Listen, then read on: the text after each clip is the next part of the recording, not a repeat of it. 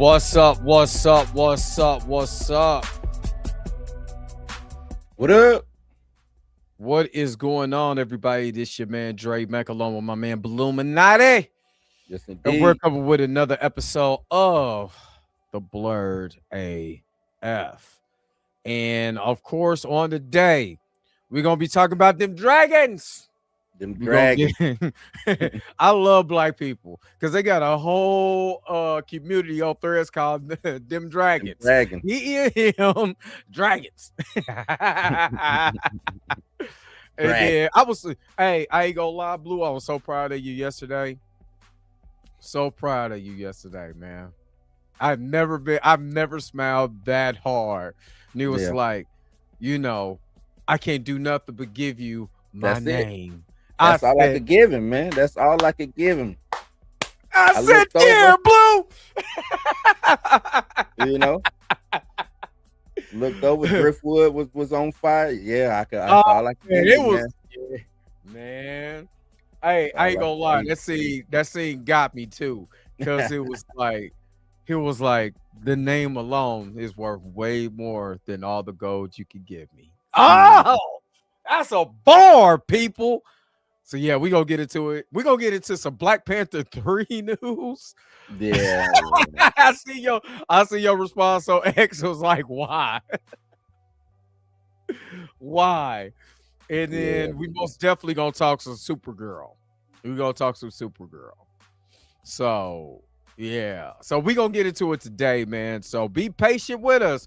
We are going to get into House of Dragon. Hopefully we'll have Darius for Planet Fanatics. Hopefully he comes in and hangs with us tonight. Of course, y'all know I've been working. Got me working day and night. And I be working. That's all up to me now. Somebody got me working from 9 to 5 for real. I got my own Joe Jackson. You know what I'm saying? Slapping the bell. Shout out to Drewski, who made one of the funniest skits of the year with the Joe Jack. Now, that's what I'm talking about. That should have been in Scary Movie 6. You know what I mean? That should have been a scary movie. That was who played Catherine. That was my homegirl, Leslie. Oh, word, man. Funny. Yeah. That was I'll talk about I'm getting off of work. It's 2:00 in the morning. And I'm like, what is this Drewski skit? Everybody talking about the Drewski skit in the middle of the BET Award. Drewski. I'm like, what is it? Man, Joe. Dying, bro. That was classic. He's hit that, man. I ain't gonna lie though. In the skit in the parody game. Sorry, man. Somebody got to give him. They got to give him something. They got to give him a movie. They got to give him his own parody movie. He has to at this point. He has to because he has it down packed. Has it down packed. Yep. So yeah, so let's go ahead and get this thing started, man. You already know how I do, man. You know how we do. So let's go ahead, man. Let's get started, man. Let's go. What does this button do?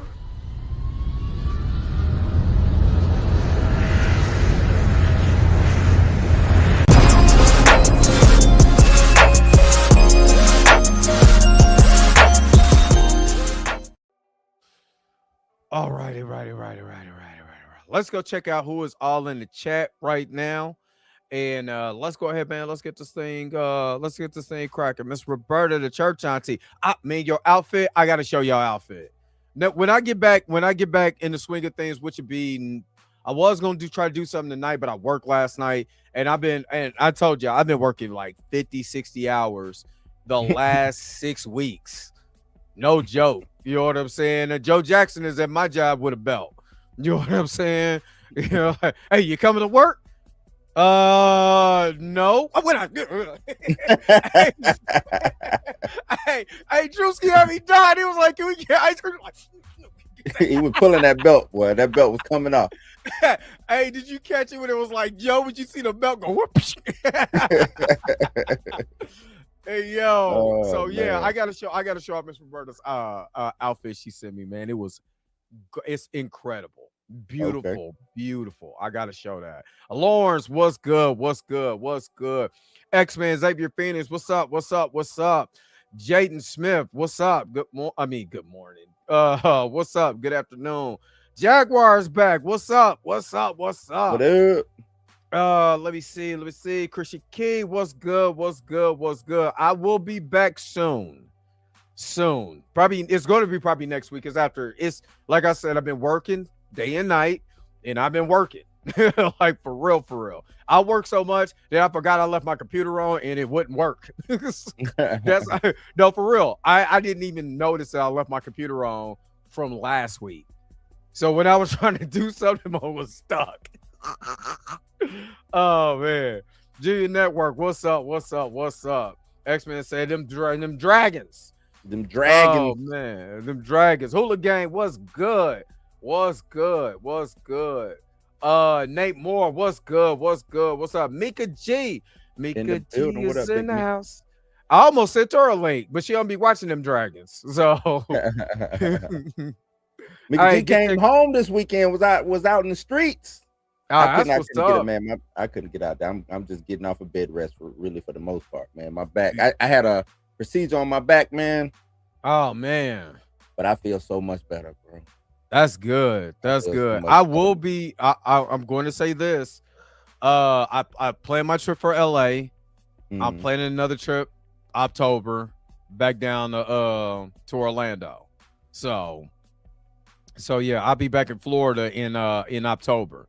So that's why I've been working so much, so I can knock out stuff and plan for the first time and get out in the streets.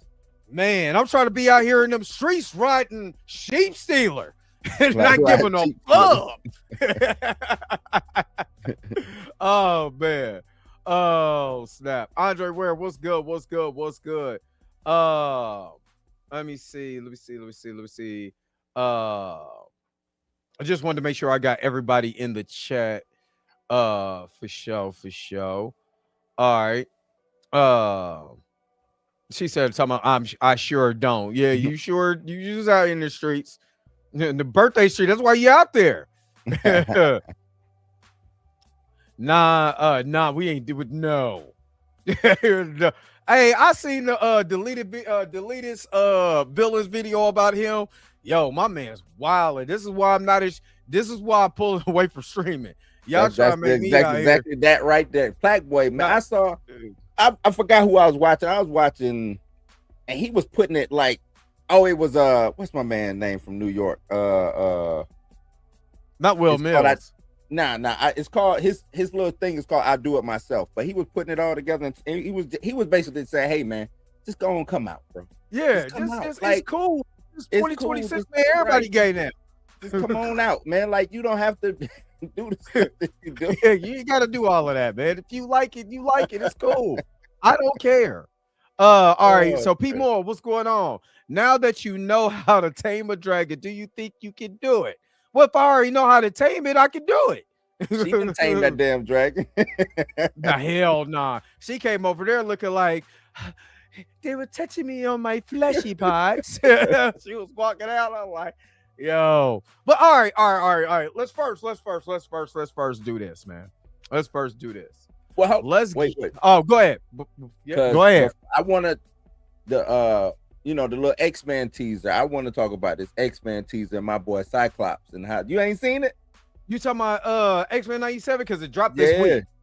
It dropped. Matter of fact, it dropped Wednesday. It come out Wednesday. But the little piece, man, I'm gonna find it real quick. I was about to say, they've been hitting us, so you might have to do it in super slow motion with no sound. Or I just send it to you and just let you watch. Oh yeah. Send it to me. Man, where's it at? Just want to have it saved. Cyclops going. Cyclops going. Man, dog. Cyclops. I'm so glad my dog is getting. He's going to get in his shine. Man, I would say probably for the past 15 years, Cyclops been holding the X-Men down. Yeah. Ever since he killed Professor X. Ever since he killed. Yeah. That's before House of X. That was after. This was when he got. This was during the. So you had what was the schism happen. That's where the X-Men split up. People went on Cyclops' side. People went on Wolverine's side. You know what I'm saying? Then he gets the power of the Phoenix. You get the Phoenix 5, which is him, Colossus, Magic, Namor, and who am I forgetting? It's one more I'm forgetting. Damn, what am I forgetting? Either way. Oh, was it Emma? I want to say Emma. I could be lying though. But either way, it's the Phoenix 5. He killed motherfucking Professor X. I do remember that. And he been holding it down ever since. He's like the X-Men Malcolm X or you know what I'm saying? Like he the mutant Malcolm X out here, man. Because when I got back in to X-Men, that was the House of X, Power X, and that's way late. That's only 5 years ago, 4 years ago. Yeah, it was like 5-6 years ago. 5 years ago, yeah. That's when I got back into X-Men.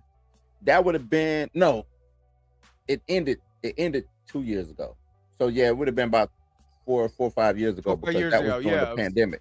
Because it was House of X, Power of X, and it was something else, and then we branched out to Marauders. Then they had the X-Men because I was in Krakoa. Yep. And so I picked back up after that. But I did hear because of Rob, you know what I'm saying? That storyline too. You know they gonna hit us. I'm not gonna do no volume, man. I'll move it. You know what I'm saying? Move it until Cyclops comes. Yo. Hey, Cyclops, even last year, Cyclops. I hope they do that with Cyclops in the movie, though. They got to. Man. I hope they do it in the movie. I'm gonna try to replay this part one more time. Come on now. No, it ain't got no what's we call it. See how he flipping and using this to flip and man. They got to do that in the movie. They got to do it in the movie. And what Destin Daniel Cray is doing with Spider-Man, a lot of other people need to take heed to that. Yeah, you know what I'm saying? What they doing, because number one, they're bringing the comic book element to it, and they're also bringing more like that video game aesthetic. Yeah, man. Show us. Because these guys, they not at the end of the day, they act like these are just regular people with some powers. They like highly trained acrobats and all that stuff like that. So you got to showcase that, man. You got to showcase that. Shit looks so clean, man. I was like, they got my man flipping off the wall, using his eyes to flip up and that's around. Dope. That's dope. Spoiler Kings up in the house. What up? What's up? My guys are Spoiler Kings. Double Speed House of the Dragon for 45 minutes. Then watch the good stuff that happened in the last 15. That is hilarious. Was good up and down, bro. I'm not gonna lie though. This was a good episode. I watched that mug last night. I literally, and I got at the house at 2:00 or whatever. Finally sat down. It was like 3. It was like 4 something, a little after 4, because you watch the how they talk about the episode at the end. That's why I love HBO. Giving that recap and I love that. Yeah. I love that. It's crazy. I don't mean to cut you off. I ended up watching a podcast before the episode played. I don't know how that podcast was already on, but I ended up watching that before the episode played. That's funny. I mean, it didn't mess nothing up for me, but I was just like, well, y'all got the podcast already ready to watch, but the episode ain't ready to watch. It was weird, but that was go ahead. My bad. Yeah. Because I was getting ready to, I was like, let me record a couple videos, and then I could just throw it on the channel, and I could go to bed, man. I ain't gonna lie, all this work been killing me. This is work. Yeah. As soon as I got finished with them dragons, and I was dim sleep. Eyelids. That's all I see. Yeah, them eyelids. So yeah. But shout out to Spoiler Keys, man. Thank you so very much for the $10 super chat, man. Let's go. Gang bang. Gang bang. Gang bang. You are truly amazing. Gang Thank you for your super chat. Gang bang. Gang bang. Gang bang.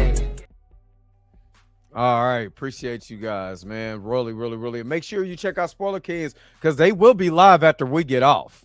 So make sure, if you're not like, share, subscribe to the Spoiler Kings, make sure you go do that. Stop playing with me. Go do it now.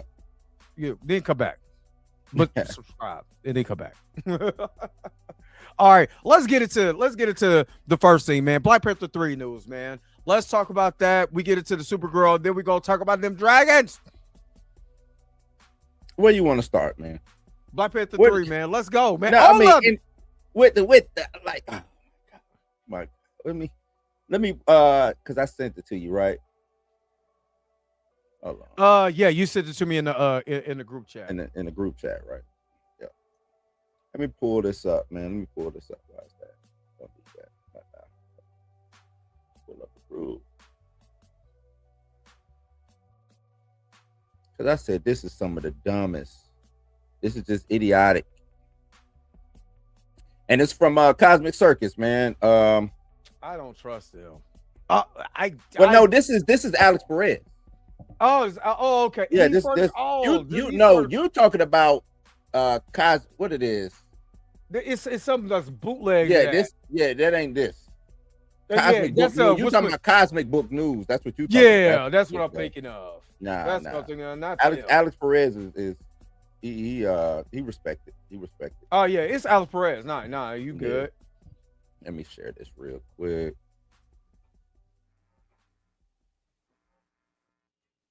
Right, but yeah. So this is coming from Alex Perez.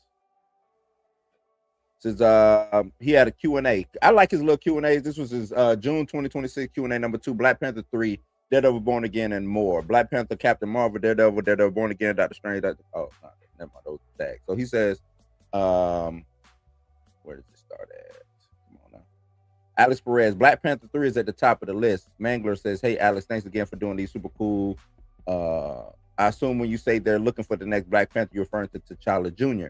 In that case, what kind of role could he have going forward in relation to Shuri?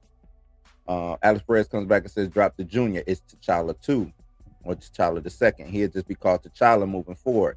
In relation to Shuri, it's too early to tell, but the few details I have been told about Black Panther 3 involve a coming of age story with heavy emphasis on legacy and what it means for T'Challa to inherit the title of Black. Yeah, for him. Yeah. For TJ. For TJ. For this bastard kid. And what it means for T'Challa to inherit the title of Black Panther.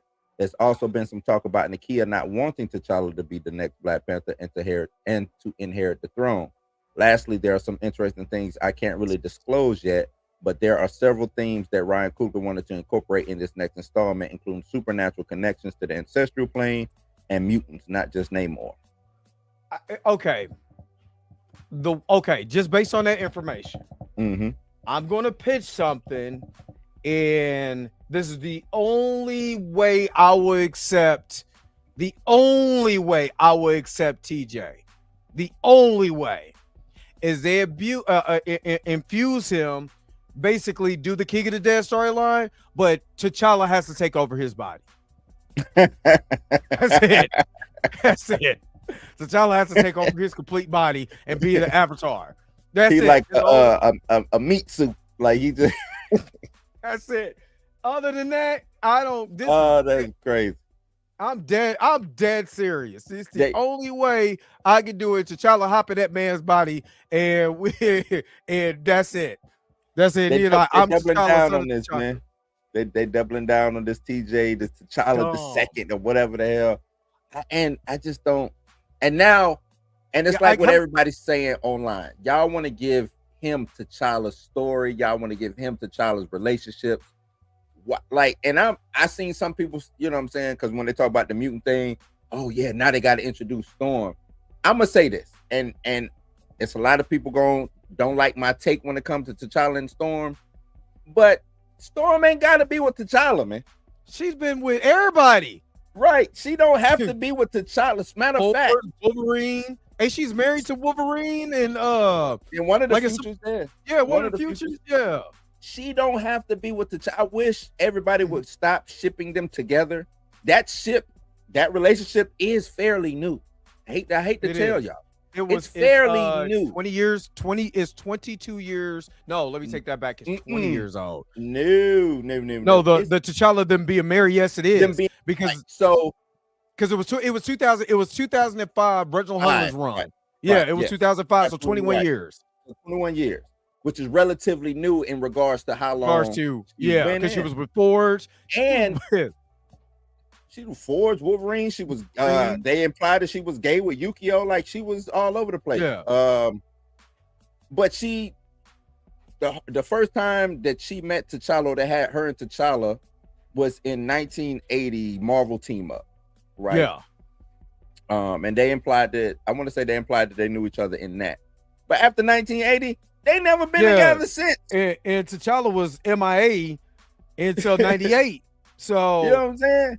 It really didn't even matter. When he was dating what's the girl? He was with old girl. What's her name? Nicole. Yeah. I'm gonna say it was Nicole. Shit, the comics is over there. I don't want to go grab them, but yeah, you know what I'm saying. So let me go. like, I'm about to say, let me go grab my stolen copies of comics real quick. Bastard. But then she y'all don't have to. Storm does not have to show up in Black Panther 3. There's no reason to do that. But Mika, I'm not saying that in the back. Mika said not too much on my girl. So she's a beautiful woman. She exercised should have options. She's for one thing too, they don't do it no more, but she's a nudist. She's all about free love. That's what she all about that shit. You know what I'm saying? That was Chris Claremont putting that in there. Right. She all about that stuff. But what I'm getting at is, just because somebody say mutants, she don't have to show up in a Black Panther store. She does not have to show up because somebody say mutants in a Black Panther store. That's all I'm getting at. And it makes no sense. Because T'Challa has other love interests in the comics. So basically they are doing T'Challa's story with this. Because T'Challa died he died at the hands of T'Chaka in the original story. When T'Challa is telling his story, died by the hands of Claw because they were going around in silver vibranium. So what are we doing? We're rehashing everything that we just did in Captain America Civil War. We're rehashing this now with TJ, basically, and what it means to be. But you were in Haiti. So did they move him from Haiti all the way now to Wakanda? Is that what we doing? Is he not going to be Toussaint now? How long ago has this been? How old is what is going on? Like, this don't make sense. I don't know how they explain this. Like, what the hell is your name, boy? For one thing, like, you know what I'm saying? What's your name? T'Challa. Son of T'Challa. What is, you know what I'm saying? Like, when the elders start asking him who he is and what is his name, he said, I'm T'Challa too. Like, I'm T'Challa. Where has the boy been? Why hasn't he been here? You don't have the over dramatic African accent. Yeah. Why hasn't he been here? I'm just not I don't know why we're going. Well, I know why we're going with the story. It's kind of like what Tina said. Hey, I created this character. I'm using this character that I created.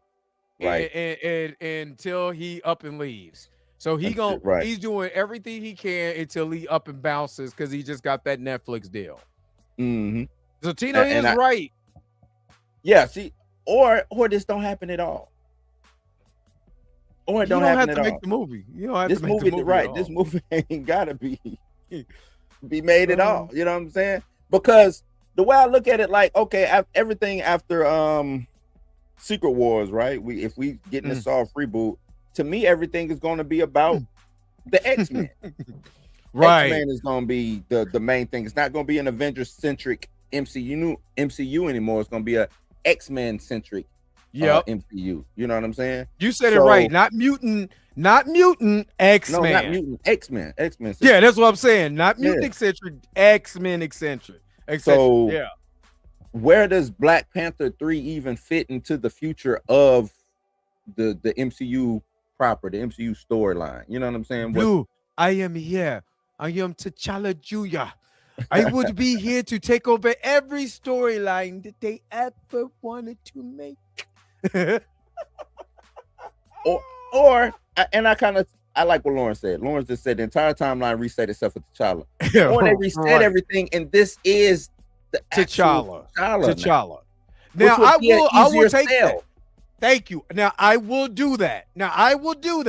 If they so this is going to be after Secret Wars, right? If I'm not mistaken, right? This is going to be after Secret Wars. So all they got to do is reset the universe and then tell T'Challa's story. Don't even mention my daddy's name was T'Challa. Right. You ain't got to do all of that. You know what I'm saying? My father died. My name is T'Challa. I'm bowing for the crown. You know what I'm saying? And then because it's reset, because if I'm not mistaken, when they reset the universe, just like they did at House of M, didn't a lot of people didn't know that the world reset. You know what I'm saying? Except for Wolverine.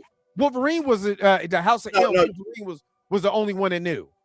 Yeah, but that wasn't with Battle World and all. The House of M was because of yeah. I'm just saying, just a reset. Yeah, I'm just talking about just a reset. But after Secret Wars, they all knew what happened after Secret Wars. No, when Franklin Richards created the new universe. Yeah, but nobody knew. Only person who knew was Franklin Richards and Galactus. Reed. Oh, okay, Reed, because the council. I want to say it was, if I remember correctly, it was Reed. I mean, shit, that comic is over there in a bunch of my stolen comics. Hold on. Okay, reset. Okay. What about this? I got this one for you, Blue. Mm-hmm. Just do the spell of call and don't nobody know nothing. Don't nobody know nothing. Don't nobody know that. So at the end, hold on, wait a minute. Say for instance, at the end of Secret Wars, right?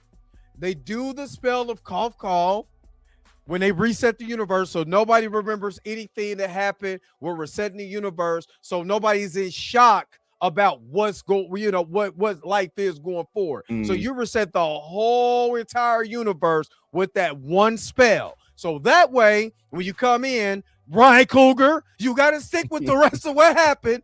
He's just T'Challa. We ain't talking about no T'Challa Jr., no nothing. He's just T'Challa. Like I said, if they're resetting it, like we just said, we don't even have to do a junior or nothing. We could just reset it.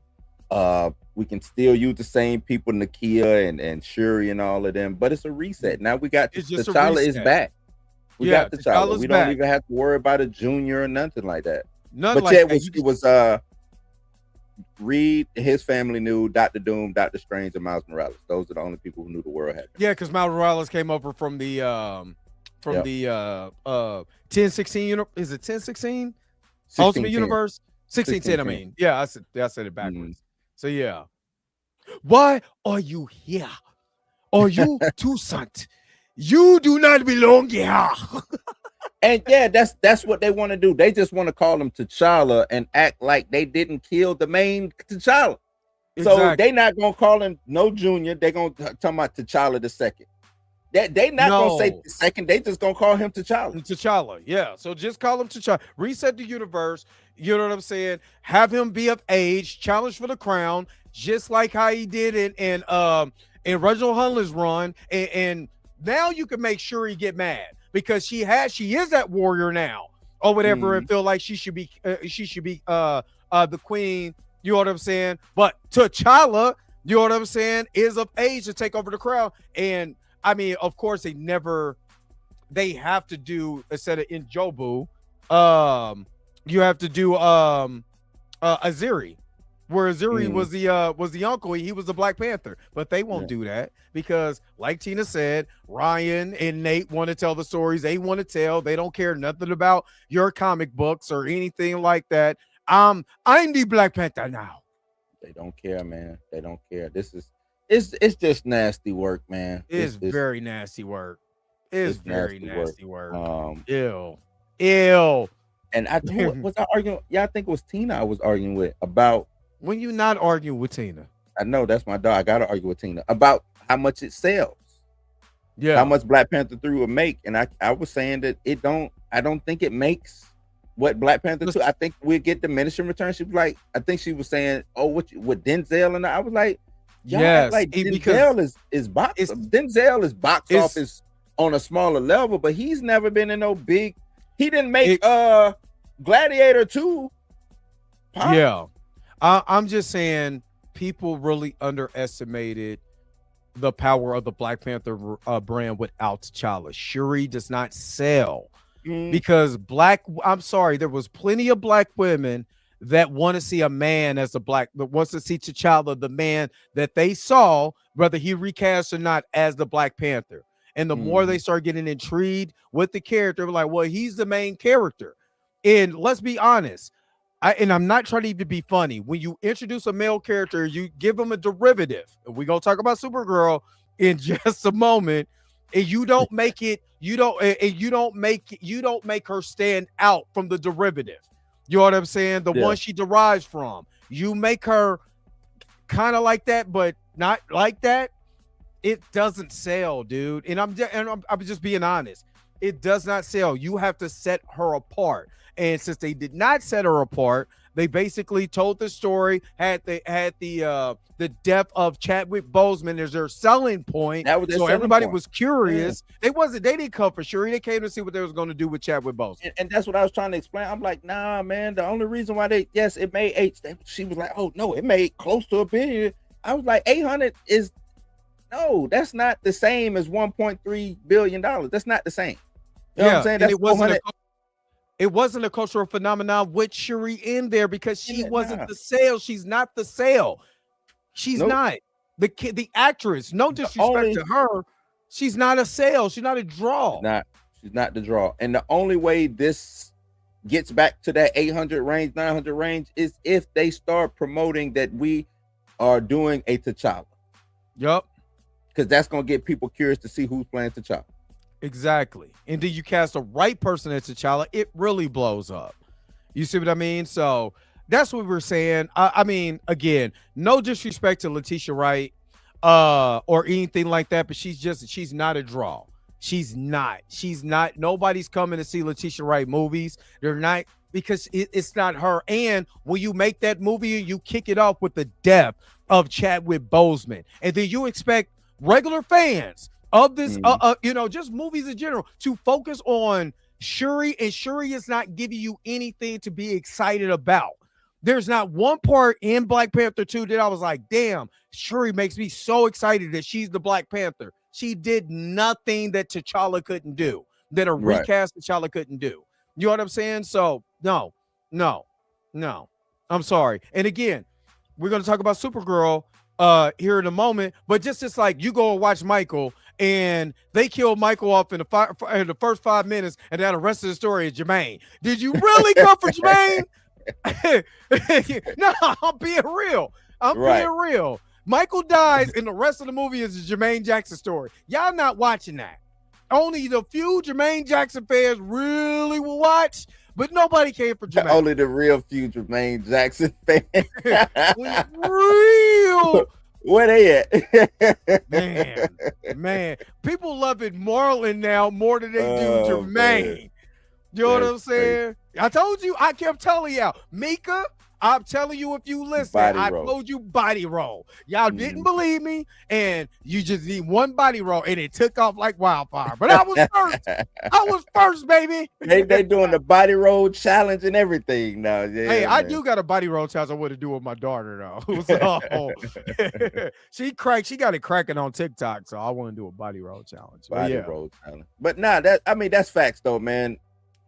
They didn't. Shuri, Letitia Wright was not the draw. No, don't damn a body roll. I'll body roll right now. Shit. I'm talking about some damn body roll. I'll body roll here. And with her not being the draw, I just don't see her being able to carry this into the, you know what I'm saying, into the future. Let's be real. Or maybe this ain't. Go ahead. You seen Wakanda Forever. Did she carry that movie? Let's be honest. Let's be totally honest. They had to make it an ensemble movie. They had to make it an ensemble. Yes, because people were more upset that they killed Queen Ramonda than whatever happened with Shuri in that movie. It's not Letitia Wright. That's Ryan Coogler, the writing, you know what I'm saying? The feel of that movie. And plus, you have that luminous cloud over your head. First, you show the death of T'Challa. Then you kill the Queen Ramonda. You kill Angela Bassett. She just ain't quit. That's the first Catherine Jackson. You killed Catherine Jackson. You killed Tina Turner. You killed her, and now she's queen. So, all right, Mika. Yeah, and that was a dumb decision to make. That's your Oscar award-winning actress that you just took out of the franchise. Yeah. You know what I mean? Like, why would you take your award-winning actress who, I mean, she hadn't won but she was there nominated. You know what I'm saying? Yes. And they gave her the runners up award. I don't like that. You know what I'm saying? Yeah. The honorary. I just give her an award. Just, you know what I'm saying? Give her an actual award. She deserves the actual award. But you don't pull that talent. You know what I'm saying? You don't fire Jordan, Kobe, LeBron. You don't do that. Right. What is going on, Shaq? What am I doing firing Shaq? All I got is Shaq. I got Shaq. I got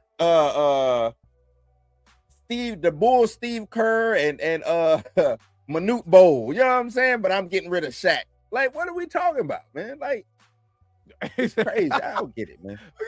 Not that you threw Manute Bol under the bus like that. Just saying, damn, Manute did that. You can block shots. Luke, I got Sean Bradley, Manute Bol. Like, nah, that you don't fire Shaq off your when he's the one carrying your team, man. And that's what they did with Angela Bassett. That was weird to me. Even she didn't understand the movie. She was like, "What? Y'all killing me? Wait a minute, wait. Me? Y'all talking about me?" I like Ryan Coogler.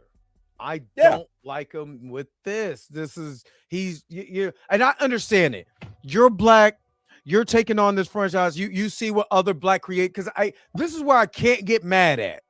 What I can't get mad at is that he's doing the same thing that Christopher Priest did when he took over the franchise, what Reginald Hunlin did, what Ta-Nehisi Coates, he who should not be named. What's her name? Dr.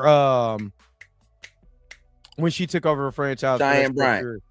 No, hey, did she have man? Ewing, you talking about Dr. Dr. Eve Ewing. Yeah, Dr. Eve Ewing. So I can't be mad at them taking creative liberties with the story, killing off the characters, especially the franchise character.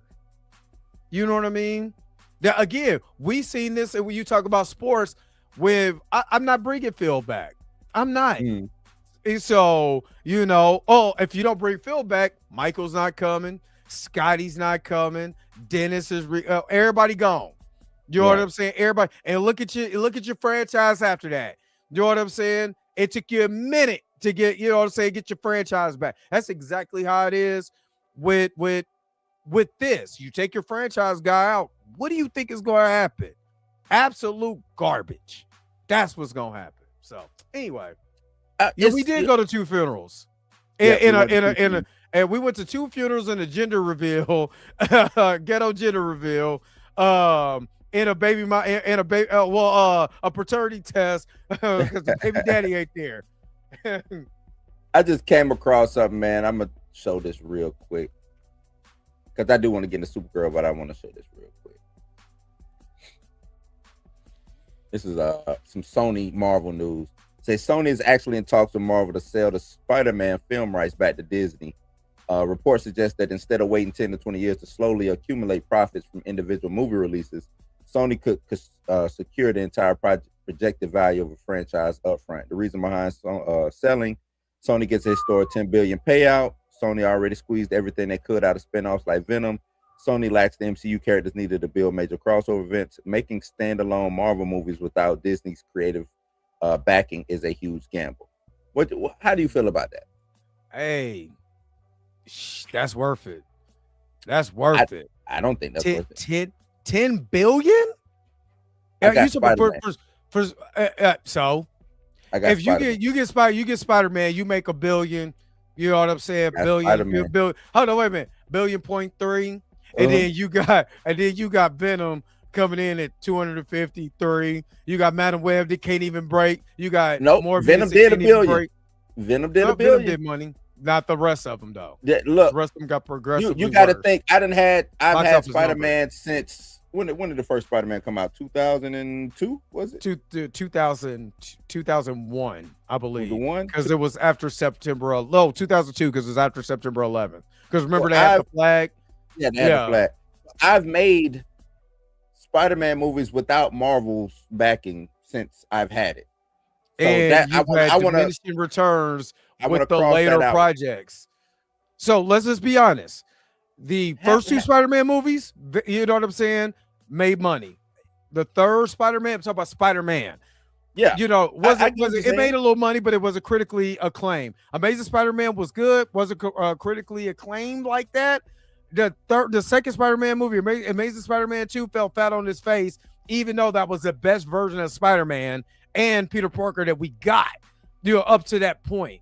And then with them being in the MCU, it just made it showed you what the MCU could do versus what Sony could do with the project.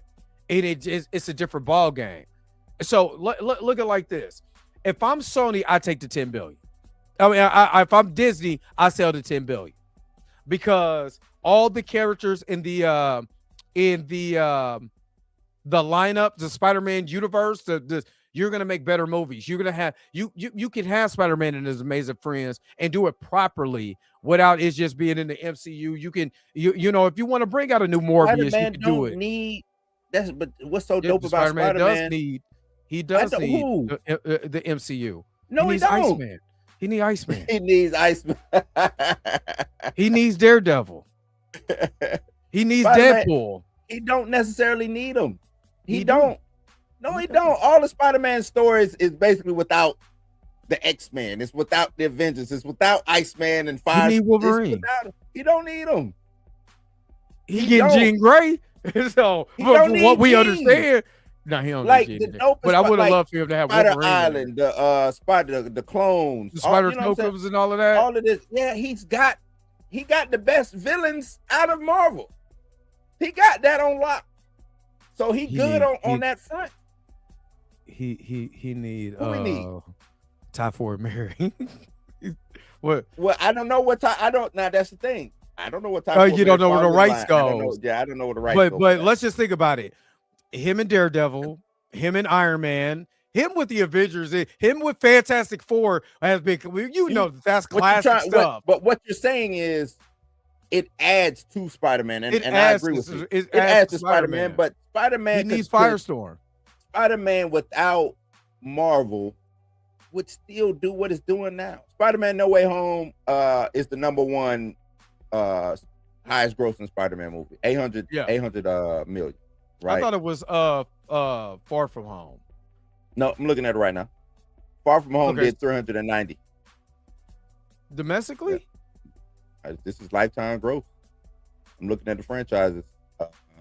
No Way Home. I thought it was Spider-Man did 403. franchise. The franchise is that means where they take all the movies and put them all together. Oh, okay. Yeah, the franchise is.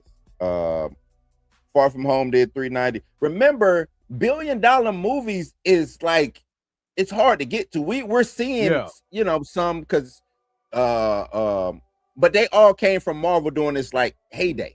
You know what I'm saying? Yeah. Like, that's why I'm like, does Doomsday get to 1 billion? I don't know. It could just fall short. It could do 8. It could do 9, and I don't think that'd be bad. You know what I'm saying? You don't think it's gonna do Michael numbers? It might do Michael, but the thing is, Michael slow moonwalked to 1 billion, which is what it should do. And remember, Mike isn't a spectacle movie like Doomsday is. Yeah. If Doomsday slow moonwalks to 1 billion or close to it, I think that'd be bad. I think they would probably chop that up as a failure. Because I'm about to say it's not. You talk about if they hit 975 million, you think Marvel is considering that a failure? I think they would probably pull it because the legs that Doomsday should have and the legs that Michael have are two totally different legs. Yeah, because Michael hit 800 something in a month. Mm-hmm. In a month. You know what I'm saying? Where Oppenheimer took 5 months. So we're in the second month. Yeah. Within 3 weeks, maybe get close to 600, 700 in 3 weeks. It gotta be so dope. But that's what I'm saying. The way they're making it seem like this movie just come out and be $1 billion over the weekend. 300 first week, right? First weekend it did 300. You know what I'm saying? That's what people are talking about. And I'm like, the way y'all gassing this movie up, not really looking at the way movies are selling. You know what I'm saying? The way things are going. And I kind of want to say that and segue this into the Supergirl situation. Oh yeah, Firestar. You know, Firestar. We He come needs on. fire We starter. knew what And Iceman has to be voiced by Bo DeMaio. No, hell no. I was gonna say Frank Welker so he could do his do that Fred from Scooby Doo voice. But I get it. Hey, I get 10 bill right now. You know what I'm saying? I get 10 bill right now. I bought it a for lot of money. Spider-Man for a cheeseburger and fries back in the day. Exactly. Mike should have had Spider-Man. Mike should have had Spider-Man. He could have got it. We should. Matter of fact, Mike would have Marvel. I forgot. Mike would have had Marvel. He wanted You Marvel. know what I'm saying? And then cast himself as Spider-Man. Yeah. I would. But at the same time, I don't. Maybe it's not a wrong way with this. You know what I'm saying? But I wouldn't sell Spider. That's shit. Hell yeah. And the reason why I say it is because when I have a down year, I got a Spider-Man card to play. You know what I'm saying? But if you fall, but again, if you fall flat on your face with Spider-Man, you know what I'm saying? But the deal is they constantly have to make Spider-Man movies. And you thinking that Sony is a franchise, and Sony is as a movie company, the only big draw can't just be Spider-Man.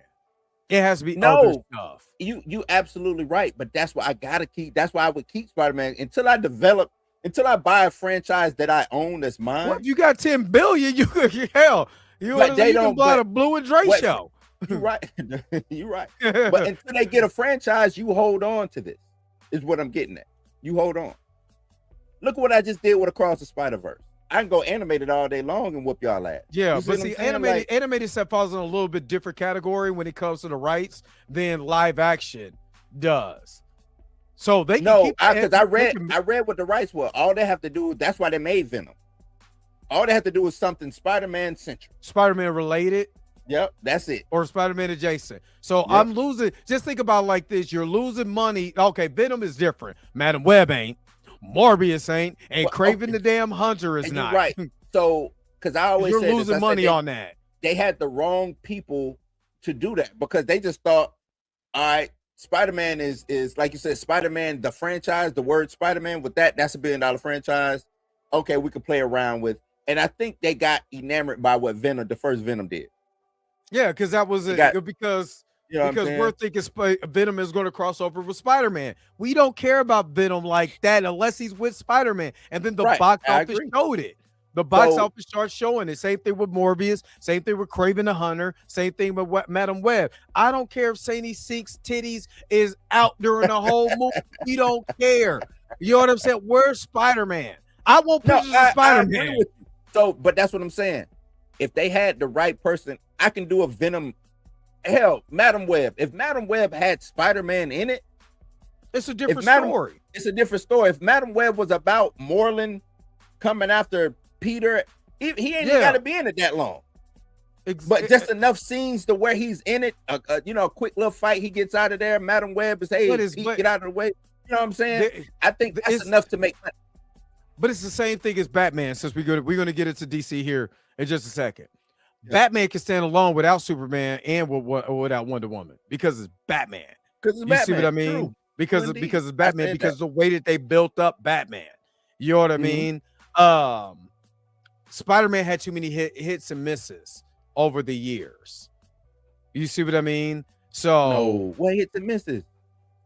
Spider-Man 3, Amazing Spider-Man 2. Spider-Man 3 still did $336 million. That doesn't make it a good movie. We talk about the money it's making. But it's still sold. So this is the thing.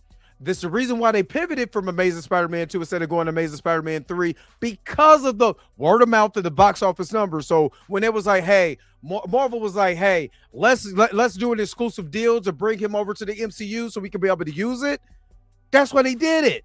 Because again, I like Amazing Spider. I'm one of the rare people that like Amazing Spider-Man 2. Everybody keeps saying that. Did. No, Amazing. After Amazing Spider-Man 2, the leaks happened. Well, but besides the leaks, the movie.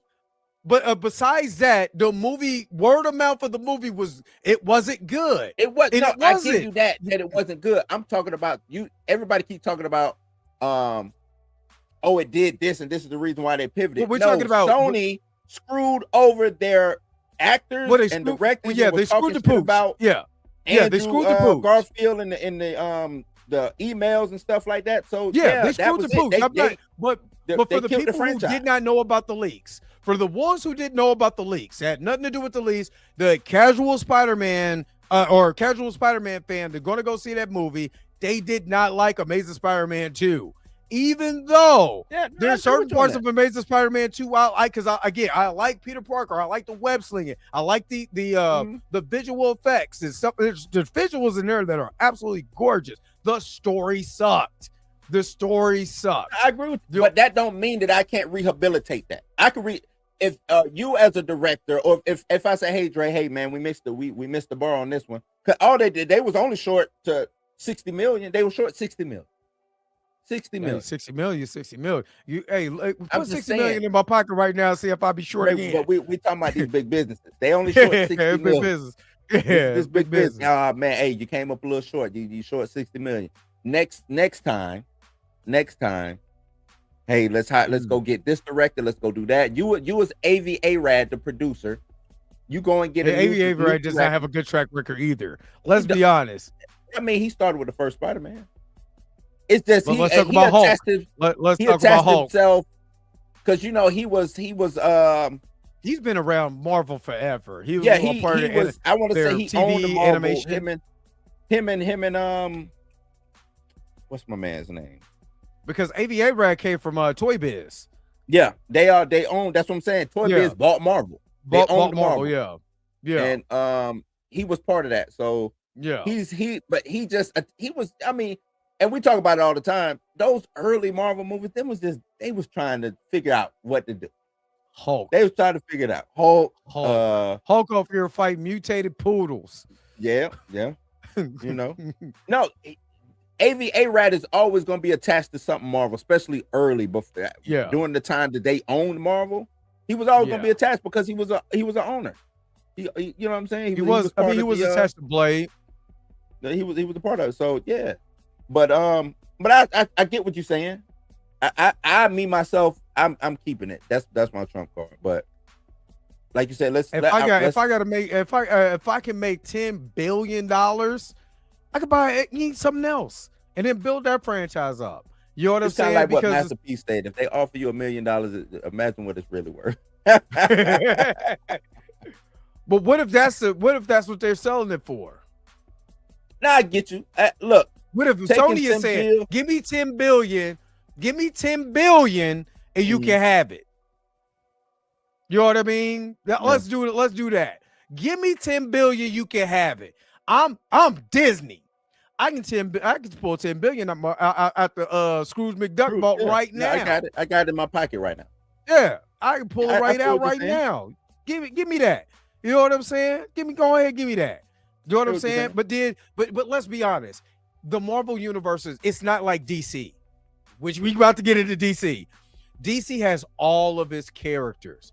Marvel is only missing one in the Rose Gallery of said character to have their Infinity Gauntlet. You know what I'm saying? So if I'm Disney, I'll pay whatever money. There's no amount of money that I wouldn't pay to get Spider-Man back. Just being honest. I think Disney would love to get Spider-Man back. And that's probably why me as Sony, I wouldn't sell it to you, just because you want it so bad. Because you know what I would do? Pitch me up, give me a price. Give me, but I don't know. Then he come talk to me. Let's sit. Hey, Sony, let's sit down. Let's see what we can do. Hey, look, get you more than 10 billion. Look, you be like 10-5. All right, so 10-5 right now. Final offer. Because Spider-Man might be worth damn near Marvel. You know what I'm saying? Like Spider-Man might be worth Marvel. I don't I don't know who gets the merch and marketing. Well, that's owned by Marvel. Marvel owns the merch. We're talking about just the movie side of it. The movie distribution side of it, Marvel still owns the merchandise. Speaking of which, I gotta go get me something to drink while we talk about. Since we talking Supergirl. Let me go get some real quick because I gotta get me something to drink real quick. I'm not even joking with you. I'll be right back. Hold on. So yeah, just looking it up, it seems Marvel who they receive 100% of the merchandising revenue from Spider-Man. Let me see how this split works between.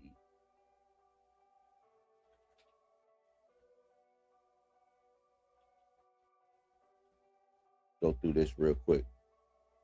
What's up, Malaya? So the original deal, the standalone films, Sony paid 100% of the production costs. It kept 95% of the box office revenue. Disney paid 100% of the production costs for ensemble films and kept 100% of the revenue. In 2019, Disney wanted a 50-50 co-finance split. Sony said no, kiss my ass. So what we have is Marvel co-finances for 25% of the production budget, received 25% of the box office profits. Sony finances the remaining 75 and takes 75 of the profits and retains the distribution rights. Then you get the Sony standalone universe of films based on Spider-Man, supporting characters that do not feature the main MCU Spider-Man, Venom, Madam Web, yada, yada, yada. Sony retains 100% of that box office revenue.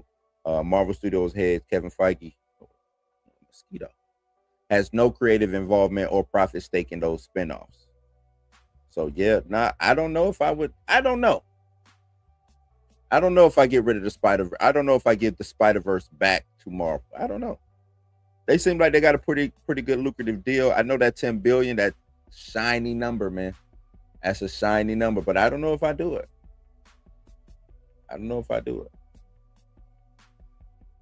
DC said I would have let Sony burn. Civil War would have still been made. True.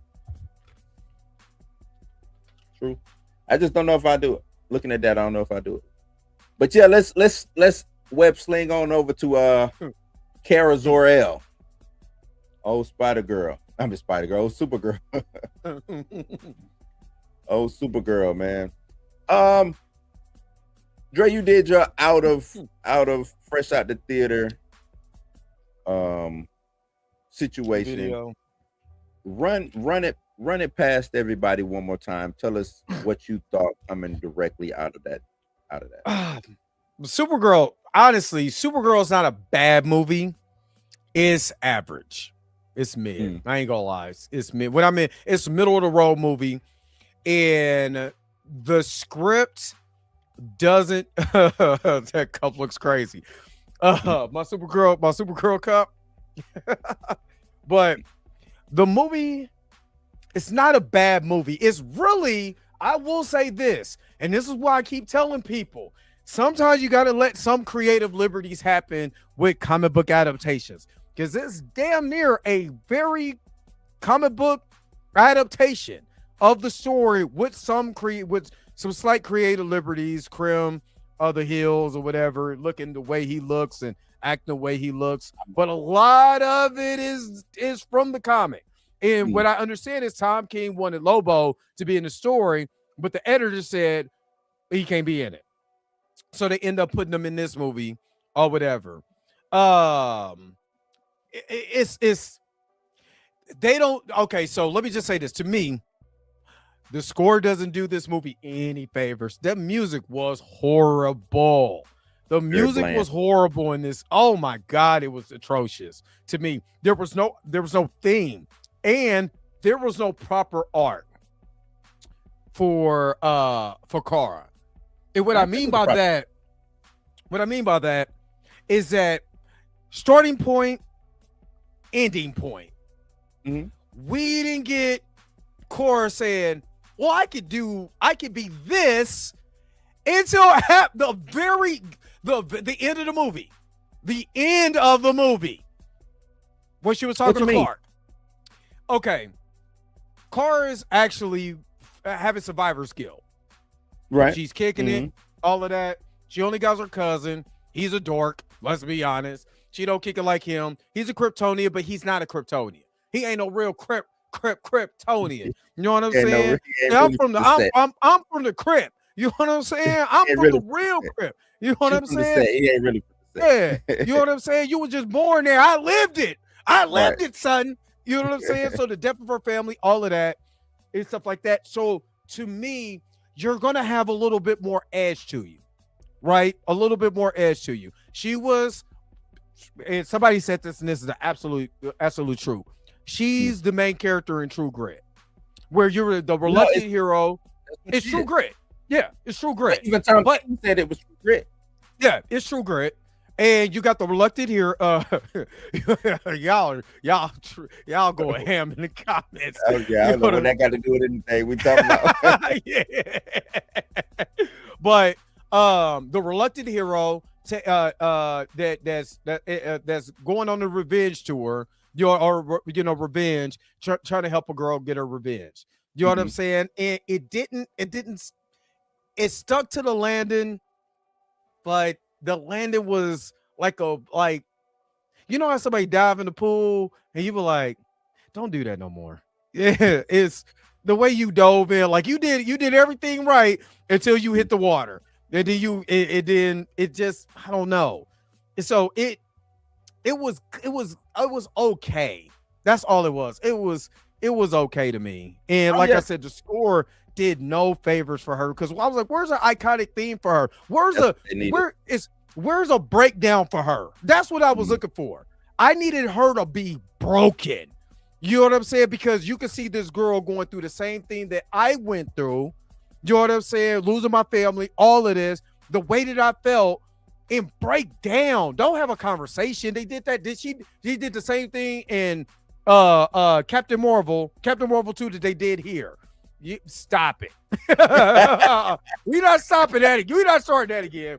But remember the Marvels where Carol and Monica is having that conversation about how she lost her mother and all of that, and it ended up being like, well, I'm sorry. I didn't know you felt like that. No, I need some yelling and screaming. You know what I'm saying? I need some, this is the way I feel. Like, what, dude? What, like, you know what I'm saying? Like, get to that point where you break it down so you can feel the character broken. I never felt the character was broken. She was nerfed, but was it broken mentally? They did it better in Superman. When Superman said, dude, I'm trying to be human. This is all I'm trying to be this. I could be a god and destroy y'all, but I'm trying to be human. They never did that with her. So I never, and again, she's a derivative of Superman. They never broke her down to give us the psyche of Supergirl, what she's really ultimately feel like. I kill everybody up in this hole, but I'm trying to be good, but y'all not making me go good. So I'm about to kill everybody up in this hole. You know what I'm saying? And then make her feel that guilt at the end. You know what I'm saying? Like, I shouldn't have did that. Like what they did with Man of Steel. Man of Steel did it better. All right, that's my rant. I'm sorry. Right. No, I think what you're saying makes. I do think she had an arc. It might not have been the best arc. I wouldn't have chosen her. I would have went line for line, page for page out of the book. Right. I would have made her. What you gonna say? Well, he said it made her look ugly. They made her look. They made her look run down for a reason.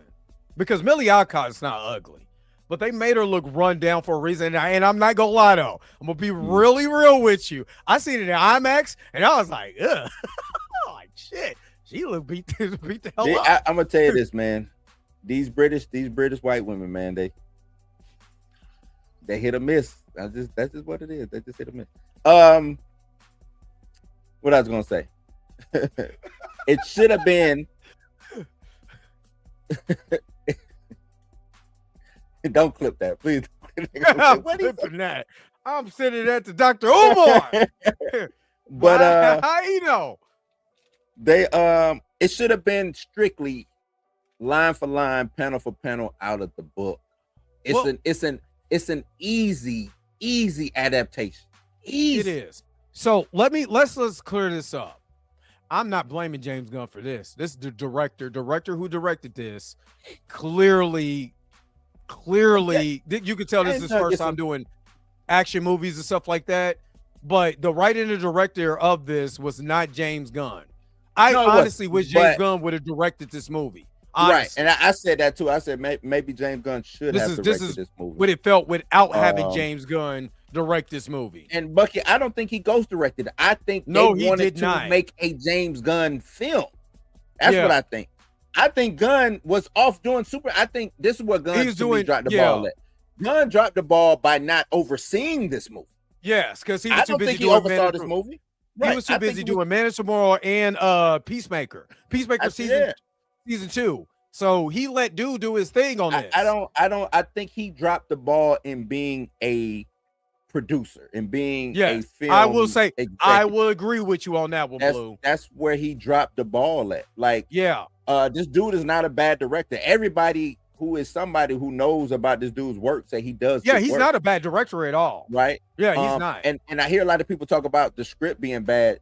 The script was The probably script is good. not- You know the what I'm saying? script It was is not- probably a it's better not- script. When okay. read, because the thing is, you get a script, read it, and what you read ain't what come out sometimes. That's just how script works. Okay. The acting was I will say this. The script was just linear. Mhm. It's linear. That's what it really is. It literally in that movie moves fast. It goes from act 1, does, act and 2 that's- to act 3, and it's so linear. That's why I said they should have. Okay, Kara should have been Supergirl. Yeah. She was not Supergirl in this movie. She wanted to be Kara. Yeah. That shouldn't. She That wanted to her be Kara. issue shouldn't have been that. It shouldn't have Yes. been whether it should. It shouldn't have been about survivor's guilt. It should have been about how she can be the best Supergirl. Right. That's what Hey, it should have been about. Hold up, D says you talk to Blue. I don't talk to. We know when Kevin Feige took his. This looked like when Kevin Feige took his hands off of stuff and wasn't overseeing stuff. What we got, Thor: Yeah, Love and got it all. Thunder. You know what I'm saying? Yeah, But that's do what I'm feel- getting. Jimmy gets that same blame when you take your eye off the He took ball. his when hand- you he- quit yeah, he coaching, took his eye off the ball. You get the blame. Yeah, but yeah, You know what you're I'm saying? right. She was Kara, but she was depressed Kara. And But she shouldn't have been that. Yeah, She should have been. They gave us the wrong Supergirl. yeah, They should have gave us. Oh shit! I got powers. Oh shit! I could fly. Oh shit! I'm doing so. The backstory. You know how they. If you saw the newspaper that Crypto peed on, it was oh yeah, he yeah, yeah. saves. You know him. He's saving people. She just saving cats. We shouldn't have got Yeah. a depressed Supergirl. Yes. Yeah. There should be some grief involved in her. The reason why she should have been trying to overachieve. Yeah. That's what her Well, issue should have been. You I'm do have- overachieving. Well, speaking of my brother, because he's a Supergirl fan, and he was like, "There's the newer comics. I guess when they reintroduced her in not New 52, but I was about to It say was All New- after the crisis. yeah, after Crisis, Mhm. that they made her more hardcore, right? Yeah, she is. I hardcore, needed her to be badass. but that's Kara what I'm getting at. with it. Yeah, so That's what I'm fun, saying. I but needed her to be badass. super. So if you read that, if you want to call it a graphic novel now, but I read it issue by issue. I do have the book, or whatever. But it's the same to me. It's the same way they dumbed down She-Hulk. The same way that they Yeah. did She-Hulk. They made these women not want to be who they are. Yeah, The majority of the film until she put the Yeah. suit on. In the book, Yeah. she had this. I got the suit on. yeah, she has a suit I'm on. not running Yeah. around not being Supergirl. I'm still Supergirl. I'm kind of like in disguise. You know what I'm saying? I'm off Exactly. planet. I'm whatever, but I'm Supergirl. Matter of fact, one of the panels, she was telling the alien dude, like, dog, do you not know who I am? You don't see this big S on my chest? I'm Right. Supergirl. And he was like, who? He was like, you don't believe I'm fucking Supergirl? So she ends up whooping his ass. Why? You know what I'm saying? To prove that, look, this is what I Right. get. This is how I get down. Like, it shouldn't be a situation to where she's downplaying Supergirl. Being Supergirl, and I agree Yeah. with Like, No. we don't need that. It could have been a fun whoop ass. This should have been a John Wick style, True Grit. You know what I'm saying? It should have been that because it's a revenge story. It's both of Right. them want a revenge. right. Ruthie wanted revenge, and Supercar wanted revenge for what they did to Crypto. Right now, the thing here come the hero part. Ruthie, I'm not finna let you kill Krim. This ain't what it's about. Mhm. This is ain't no killer. You know what I'm saying? Even though And going back and looking at it, Tom King said they didn't kill Krim. I read it that they killed Krim in the end, but you know that it's not anti-male. Can we stop with that, man? Can we stop? Can we just stop? What about this movie is anti-male? And then this one too, because this felt more like if you look at the aliens, all of that, because I wrote it in my notes. I was like, this feels like Star Wars. It feels like they went to the cantina and stole aliens from the cantina. And this does not look like nowhere close to Guardians. Guardians is bright and colorful. This is dull. In the book, they were more. It was more humanoid aliens, like the dude who took the sword from Ruthie at the beginning. Yeah, that was a big black dude with dreads. Yeah, they wasn't. They were aliens. You know what I'm saying? They were just humanoid aliens. So I don't know why they went. Even with Krim, I don't. But that's not anti. That's not anti-male. He was nowhere close to anti-male in this. It's not an anti-male story. It's a dumb story. I don't think Krim should have. And I said this from the jump. Remember, I said, man, they shouldn't make Krim look like that. Krim shouldn't be the space pirate. Krim worked for the king. If I remember, he worked for like the king or whatever that galaxy was. He was just a red hair and a mustache and a beard. Old ginger. But Krim should have been a handsome Scottish Irish looking dude. Yeah, like that's who.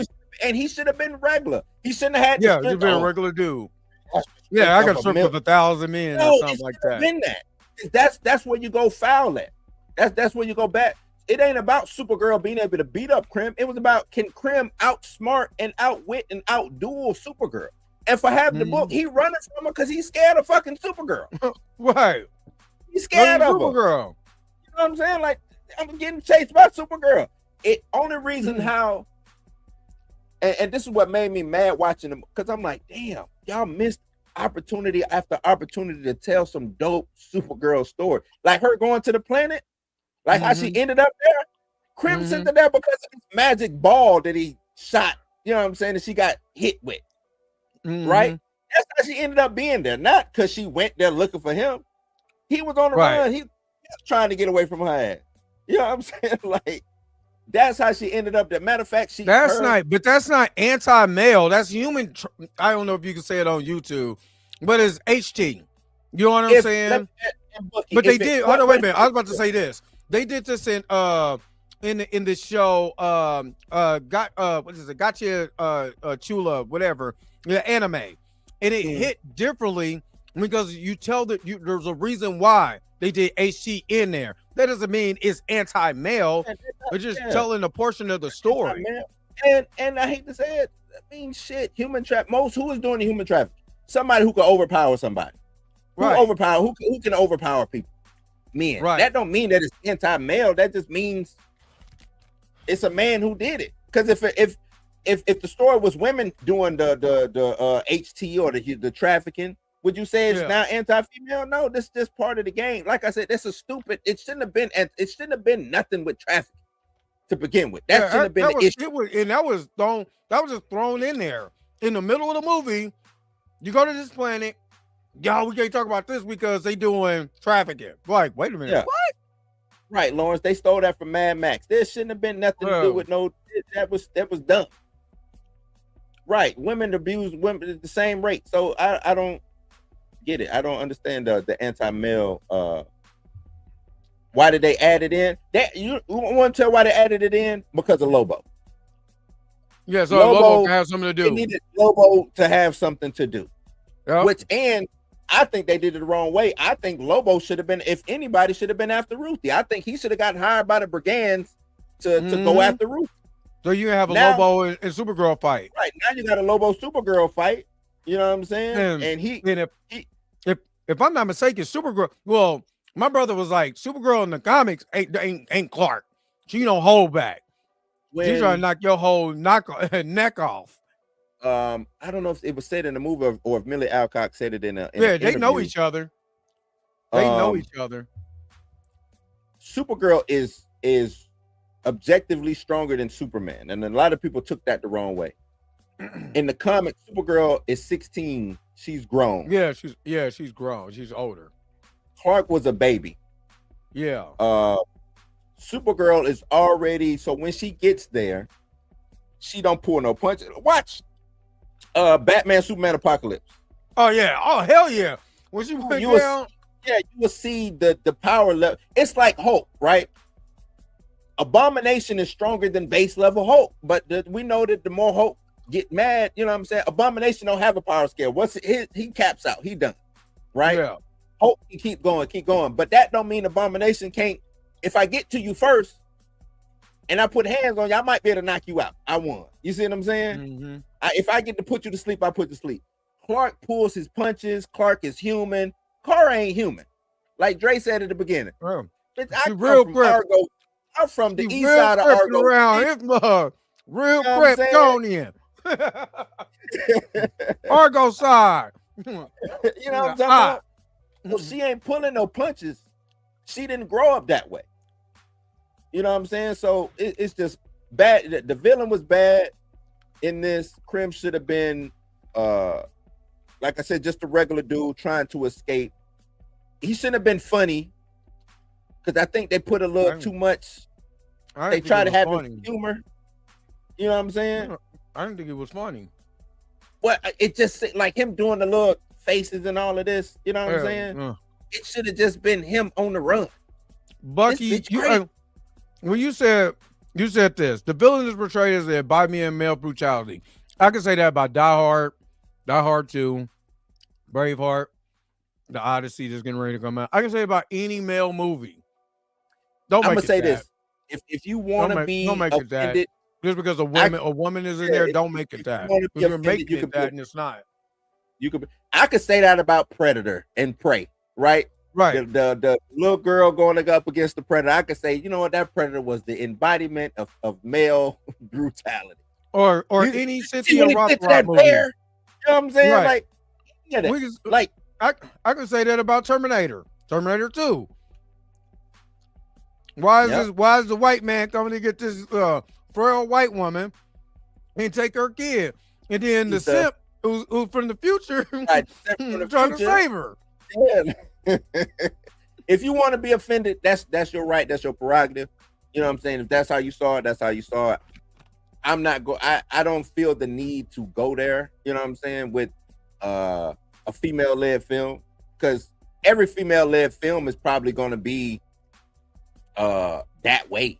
You know what I'm saying? Like, it's probably going to be that way because a lot of females look at themselves with, through those lenses. Like, shit, men can whoop my ass. Like, because that's fact. Like, you know what I'm saying? Like, we act like that's not a fact.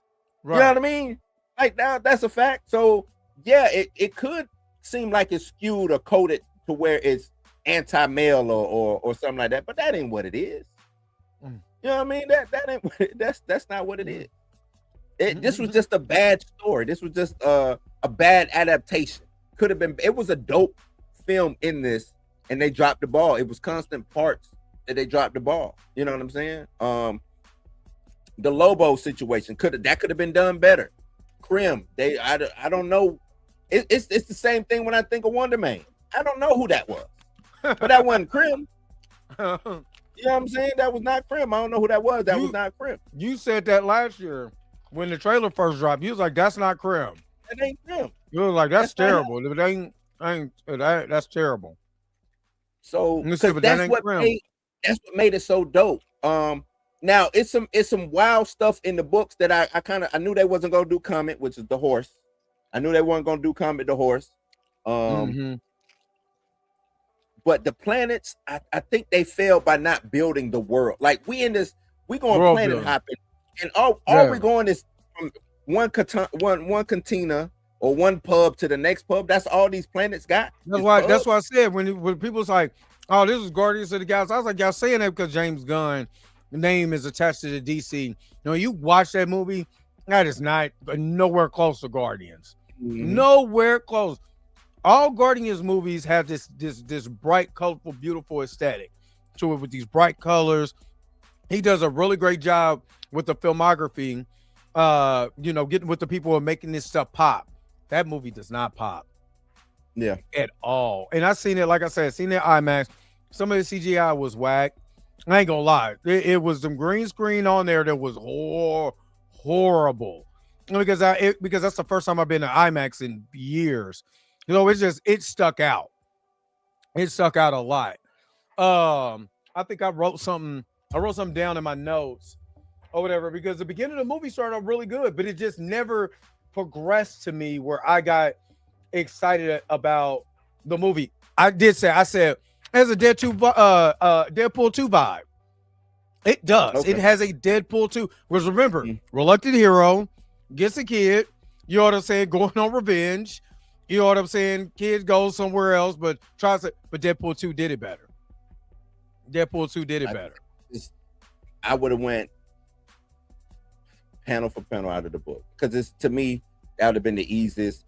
You know, and like I said, of course, some things won't translate. I don't think Comet the horse translates well. And this another thing too. Ruthie had a dope ass fight with Krim in the book, and that's what made Ruthie figure out, hey, you know what? If I kill this dude, it's gonna take from me.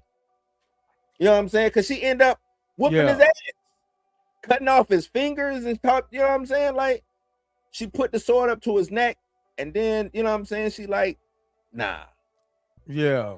And even the Supergirl come back from doing her fight, because she fights the brigands up in space. She come back from doing her fight. Her and Comet is dead. She holding Comet done turned into a dude now. Comet was basically the first person to do it before. It's weird, you know what I'm saying? But she come back with Comet. She hit Rage Field. She take the sword from Ruthie. She ready to cut dude head off. You know what I'm saying? Fast forward to the future, find out they didn't kill him. He's locked up in the Phantom Zone. He's been, I forgot how long they say he been there, but she got a whole different new suit on, some futuristic shit. Ruthie looked like she about 100 years old.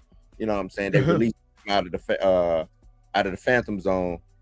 And like I said, what I took from it was Ruthie killed her. Killed him. Yeah. He came out because he was like, forgive me, I'm a changed man. Ruthie hit his ass over the head. Now, this is an old ass dude. Shit, you hit an old motherfucker over the head like that. Oh, we gonna get into the House of the Dragons. Another old man got hit upside the head too. Yeah.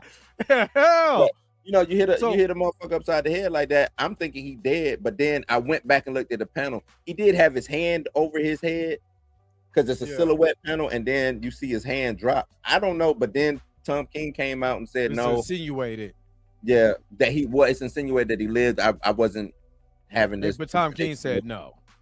So, you know, but these writers, sometimes they do it. Because he was like, let me check my notes. He checked his notes. Yep, I said that it's but they're still up to the mercy of the artist. Yeah. So, you know what I'm saying? So with this film, here's some of the notes that I had. This is, we kind of went over the first part, but I was like, this is the middle of the movie, because this is after we get to the trafficking. Every location tells you if the sun is red or yellow, just to make sure that we know cars about to be nerfed on this one. Then I put, this movie is moving, but no real emotion so far. And this is when we went to the planet for the traffic, the human trafficking, or the trafficking. This is right before that, but it was in the middle of the movie. I'm like, this has no emotion. There's no emotional beat. You know the beats. You know you got the beats. You got the high level beats. Let me address Bucky. My bad. Bucky, go ahead, because ruined. Snyder ruined DC. Yeah, dog, man. We act like the Flash didn't happen. We act like Aquaman. James Gunn is trying to rehabilitate DC. He's only had one movie. One. I mean, he literally just talked to David Ellison recently. David Ellison came to the set of, listen, because I was listening to this on John Campea. So in the report for Variety is that David Ellison has met with James Gunn and Peter Safran on the set of Man of Tomorrow to come talk about the future of DC. It is reported, not from me, not from John Kemp, reported by Variety, that David Ellison is a fan of James Gunn's work and wants to keep him on. But it's like I said in my video on my live, even though I don't like the merger.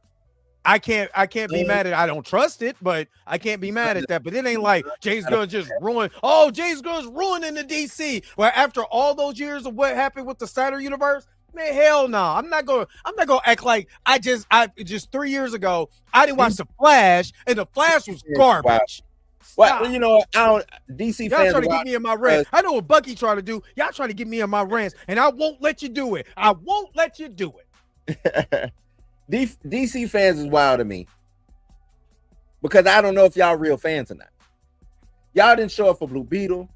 I forgot about Blue Beetle. Y'all didn't show up for Shazam. Y'all didn't show up for Aquaman 2.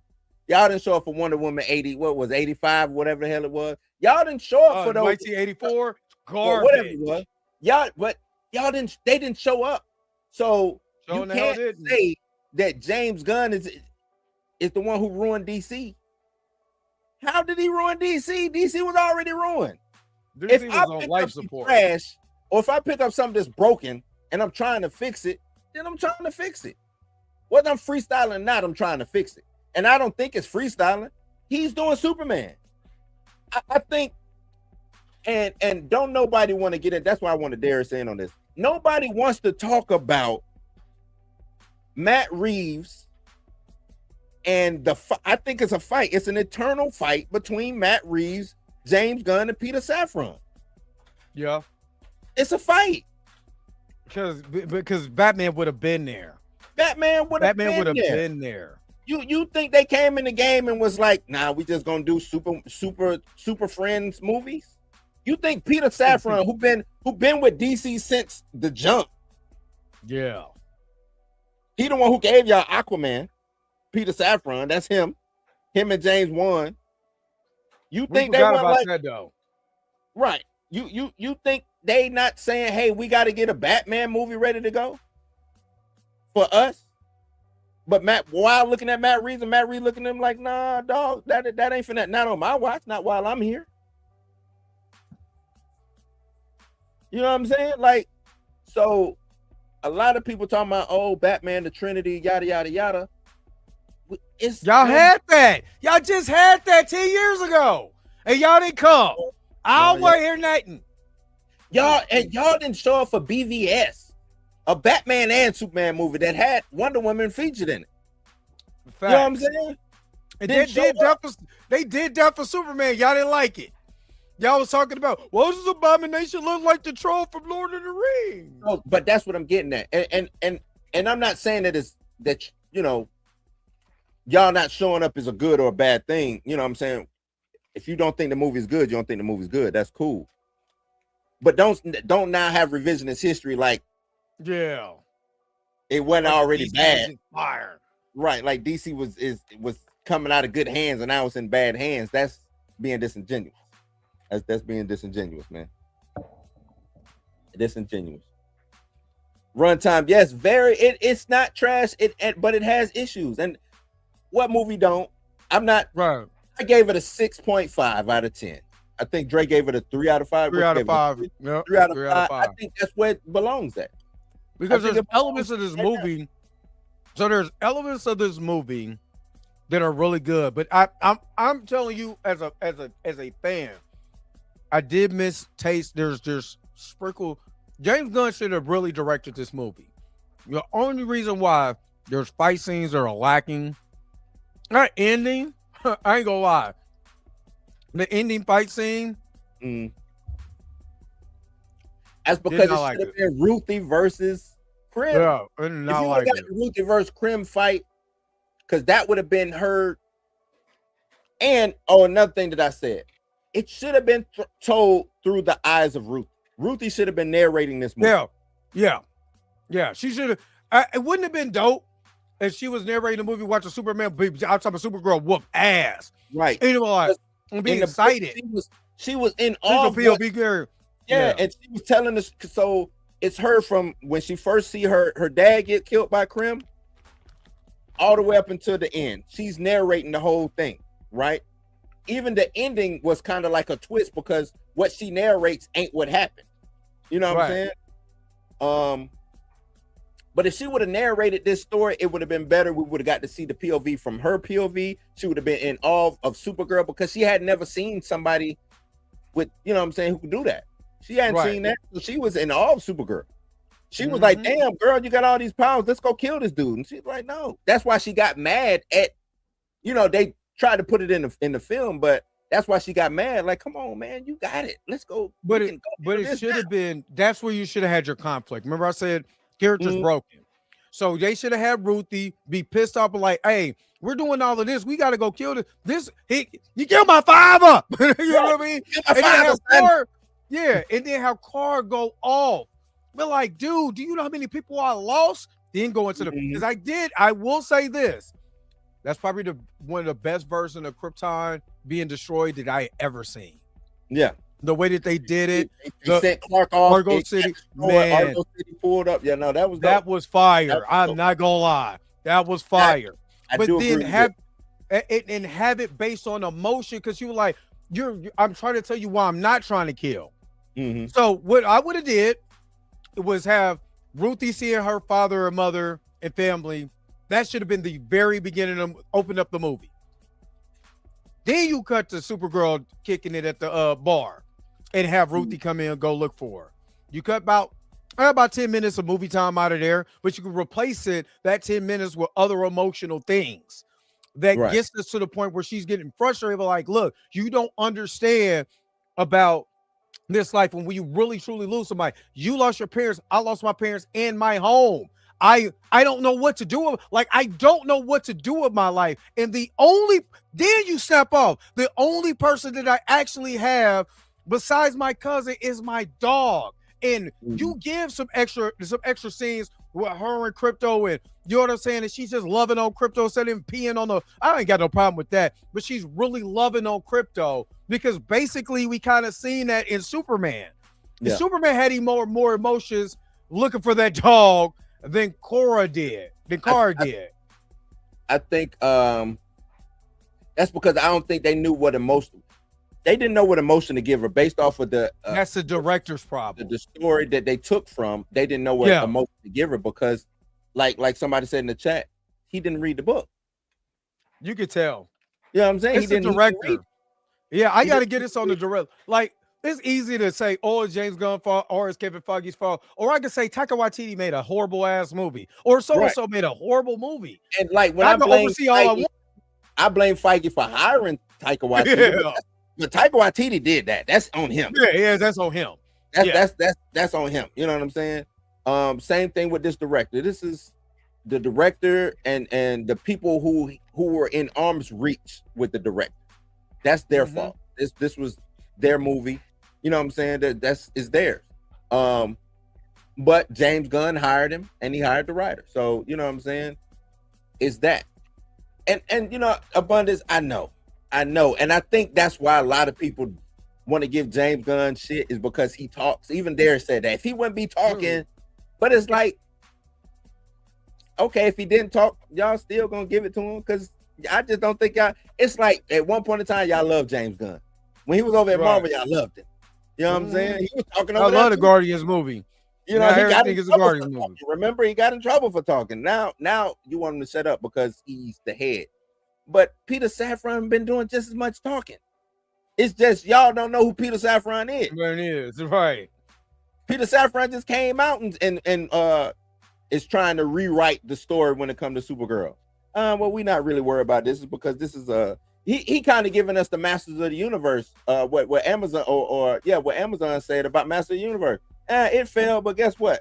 This is what we're using it for. We're using it to springboard this, that, and the third. You know what I'm saying? But ain't nobody gonna say nothing about that because James Gunn talks. Yes, James Gunn talk. He be lying like a motherfucker. Why y'all listen to him? You know what I'm saying? Take him for what I look at it as entertaining. He trying to entertain. He know this is the age of social media. You know what I'm saying? And he's trying to And he trying to get y'all to, I don't know, pivot or come this way, listen. But is it working? I guess it ain't working on y'all, and that's on him. But don't act like just because he's talking, he makes bad films. Exactly. That's you know what I'm saying? That's disingenuous to me. Yeah. Lawrence says DC is Gods and Monsters chalked or what? No, I don't think it's chalked. I think he probably was a little premature with him saying this is my slate. Well, but that was his. But yeah, so you okay? When you go into a job, they ask you, what is your vision of what you want to do in the next 5 years? This is kind of what I want to do. That doesn't mean it can't change, but here at least is an outline of what I can do. Now, if I have to take some things here, replace it with some things there, at least I have a plan.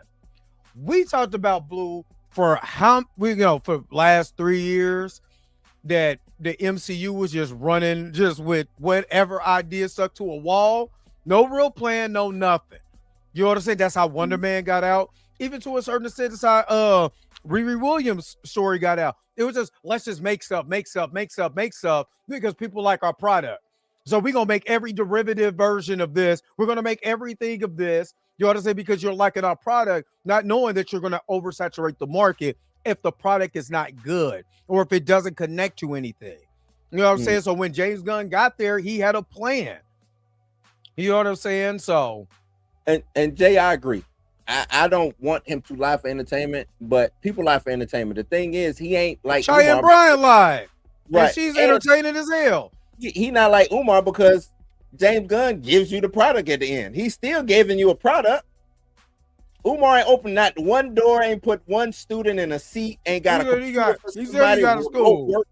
You know what I'm saying? He got a school. Nah. Nate Moore say we sound like we're getting paid. I work I wish. Where I work at, I think they work for Ford, and where I work at, so we're getting paid, but by DC, no. Nah. Hell no. I'm a realist.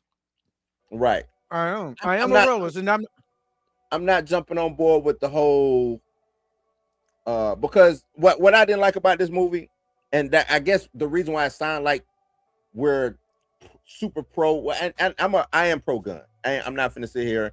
I'm gonna give Gunn at least 3 or 4 films until I call him a failure, or until I see a Thor: Love and Thunder. Right. I'm gonna give him the benefit of the doubt. I'm gonna just give him the 4th. You know what I'm saying? Feige didn't them start off, and I know that ain't the same. They didn't have the play. They had a big enough playground to what. Only thing that they was missing was the X-Men for the most part. You know what I'm saying? Only thing that Marvel was missing was the X-Men. If you really think about it. So Incredible Hulk didn't do good, right? Sure didn't. It really didn't do good. Didn't do good. So I chopped this up as okay. This is their Incredible Hulk. This is their Incredible Hulk. Yeah, I would. But I ain't gonna lie. Incredible Hulk was a little better than this, but I do what you're saying. As far as the box office wise. Box office wise. Yeah, box office wise, because that's what they looking at. You think they give a damn about critics and all that? I mean, they do, but at the end of the day, once the critics come out and what we say, once that money machine start counting them ones and 20s and 50s and 100s, that's the only thing they care about. The bottom line. At the end of the day, they're gonna look at that bottom line and say, okay, something got to change. You know what I'm saying? And I think again, like I said, somebody put I forgot who put, should we blame James Gunn or the writer and director? I will blame James Gunn. And we've said this, so it ain't like we get paid by that. We ain't Frankie. You know what I'm saying? We ain't Frankie. Frankie getting paid. I'm not. I work. You know how much I work that I haven't done my own show? I wish DC paid me. I'll be over this month. DC is the greatest thing I ever had. Here's my DC.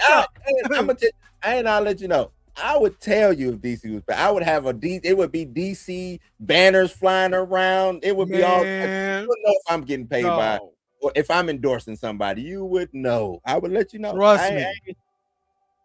But I will say this. I will say the writing and directing, yes. The writers, the directors, you know what I'm saying? The format of the story, I got to give the people who produce the movie. Just like how everybody got excited about Sinners, y'all never came out and say, you know what? The people at Warner Brothers should be congratulated or whatever. Yeah. Y'all said Ryan Coogler, and that's it. So let's have that same energy. And now I'm blaming James. Exactly. So I'm blaming only James Gunn for not taking the time out to really oversee this movie to the fullest of the extent. I know I understand the movie that we're trying to tell. I just don't think it's stuck to the landing with some people.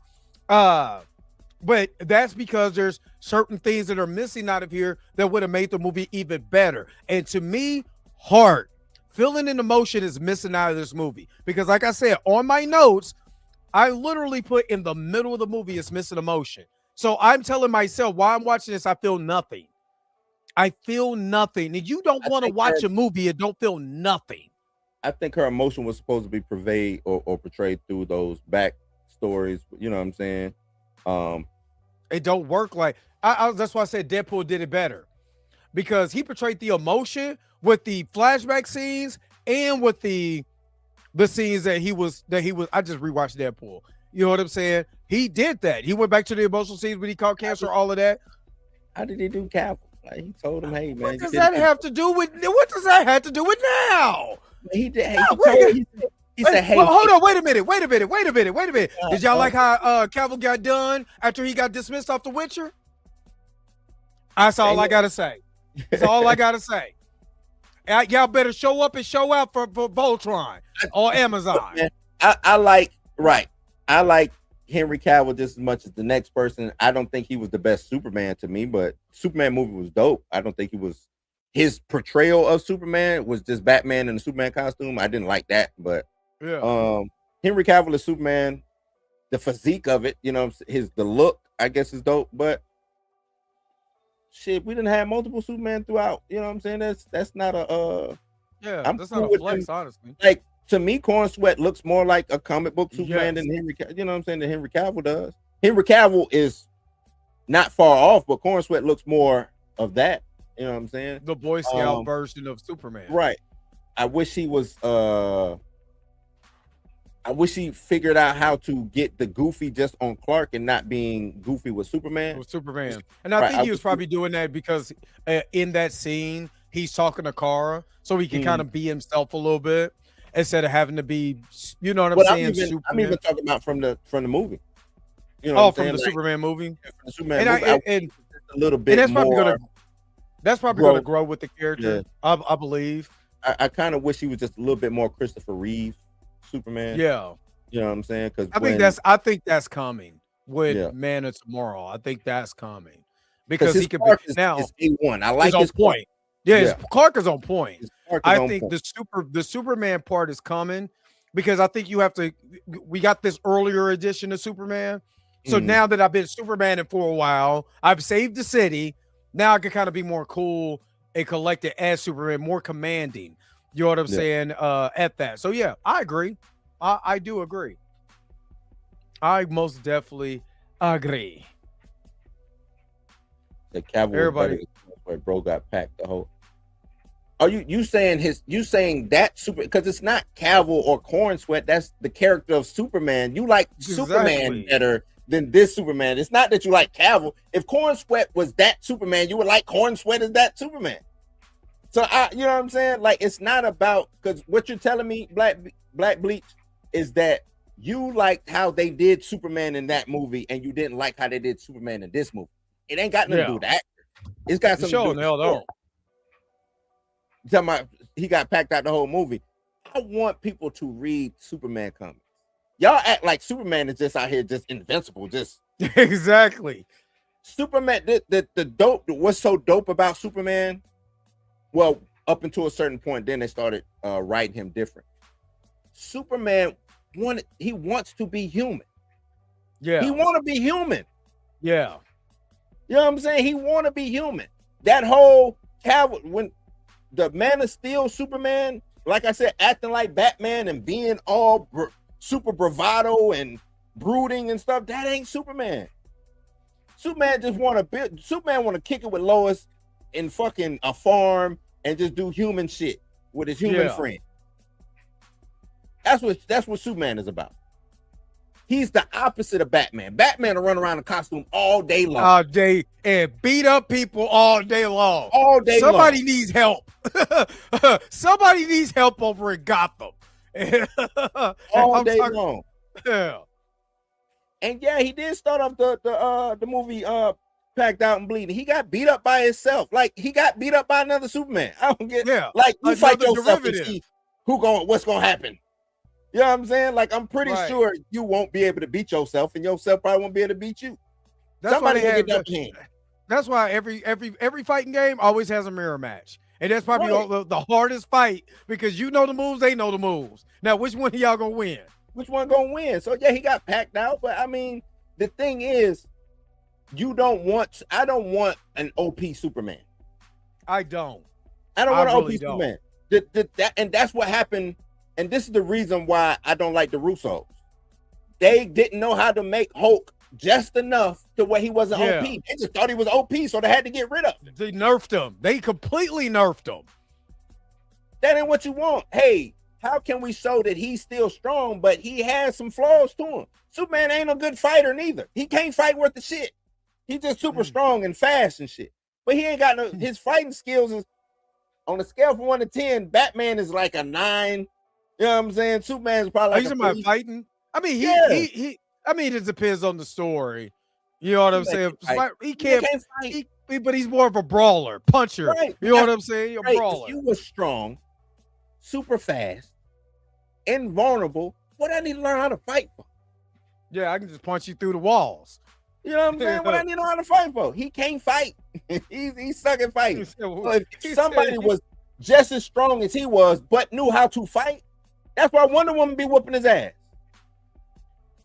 It's a story. They tried to do it in Wonder. Well, no, they brought him in with Ted Kord. Ted Kord took over Superman, took over his body or whatever. The same thing they should do to T'Challa with T'Challa Jr. But keep going. The meat suit, but was mind controlling Superman, and Superman was out here, going crazy. You know what I'm saying? Wonder Woman had to kill Ted Kord in order to stop Superman, but she was getting the upper hand on Superman at first, until I think Superman did something to where he had like a hostage or something, and he was gonna kill her. So she had to kill Ted Kord. But Wonder Woman be putting hands on Superman when they be having them little who is evil and all that. Wonder Woman be, because she's a warrior, she know how to fight. Oh yeah, and I'm just as strong. I might not be stronger than him, but I'm just as strong. I can hurt him. I can, you know what I'm saying? I can do that. So it's stuff like that, man. That's what makes stories interesting. I don't need Superman. It's if it's easy to where Superman just gonna be able to slap people around and just go, you know what I'm saying? Then what the fuck you here for? right, What you here for? I don't need you. You're not gonna add nothing to the story. right. I'm just saying. But like when people say this version of Superman was literally James Gunn said he's in the early stages of being Superman. Y'all, we always look at Superman, and Superman's just at the beginning of the movie, Superman's just Superman. We don't know. We had never seen the early version. Just kind of like with the Batman. People complain about the Batman, but we're looking at a year 1, year 2 Batman. Batman damn near killed himself trying to zip line through Gotham and almost killed himself. Ain't nothing wrong with that. You're seeing the early version, so you're going to have the bumps and bruises. I know this is comic book land, but hell, what did we see with Tony? Tony, the first time where he wasn't in the Iron Man suit, he was kind of in the exoskeleton. He damn near killed himself and became a pancake on his wall. Like, come on, yo. Come on, man. Give the character some time to grow. When is it time to hit the panic button? After Man of Why Tomorrow? you want to hit the panic button? What is there to panic about? He got one movie. He got Superman that did 645, and then you got Wonder. We don't know what Wonder Woman. We don't know where Supergirl is gonna stop at. We don't know. For all we look, Supergirl could come out and have legs next week. For all we know, I don't know. I don't know how long it's gonna be in theaters. I don't know. From my understanding, Supergirl ain't gotta do nothing but make 300 million. From my understanding, something like that. If it get over 300 million, they good to go. But I don't understand the panic. Why are we panicking? For what? Y'all, because y'all don't support DC anyway. I don't know where the panic is. You know what I'm saying? If James Gunn left right now and they brought in some new director to oversee the things of DC, y'all gonna hop on board? Are y'all gonna make sure that his shit is profitable and stuff? Y'all not. So to me, it's fake outrage. It's false. It's false. It seems like, and really, it's just a more of attack on James Gunn to me, it's like, because y'all want to go back to the status quo when the status quo did not get nothing done. Yeah, DC just been in a bad. It's just been in a funk since 2005, right? It's been there. Or not 2005. When was the last when was the last Chris Nolan movie? Batman. The Dark Knight Rises. Yeah, what year was that? Shit. Don't give me the 12. I think it was 12. Oh God. Chris Nolan produced Man of Steel, so I think it was 12. Man of Steel came out right. I want to say it came out a year after Dark Knight Rises. Hold on. 2012. We're right. 2012.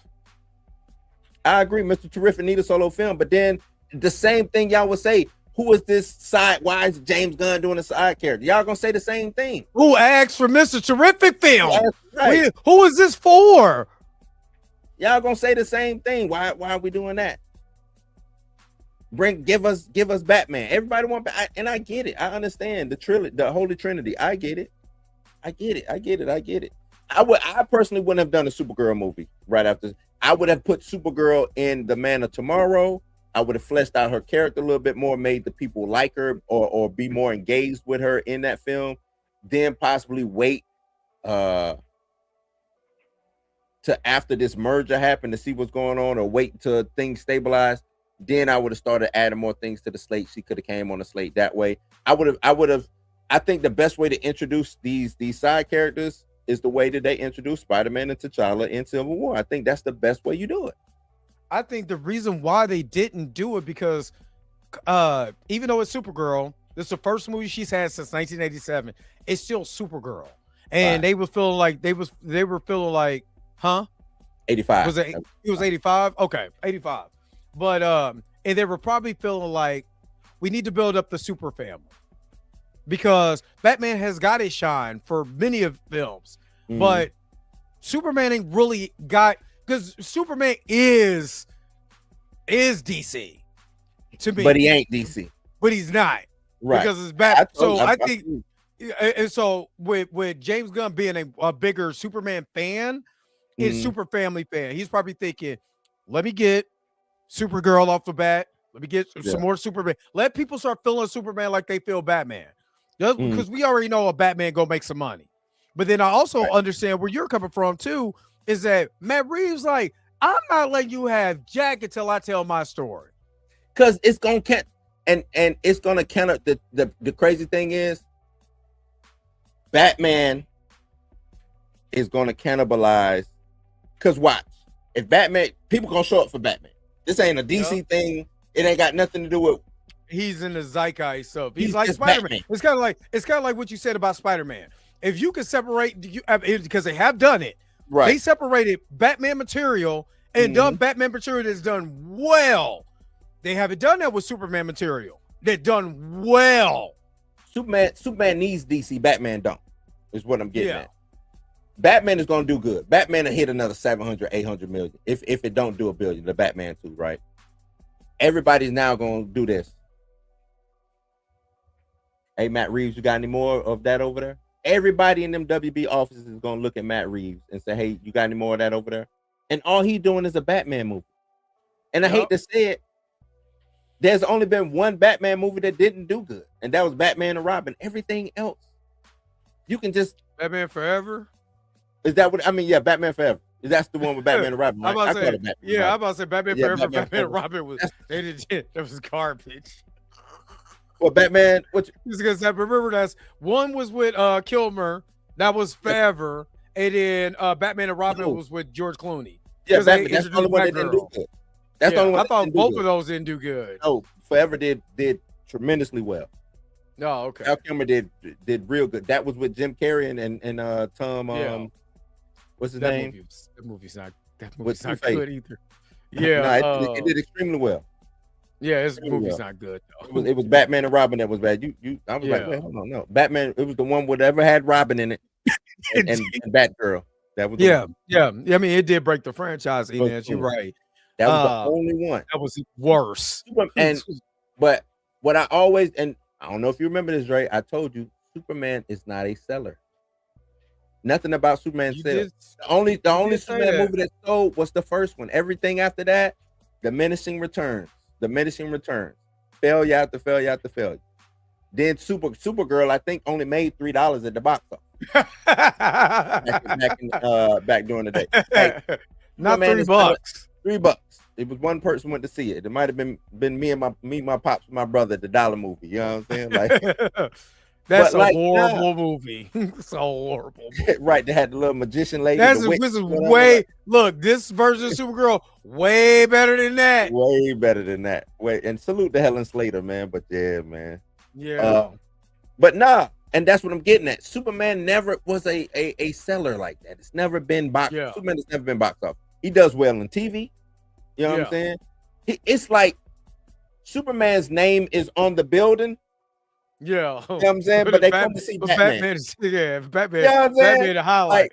Like, it's the Jackson 5, but we come to see Michael. That's what it is. You know what I'm saying? Like, and it's just crazy like that, man. It's weird. So I will say this: they made Captain America cool because they took that story and actually gave some emotion, some heart, and some beat to it. You know what I'm saying? This is what I say about Supergirl is this: it doesn't have any emotion in enough heart to me for me to care about that movie to watch it again. Just being honest with you. That's just my personal opinion. Like I said, I wrote in my notes in the middle. It just does not have enough heart for me. You know what I'm saying? For me to be like, I really care about this, about the characters of this. After a while, I don't, because I'm checking out. Because now you got just things happening for the sake of storytelling. Now we go from a planet that we could have been telling heart, but no, now we got to deal with trafficking. Now that's the next thing we got to do. Now we got to figure out how to do. Now this is the next MacGuffin, and then that MacGuffin is connected to the guys that killed their people. Now another person is coming into the. It's what about Kara that gives me emotion to make me feel? If they wanted to go, they should have went all in on the traffic. Make this Krim should have been if you're gonna do this pirate Krim, then make him a cool ass gangster ass pirate. You see him brokering deals for women or doing this, you know what I'm saying? Make me hate this dude. Yeah. You know what I'm saying? Like I had no feeling for I didn't care. I didn't like him. I had no feeling that I didn't hate him. Even at the end, I was shocked what happened. I was more like, whoa, because you haven't that's what it was. You haven't built up to that moment for me to even feel that. It just felt like it was straight left field. And she just did it just to do it. It wasn't earned because it was not enough emotion to me. I don't care if she was screaming out in space. You know what I'm saying? I don't care about that. I care about those little moments when she's interacting with another human being, another character. That give me the emotion there, not by yourself. That just to me. So it didn't feel earned. It just felt like, whoa, they did that? And then that's why I said the end, and then she goes and talks to Clark, and it is all good. Yeah, you know what? I think I want to stay here for a while because I'm out here murder. You know what I mean? But that's why they should have just did it beat for beat from the book, man. And they could have left it up to us, kind of like at the end. It's kind of left up to us. Ambiguous. Yeah, you know what I'm saying? Like I didn't know, even though, like I said, if you go back and look, did she kill him or did she not? And it wasn't her; it was Ruthie, who did it. And Clark not being, even though Clark is not Kryptonian, he did learn Krypton. Like he learns, he didn't put the suit on without knowing Kryptonian. You know what I'm saying? Like he was like, "Oh, I don't speak Kryptonian." No, Clark would have learned because from my understanding, he didn't understand. That's right. The whatchamacallit was broken. The transmission was broken, so he didn't know what he said. He knew what they were saying, but it was broken because it was chopped up. It was chopped and screwed. They were like, they want me to have what? To reproduce what? Right. And I don't like her being younger than Clark. I don't like that. That's what the dynamic between them two is. Even though that's the way it is in the comics. You know what I'm saying? She's older but younger. Right, but that's what I'm talking about. Actual, because it's like this. Hey, I knew you as a baby. You know what I'm saying? Oh, you I saw talking you about? off. So Oh, that you whole talking about that part? yeah. So like the crazy thing is he's protective of her, but she's protective of him because she's supposed to look after him. Yeah. You know what I'm saying? That's her whole role. Was the reason why they sent her off was to protect Clark. Yeah. That's why they sent her off. Yeah. You see what I'm saying? So, well, at least in one of the, continuities. Yeah, right, one of the continuity. But she is always older than him. Even and the whole Argo City thing. If I remember correctly, them getting the poisoning or whatever, they put the lead down, which stopped, so they couldn't grow no more, and that's how everybody started dying. It wasn't because of the cryptocurrency. It was because they put cancer.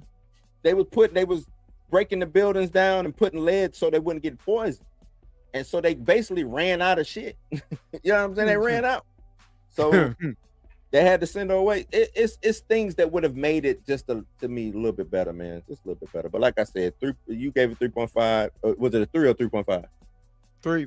No, it's 3 out of 5. 3 out of 5. Yeah, I gave it a 6.5. You know, I'm good to go. And Cap was reason why people like Cap, I think, because we were still in the post 9/11 era of America and of the world. Yeah. You know what I'm saying? So him being a soldier, everybody liked that. And if I remember correctly, America is a soldier.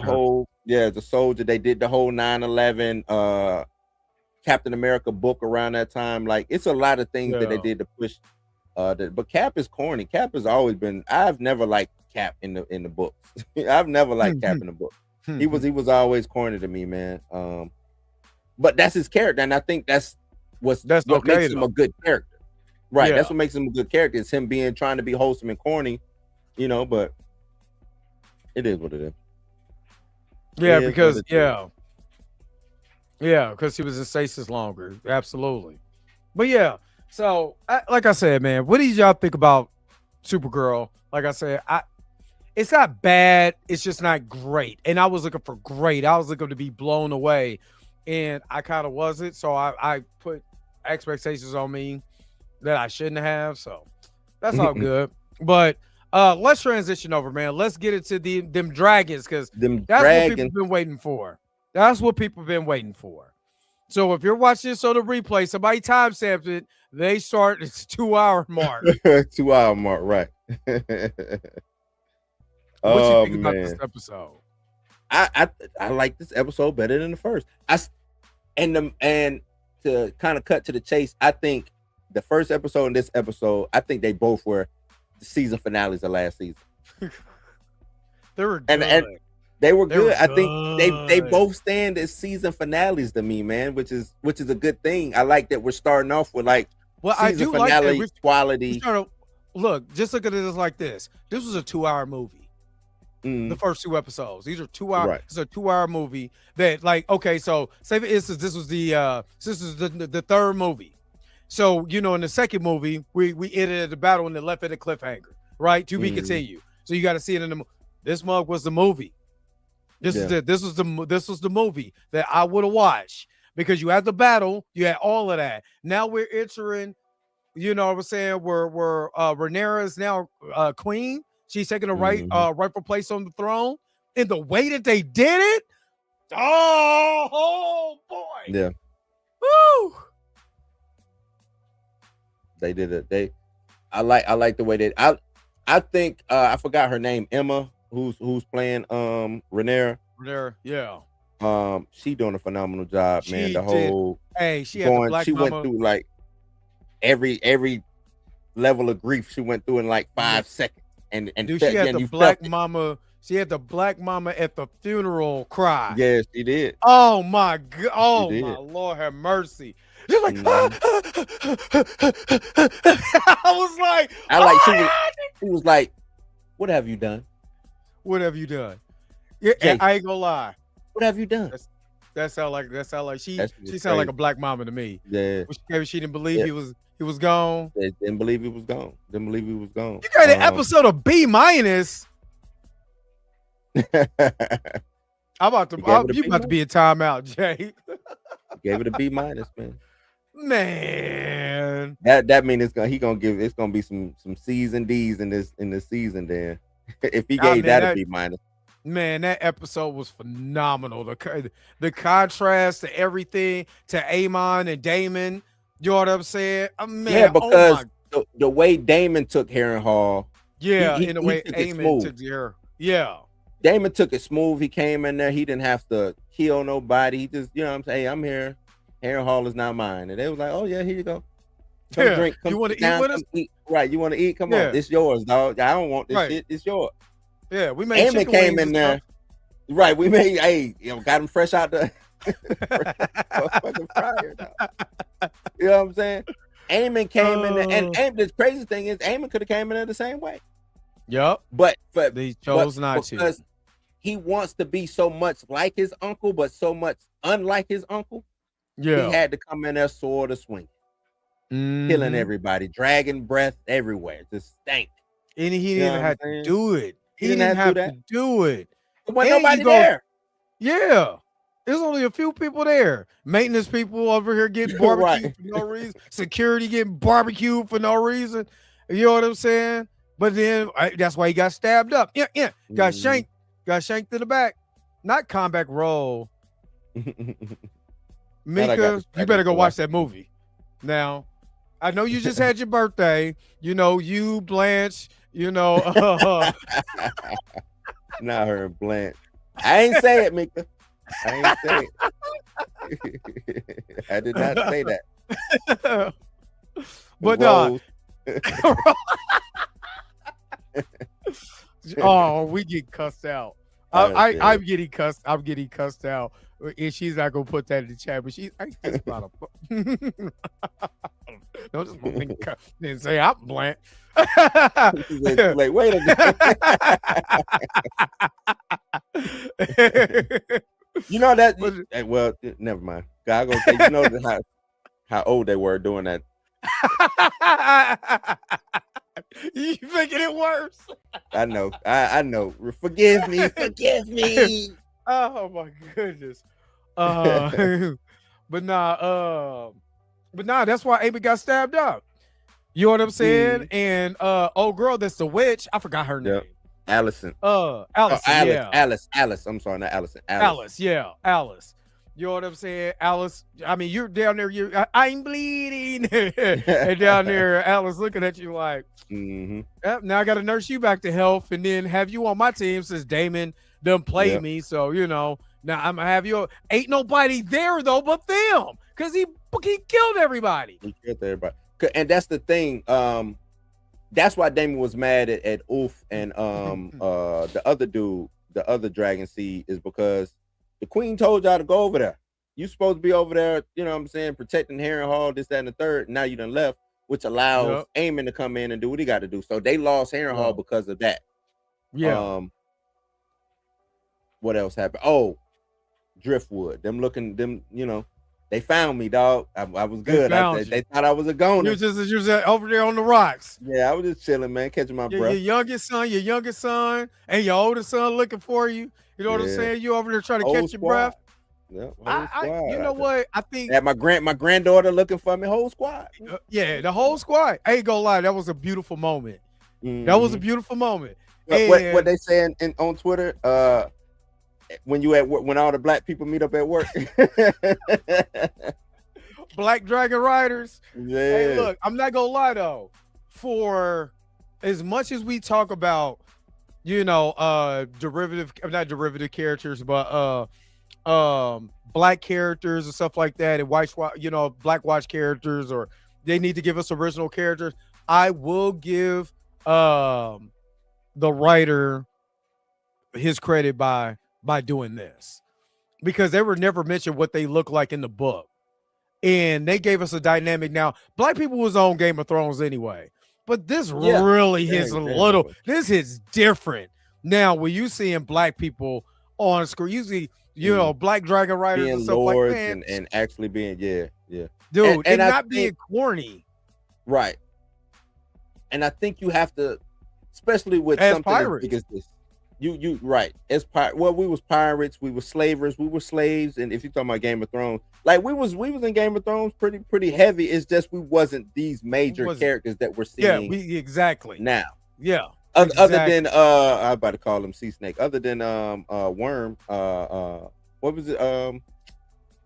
Not Worm. What's his name? The leader of the Unsullied. What was his name? It was something Worm, right? I can't.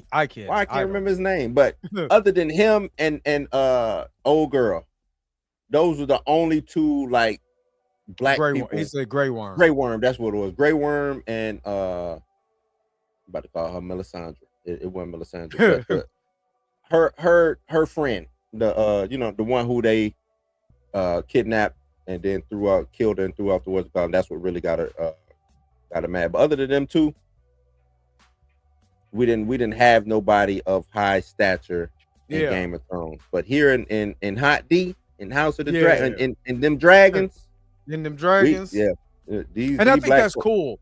I think that's cool. For the simple fact is that you do get to see it. Oh, Darius just popped in while we talk about them dragons. There he go. Darius just popped in. We talk about them dragons. He came in. He heard black people on dragons. He was like, "Uh-oh, oh shit, okay." They still on? They must be talking about them dragons. But yeah, to see black people that it's not slavers or not just criminals and stuff like that, man, it's been dope. And I'm not gonna lie, seeing black people ride dragons, it makes me feel a little different. It makes me feel all fuzzy in my tum-tum, man. Just seeing it just makes me feel good. I don't know why. It's cool. It's cool. I kind of wish now that Game of Thrones would have that they could have said something a little bit more about Corlys and what happened to what they did mention it, but I wish we would have got this at least see like somebody from his come here because I'm on my show. I'm sorry. His house. You know what I'm saying? I wish we could have got to see that in Game of Thrones. What's up, Darius? You all right, man? You should have drunk right. What? Okay, go get it. Sorry, my mouse is being real stupid. It keeps like, I don't know. It's not jumping moving around. Correct. Yeah, not moving correctly. What's going on? What's up? I was like, Darius just came in for them dragons. We over here talking about black people ride dragons. Darius came in. Bop. This started. They talk about the dragon seed being treated like chill on Pantheon by Dame. Hey man, I actually appreciated that. Me too. Because the thing is, Ulf is a damn, and he gonna be the one. Well, I ain't gonna. Yeah, don't be over here giving us a book. Bad. But nah, if I'm Damon, and I'm like, dog, why the fuck y'all here, man? Ain't y'all supposed to be over at protecting Harrenhal and the guy's eye and all that other type of shit? Why you here? Right. Oh shit. Adam left too. I ain't asked that shit. I'm talking about y'all, man. Why y'all here? You know what I'm saying? I was slapping shit out his ass too. Like, what you doing? He trying to snitch on the black man. Adam left too. Right. Man, shut up. Hey, I ain't gonna lie. The way he slapped the shit out of him, he slapped all the shit out of his ass too. I was rolling. I ain't gonna lie. I was waiting for it. Yeah, the whole episode, I'm in there, I'm intense, and I'm over here watching. He was just like, and the slap sound that they gave it. Because, and Jay, the thing is, Damon he not playing no games. I just got finished whooping ass, right? Because that was Fish Feed. That was that battle. I forgot the name of that battle, but they didn't show the battle. I just killed the Lannisters, took all of them out. Yeah, he had the Lannisters' head on a pike with a lion. That was dope. What I'm saying? That was a twin. All the Lannisters out. Right. So that was the twin Lannister because it was one twin that went to go fight. The other Lannister was on the boat. You know what I'm saying? Yeah, they got he dead. So yeah. Nah, Damon was like, I'm about business. Y'all not about business. I see it open, and then it's an opening that's about to happen. Because you saw it soon as Damon found out about that opening, what he did. He went right on in there to the queen. Hey, Rhaenyra, hey, look, man.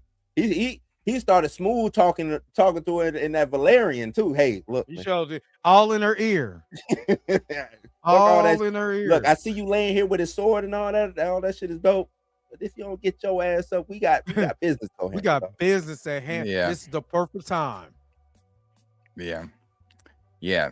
I personally think last night's episode was better than the first episode. I loved Battle of the Gullet. I thought it was great. It wasn't what I was really expecting. I was expecting it to be able to rank it for me personally. I'm sure other people feel different, but I was expecting to rank it amongst some of the best Game of Thrones battles, and it just didn't hit that for me. Doesn't mean I disliked it. I liked it, but this episode was 10 times what the last one was for me. This was great. The dialogue was great. The stakes were high.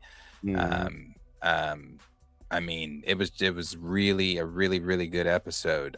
They are definitely chasing. Feels like they're chasing. I've seen a lot of people saying this on Twitter, but I said it last night as well. It seems like they're chasing that Emmy because Emma Darcy's performance. Oh my God! Hey Darius, I said she looked like a black mama when she came in here with shaking her. She was like, yeah. She's killing it. She really did. She killed it last night. I mean, I was so captivated with her performance. I was like, oh my gosh. She dog. It was even but see, y'all are talking about her physical acting. Even like her facial acting during the end, like all the emotion that she was wearing on her face while she was taking the throne and walking through. Yes, because she had to look back at Allison that she made that deal with, but Allison's daddy head is rolling on the floor. Right. I mean, but I said, like I said last night, at the end of the day, oh well. I mean, I get it. Yeah. I get you. We made a deal. We had a pack. It was supposed to be Aegon's head over this, but at the end of the day, your father helped orchestrate this. All of it. His head's got to roll. And I feel like regardless of whatever pact her and Allison made, yes, she is queen.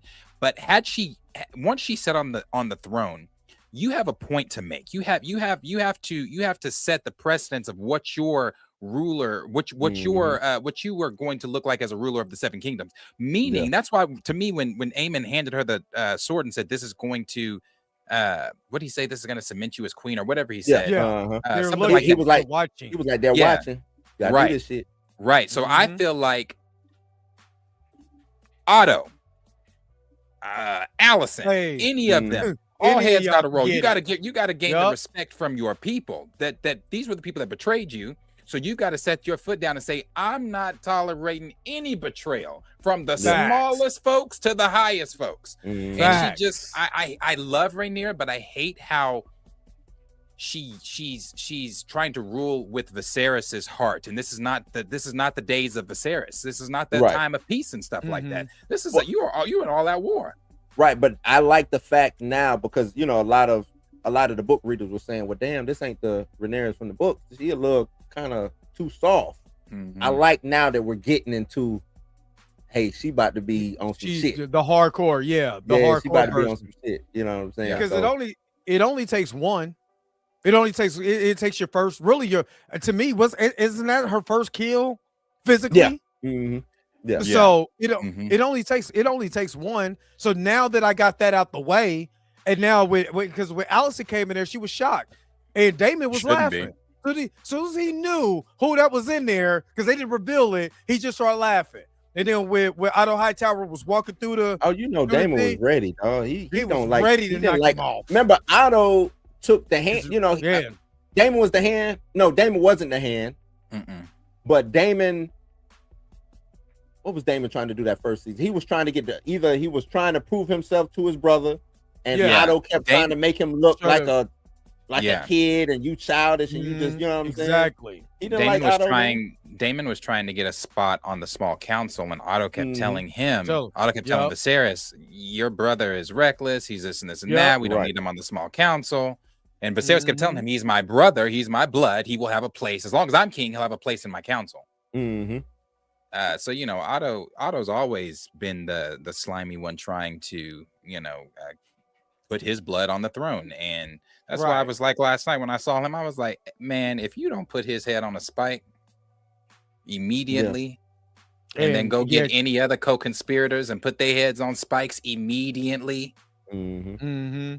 But Jay, that's the thing about Game of Thrones, man. It don't matter how big you like. When I first watched Game of Thrones and they took Ned's head, I didn't know which way was up. I was like, well, shit, who's the main guy? Who am I following in this show? Right. You know what I'm saying? Like, they took Ned. What episode was that? They took his head. Hold up. Did he say you said the kill wasn't earned? You talking about Idle Hightower? Oh, that kill was most definitely earned. That was very earned. Definitely very much earned. He was a thorn in my damn side in the first season. The whole thing I kept thinking of was his line from season 2 when they were on the wall at Dragonstone when he said, "Stale oaths won't put you on the throne, princess." Mm-hmm. Okay, well let's see if this swing is stale. I don't say because I ain't gonna lie, the first swing was like and then that second swing. That second swing, she chopped it, boy. I was like, damn. And then when Damon went over there and did what was his name? Oh, old boy. He swung that mug. He was on the small council. I forget his name. Yeah, Jasper. And Jasper was trying to, R-word Alice just like 10 minutes before that. Yep. And I like where now the one thing I don't like, of course, is the changes that they have made from the books to the show. I feel like some of the changes just like you just don't need to do that. They were so it's already perfect. But I do not believe we're going to get the whole Alice and Damon hooking up deal, because currently in the books where we left off before he finishes Winds of Winter, Alice is claiming to be pregnant by Damon's son, and she says that her son has a legal claim to the throne. So in the books it's Daenerys, Griff, and Aegon. And Aegon? Aegon the third. Yeah, that's supposed to. He's going by Griff, but it's Aegon. Yeah. So those three are supposedly having the ones. So we saw that part where Aemon is asking Alice for help because he got stabbed in the back by one of Simon Strong's kids, which pissed me off that he killed Simon. Man, that made me mad. I was like, damn, he better not kill Simon. Then he killed Simon. So that part where he's asking Alice for help. I don't know how closely to the books they're going to keep that, but that from that a spawn of Aemon is supposed to be born to Alice. So I don't know if they're going to do that. I doubt it. But and then we also don't know where that works because George hasn't finished Winds of Winter, so we don't know where that's going.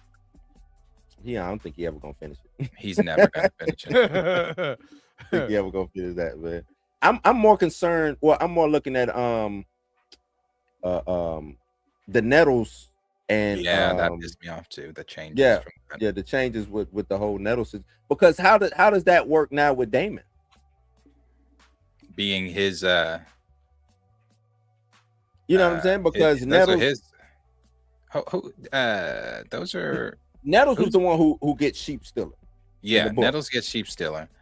But Nettles was also Daemon's concubine, if you want to say, or it's alluded to.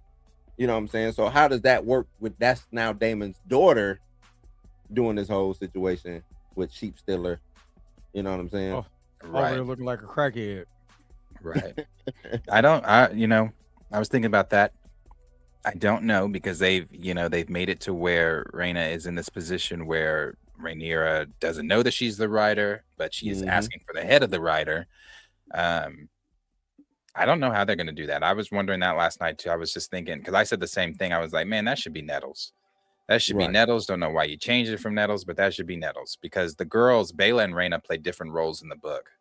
Or Baela's kind of playing basically the same role she plays in the book, but Rhaena plays different. Yeah. Rhaena's role is different. So I don't like that they've kind of put her in this position to where now it's like, oh, well, she might die, because she actually survives the dance. Right. She survives. Baela survives too, right? They both do. Yeah, Baela survives. Yeah, they both survived the dance. So I don't really know, but like I said, that episode was fantastic. Her sitting on the throne finally. I mean, it's not going to be long lived, but finally. Right. Great episode, man. Great episode.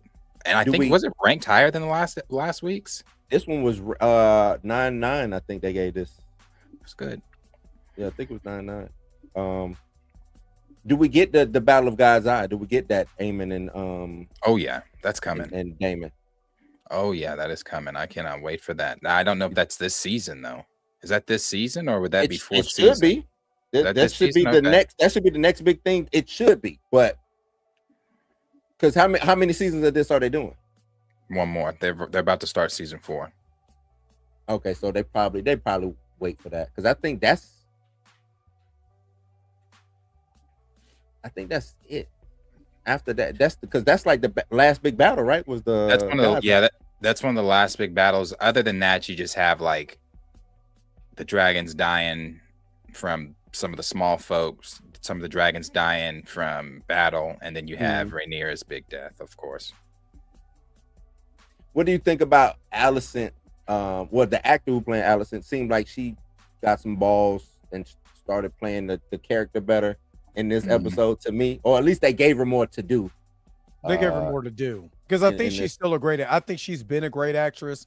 To me, they gave her a lot more to chew on as far as those emotional. Like I was talking about the emotional beats, she hit every emotional beat you could possibly think of. Even in the first episode, you know what I mean? Where he told her not to go there, and she just stuck. Now we see the aftermath of that. You know what I'm saying? And she knocked it out of the park with her performance. So. Yeah, she did. I thought her and Emma Darcy's acting with their facial expressions in that last few seconds of that episode was great. The slow look Alicent did, looking from her father's head to the throne, and then just the look on Emma Darcy's face was like a little smirk. It was like a smirk, like she was like she straightened herself up, like wipe your tears. Checkmate, yes. That's I mean, but at the but it's valid. It's valid. Yes, very valid. You had Alicent even say in this episode when Helaena asked her, didn't father tell you that Aegon should be king? She's like, well, what I heard or what I did not heard is not important. Bitch, that's why we're here.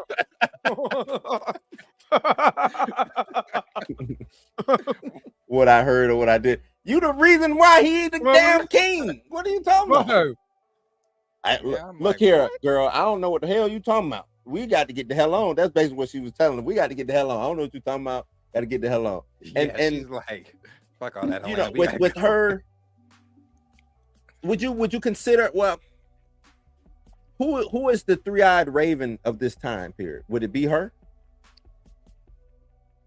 Would it be Helaena? Considering the three-eyed raven is not born yet. I would say she's the closest. The seer. I'm sorry. Who would be a seer? It would be the her, closest right? Thing, the closest thing you can get is her, because she does. I mean, I guess so. But I feel like there's others like Helaena, because you got Alice, even though Helena's not a witch. Well, Alice is a witch though, and I think Alice is a witch. Alice is so old. She's older than Harrenhal itself, from my understanding. She's been there before they even built Harren. Because from my understanding, I think she's gonna be in the conquest of Aegon's conquest. She's gonna be in that movie. Oh, is she? Yeah, because they're trying to show how old she is. So she's gonna be there from when the first Targaryens even came over to Westeros. So. Oh wow, I didn't know that. Yeah, she should be old as hell. That's her whole thing when she was telling what she was talking to about with Daemon about wanting to get Harrenhal, and she was like, you know, even though I asked for food, y'all give me rubies. What the hell am I gonna do with rubies? I don't want Harrenhal. I want because Harrenhal was built on the trees. Yeah, you know what I'm saying? They cut down all the trees to build Harrenhal on it, which is all about the, you know what I'm saying, the magic of the weirwood trees or whatever. So that's magic. She's a witch. She was there with all the magic things of that nature. I think that's why she wants Harrenhal, not because it's a seat of the king. She wanted for the magical properties that it is. And she said, I've seen people in my what she said, in my old age or in my long-lived age is what she said. In my long-lived age, I've seen it be handed down, be mistreated over and over again. So she was like, nah, I want this shit. So yeah, I can see that. something else that's also irritating is how quick some of these dragon riders, like Rhaenyra, is so willing to throw their dragons into battle without ever having seen a lick of battle. The only dragon that's seen a lick of battle is Vhagar. And it's like, you talking about Syrax? Like she said something about Syrax. I'm like, Syrax has never seen battle. Never. You've never seen battle. Yeah, he was over there drinking water, chilling. You know what I'm saying? Yeah, like when or I guess maybe no, Vermithor's never seen battle either. But when Vhagar came to Harrenhal, this is like a regular Tuesday for Vhagar. Vhagar helped, the one who burnt. Was he the one who burnt Harrenhal up the first time? She helped. I mean, she was there. Yeah. So it's like she has seen a lot. She's seen a lot. She's very formidable. You can't just go at Vhagar with some unexperienced riders and unexperienced dragons that have never seen war. And that's something else I'm not looking forward to either. It's just like I've seen a lot of people saying like, man, wait, Sunfire is not Sunfire's Aegon's. Right. And he hadn't seen, I thought he was the next oldest with Sunfire. No, Sunfire is Aegon the Second's, the current usurpers. Yeah. It's his. Sunfire. Caraxes is the second. Is Vhagar Caraxes, right? It's Vhagar. So the ones that helped conquer the Seven Kingdoms, it was the Black Dread, Vhagar, and Meraxes. Meraxes died in Dorne. Balerion died in, obviously, of old age, and Vhagar's still living. Yeah. So the those were the three that helped conquer the Seven Kingdoms. But I think once the other old ones are Silverwing, Vermithor, Helena's dragon. I forget who Helena's dragon is, but hers is older as well. I think those are the oldest ones that are currently living. He did shank the card. Hey, he moving pretty good to be all injured and stuff now. I was like, okay, he out here killing guards and shit. Just the last episode, he couldn't even put his hood over his head. He was so hurt. Now you out here hitting people upside the head and killing guards. I said, okay. He got a little bit of seed of the poppy. That's what happened. I'm obviously not spoiling anything for anybody, but I really want to see how they handle that last. Well, I guess I'd kind of be spoiled. Never mind. I won't say that because I don't want to spoil anything for anybody. But with Aegon and his dragon Sunfire, them getting back together. Yeah, them getting back together, and then him directing Sunfire to do what he's gonna do. What he's gonna do? Yeah. So yeah, that's gonna be that's. I know obviously that's season 4, but I'm ready to see that scene. They didn't do in the Battle of the Gullet either. They didn't show Aegon the Younger being carried off from the Battle of the Gullet, because remember he was being sent to, it was like Pentos or Essos or whatever. Him and his younger brother. Who was the younger brother? Viserys. Viserys II. Yeah, they didn't do that. So I'm wondering if they're going to show. They have to show Aegon the Third at some point. I mean, from here it goes into his rule. Right. So his rule, yeah. After what it is, after she's on the throne, it's him, right? It's Aegon, the usurper, rules for a little bit longer. Yep. And then the third comes to take it. Yeah, and then the third takes over because the usurper dies. It's like sick or something. He gets sick. Well, the whole thing, and then Martin was it J.R. Martin who said that it don't matter if the throne cuts you or not. That's not the big thing. I think it was him who said something about that. But the whole lore is if you sit on the throne and it cuts you, that means you ain't gonna be here that long because the throne didn't accept you. Right. And to be honest, I was waiting for that for when Rhaenyra got on there. She was supposed to. And that's what I was getting at. She was supposed to get cut by the. She was supposed to be, when she's coronated, she walks to get the crown bleeding. She's dripping in blood. Because she, they were saying either, she cut it or she got cut. Yeah, basically, she got cut because she was gripping the damn throne. The throne so hard or whatever. Yeah. Who did they call the Scab King? Was that Aegon the Third? think they call him the Scab King because he was getting cut up all the fucking time. Well, Aegon III, the younger, was I forget. I don't think that was his name. He had a different name because he was so depressed all the damn time. He was never.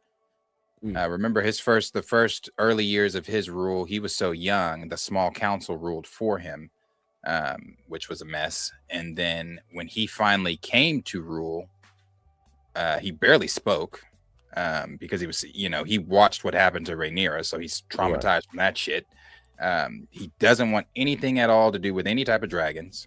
He has said all dragons go, no more hatching eggs. The last living dragon, put that bitch in a pit and let her die. And then he really doesn't come around until Viserys comes back into the picture because he marries the Sad King. The Sad King, yeah. Because he marries his cousin, Aegon's daughter. Mm-hmm. And they said that she was the only thing that really kind of somewhat made him happy during his rule. But for the most part, that motherfucker was, and I would have been depressed too. Seeing what I saw, what? I'd be depressed too. What do you think about Rhaena going back, to the Vale and trying to manipulate, even though it's her fault, Lady what's her name? Jan? Lady Jan. Is it Aaron? Is that who it is? Yeah, Aaron. Trying to because what Lady Aaron said to her, I'm like, well, you the one who told her to go off and basically go get the damn dragon. Now she get the dragon and that was some shit. Like what's going on, man? you done got the wildest dragon in the land, told her to go get it and wonder why it's malfunctioning. Now you like, it's my fault. Lady, I'm scared. Yeah. I think with her going back to Lady Aaron, I was just like, first of all, she's not. I was like, she's not going to help you. One, because like she said, the queen is after you, and you're not about to bring this mess to my doorstep. Sure ain't. You're not about to have my head on a spike next. All right, so, I told you to get the dragon, not use him for battle. I just told you to go get him. Right, and that that whole thing was just irritating because he was going to Dragonstone. You said no. We're going to go home. Yeah, you said we're going home, and he got pissed like anybody that's hungry. I'm mad. I'm about to tear everything up. Yeah, she's sitting there. No, that's our team. He was like, I don't give a fuck. How am I supposed to know? Yeah, I'm hungry. Somebody hit me with a fireball. I don't give a damn who it is. Right. Everybody gotta go. Oh man, yeah. But there's another one out there. I thought there was another wild dragon. I think it's 3 wild dragons. It should be 3 wild dragons. Yeah, I gotta see who that other one is. Let's see.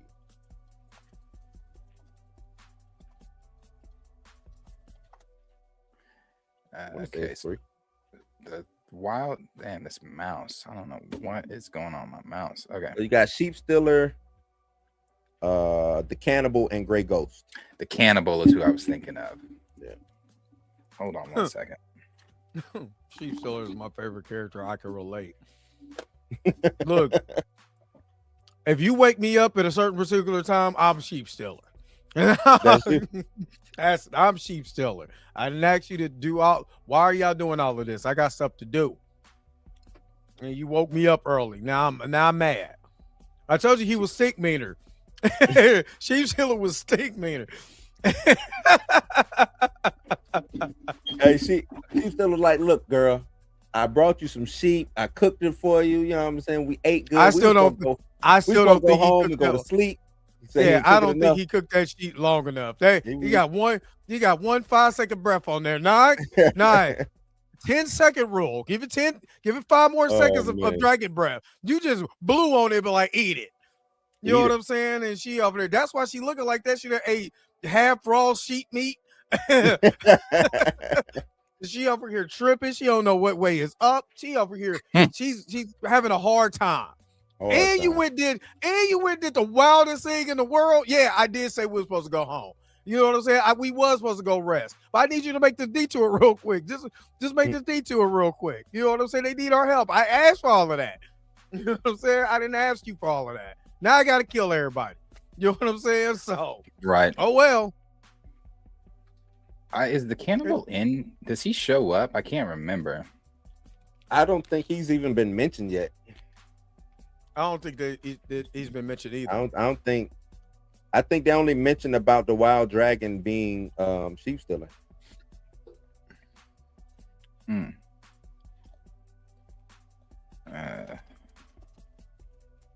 Yeah, I was trying to see. What up, Tina? Yeah. Now, I will say this. House of the Dragon right now has a 97% Rotten Tomato score. It had 21.5 million viewers in its first 3 days. Nah, it's fire. It's them coming out, and I like that they redeemed themselves from that horrible Game of Thrones last season that took 2 years to make, to be the worst season ever. Like, I'm glad that they did that. And this redemption arc is working for them. But just think about it like this: you had season 1, season 2 of House of the Dragon. Then you had Knights of the Knights of the Seven Kingdom. Yeah, Seven Kingdoms. And even without the dragons, it was still a good show. You know what I'm saying? It was still a really good show. And then you come in with this, right? I'm just saying they're on fire right now. They earned every bit of this. Oh hell yeah! And I think all the actors are doing a good ass job. Like we talk about Emma Darcy and all of them, but the dude playing Lord Corlys, you know what I'm saying? Wonderful job. The dude playing Alan. Alan, yeah. I told you Alan's my favorite character because you can tell and Darius talked about this earlier, the emotions that the character is bringing out in their eyes, not even with dialogue, just in their eyes. They're doing an amazing job just physically acting in certain scenes because you could tell he was looking for his father and he was concerned because that unrest about him being a father. Yeah, you want to get that. You want to get that conclusion before this man go. You gonna call me son? I will call you Papa. Right. Before we go, ain't nobody kill you but me until I get this down. That's basically what it is. You know what I'm saying? And if he was over there laying down, but like, look, get up or I kill you. Right, I'm gonna kill you. You know what I'm saying? So get up on the but I do like these particular dynamics because they're showing dichotomy in every single character that you can like, okay, you see how bad it is over here, but man, these characters over here, and this is bad over here, but man, some good stuff right here. So I think I like the overall balance that they gave this season so far. You know what I'm saying? Even like I said, Alicent seeing her daddy's head get cut off. And then Rhaenyra walking in his blood to get on the throne was slipping and falling. Yeah. She was a guy. You know, shit. Yeah, she did. She was like, oh shit. She should have slipped and grabbed a sword, and that's how she gets cut. That's what should have happened. But you know what was cool about that scene? The blood, his blood was reflecting on the throne of her because he did. And that's a payoff from season 1, all of that you tried to do. Now look at me. You know what I'm saying? You're seeing a reflection even in your own blood. Amazing transition with that. Yeah. Yeah, you hit that on the head, man. To go back to Alan and the facial acting, because it's like you can tell he's like looking at Corlys like, damn, that's my daddy. This motherfucker like the baddest dude in the land, but at the same time, like, man, I want to smack the shit out this motherfucker. Like you see, you know what I'm saying? Like you see that the mixed emotions. You know what I'm saying? Even when they were sitting down, you know, he was trying to have a little drink. Hey, man, I got this gin. And he kept looking off like, he like, man, I ain't trying to drink with you, dog. He was like, nah, drink, man. You know what I'm saying? Come on, son, drink. And as soon as the alarm sound, he was like, man, fuck that drink. He got up, went to go do his duty. He wasn't like, you know what I'm saying? It was kind of like, but then whatever. You also see Corlys, but you see the internal conflict in Corlys because Corlys is like, I'm trying to do this the best way I possibly can. I don't know how to do this, I'm gonna do this the best way I possibly can. And I like that. Corliss is that dude who got caught. I'm in love with a stripper. Like, hey, look, man. You know what I'm saying? Like, that's what it was. He was Corliss like, was in love with a stripper, but at the she same was time, the best. yeah. But I love my, you know, I got my old lady at home. You know what I'm saying? I love my look. What? But yeah, your mama, man, your mama man. did something with her tongue. I don't know what to do. All she did was see my sea snake. That's all I was saying. So shout out to your mama. I thought about her. He said, I always thought about your mama, man. Like you said, that thing that she did with her tongue, boy. Woo, man. Mm-hmm. Throw it in a circle. Throw it in the circle. Yeah. Well, yeah, but I think that's what I like about this more, because we are having certain scenes that are fleshing out the characters at their most vulnerable points. And sometimes I don't know, because Darius, we talked about Supergirl before we got on here, but I was talking about when I did my notes for Supergirl. I'm in the middle of the movie and I looked at my notes. I was like, this is the middle of the movie. And I said, there's no emotion for me to carry on to this character. But we see in House of the Dragon and these other shows where you get these integral moments where you feel something for this character, whether you like them, whether you don't like them. Are you feeling that like with this particular season too?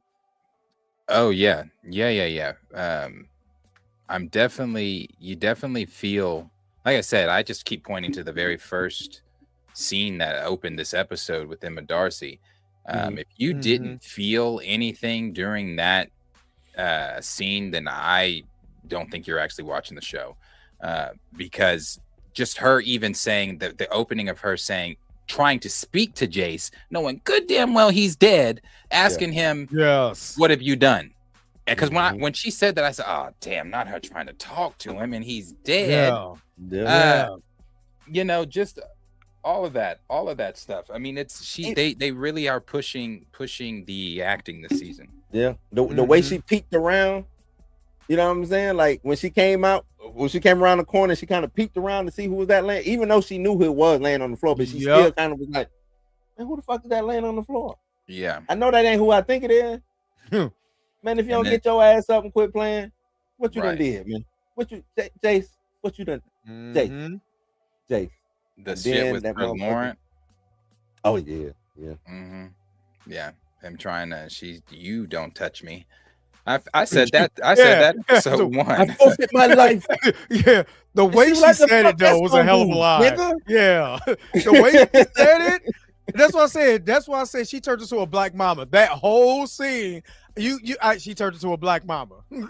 Yeah. If you don't get your motherfucking hands off me, Your Grace, I forfeit my life. What the fuck that's gonna do? That ain't gonna bring my nigga back. Yeah, that ain't bringing my son back, man. My son is still dead.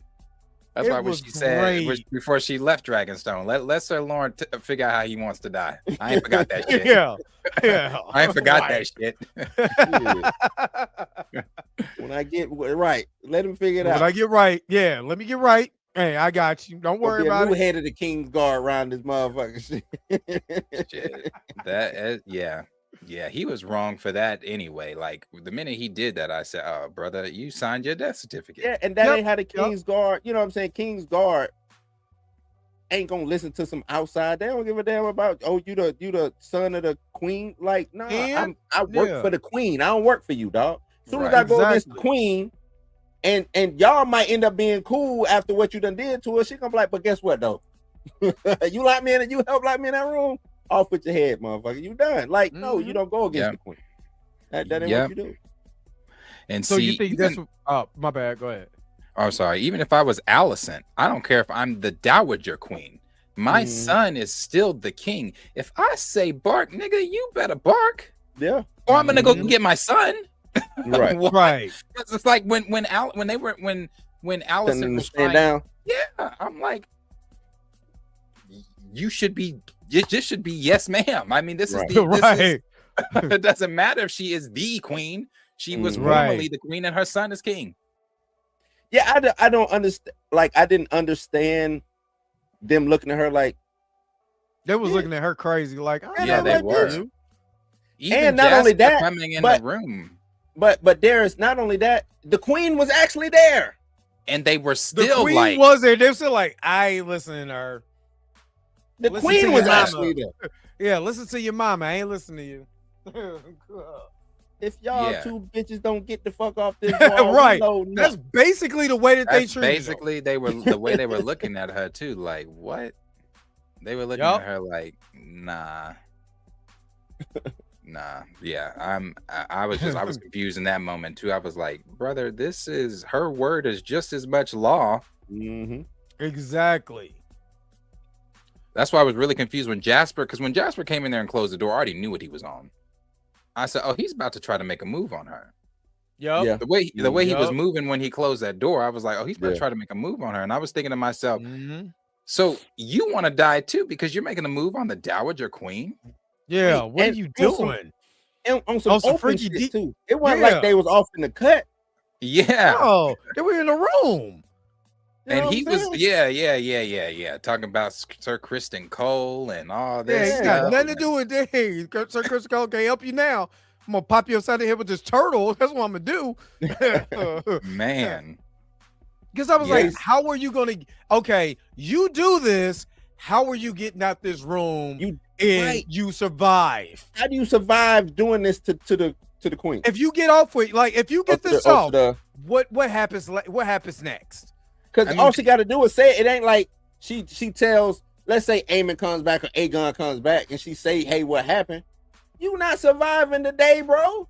You're not. Right. But also, I was also confused why when the Maester came in with some of the guards, when he got, because he still had her on the ground when they all came in. Why did you not immediately arrest him? If he had hands on the queen like that, you should have immediately arrested him. Immediately hands arrested and feet all in his ass while y'all taking him away. Yeah, because he was like, he got off of her when they were all in the room. Then talking about we have a traitor in our midst. It doesn't matter. You just physically manhandled the queen. Exactly. That's not for you to decide. What? No, it's that one. Yeah, this one. Jay said, I can't agree with that last one. Giving her power will be giving Cersei power. They not queen no more. Wait, say it one more time. I can't agree with that last one. Giving her power would be giving. Cersei had power. Yes, and that's what I was about to say. The perfect scene to display that power when she was talking to Littlefinger, she said, take steps. When she had her guards around her, she's talking to Littlefinger. Littlefinger tell her what was power, and she said her guards were around him. She said, take his head. No, I changed my mind. Take 3 steps back. Now 4 steps forward. Yep. Now spin around. Close your eyes. She said, no, power is power. So no, Cersei had power from the beginning of Game of Thrones to the end of Game of Thrones. Even her humiliation that played the game right. Yep. Even her humiliation ritual. Yeah, shame. That was my shit. Shame. Bro. Even in her humiliation, she told her, look at my face. This is gonna be the last face you see before you die. And then she told her, oh, you're praying to God? Sir Gregor is your God now. Like, you can't be, I can't stand Cersei. I hate Cersei. Cersei but that's a bad character. When she made them all go to the septum and blew it up. Oh man, that was crazy. Bro, just because Cersei was locked up and chained, don't think that she still didn't have power. Cersei still had power. To me, out of anybody in Game of Thrones, she's the one that had. She's probably the most powerful out of what we've seen. Yeah, she played the game right. She played the game right. She played the Game of Thrones and she played it right. And she cemented herself as one of the most powerful people, regardless of, again, having a real claim to the throne, which she didn't. She played the game right. Yeah, like you said, from the jump. Because we meet her and what was the brother's name? Jamie. We meet her and Jamie getting it in. Yeah, the first episode. I almost turned it off. Yeah, I almost turned it off. I was like, what the hell is this? And it was like, keep watching it. I was like, man, can we get past this part though? Jeez. I was getting it in. Yep. I saw somebody say the Lannisters from Game of Thrones seem a lot more smart than the Lannisters from House of Dragon. They seem real, not as lion-like. Well, you got to think from Lannisters from House of the Dragons to Game of Thrones is kind of they've seen more what happens. Yeah, they've seen, you know what I'm saying, kind of watching it from the outside, even because they get decimated. Like I said, they get decimated in that battle that Daemon just had in the marsh, or what it was called, the you know, where they had the heads on the pikes, whatever. Them was all Lannisters. That was their whole little squad or whatever. Yep. So then they had to rebuild, and they started being a little bit more tactical, a little bit more, you know what I'm saying, cunning and things of that nature. So yeah, once the Game of Thrones happened, you got who was it, Tywin? He's like the head Lannister. So he's the guy orchestrating things. The thing is, we haven't seen who would be the head. Who is the head Lannister? The two twins. It'd be the twins. The twins. Yeah. So So, and they were real reckless because they were you know, we get introduced to them when they was trying to marry Rhaenyra. Yep. So Jay put. Oh, my bad. Keep going. No, go ahead. You got it. No, I was just gonna read. Jay put, I know it's early, but who is more ruthless, Littlefinger versus Clubfoot? I still say Littlefinger. Yeah. I would say Clubfoot is a little bit more tactical and a little bit more wormy, so, you know, snake-like, but you know. Nah. Littlefinger having the network that he had, and you know what I'm saying? And I don't know what Clubfoot, Sir Clubfoot Strong has. I don't know his connections like that, other than him killing he killed his daddy and his brother, right? Yeah. I think that's like the most slimiest thing we saw Littlefinger do some crazy grimy shit. Oh yeah. Yeah, you know what I'm saying? So, shit. I can't give it a Clubfoot. And it is early, but I can't give it a Clubfoot. Yeah. Can't give it well, you could even it's really not early. He only got one more season, and he's not making it out of this one. I don't believe. Right. So no, Littlefinger for sure. Yeah, Littlefinger. Remember, Littlefinger put in work for 8. What was it? 8 seasons? Game of Thrones? I thought it was 7. 7? That was 7 seasons of Game of Thrones. What? It could have been 8. No, there's 8 seasons. It's 8 seasons, right? Yeah, he put in work for 8 seasons, man. 8 seasons. One minute you was like, damn, Littlefinger might be he might be a good guy. Couldn't find out, oh shit, this motherfucker is scandalous. This is a bad dude. Like, nah, man. Like the way he did the Phoenix, we'll call her the Phoenix. The way he did Jean Grey and that shit, like that was some dirty stuff. The way he did Sansa was dirty, man. It was dirty. I forget that is right. She did play in that terrible movie. that was dirty, man. That was dirty the way he did her. So what are y'all looking forward to for, you know, towards this next episode going into this season? What are some of the things, and I know this might go into a little spoiler territory, but what are you guys looking at as far as what's coming up in this particular season, or what do you think they're going to do based on the books? Because, you know, they can always change it, but what do you think? I mean, where we currently are, I don't know. I mean, I guess they really could change whatever they want, but I'm kind of honestly, I really have no more expectations as far as outside of Battle of the God's Eye and the very last of the events that happen. Other than that, I really don't have any expectations. We know that all the dragons are about to die. I'm not looking forward to that. Yeah. I'm not looking forward to watching. But no, I really don't have any. I just want them to keep it as close as they can, or as close as they should, to the books here on out. Which is and we just talked about, which is kind of hard with them switching up these, you know, some of these characters and removing some of these characters that's not in the books or have roles or whatever. But I'm with Darius, man. The Battle of the God's Eye. I want to see a little bit more. To me, they wasted so much in last season in Harrenhal. You know what I'm saying? But I personally like that. Personally, I like that. Rewatching it, I have a different. I don't hate it. Yeah, I just think it was too much. Like I understand, but it lasted what 4 episodes? Too 5 many. episodes? Yeah, and that's what I'm getting at. Like it was too much. So now going into the God's Eye and things that are mystical, or I'm like, I don't even know if I want to see Harrenhal and the magic or the things involved with, what I'm saying, that we possibly could get into when it comes to things of that nature, the Green Men and all of that. You know what I'm saying? I don't even know if I want to see that now. Barely showed the Green Men. Well, for me, I liked it because it was like it was cutting a lot of the tension. You know what I mean? Yeah, you could call it filler. Anybody who's a Dragon Ball Z fan knows you have 4 or 5 episodes of what is this? You know what I'm saying? But it breaks up a little monotony. But it did have a little bit of that mystical element to it. You know what I'm saying? It made Damon a better character.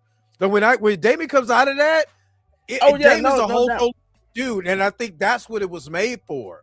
You know what I'm saying? So even now, you're whispering you're talking about the song of Ice and Fire. You're talking in High Valerian about all these things that could be. If he doesn't go on that trip, he doesn't walk in with Rhaenyra like that. Yeah, that's what I want to say.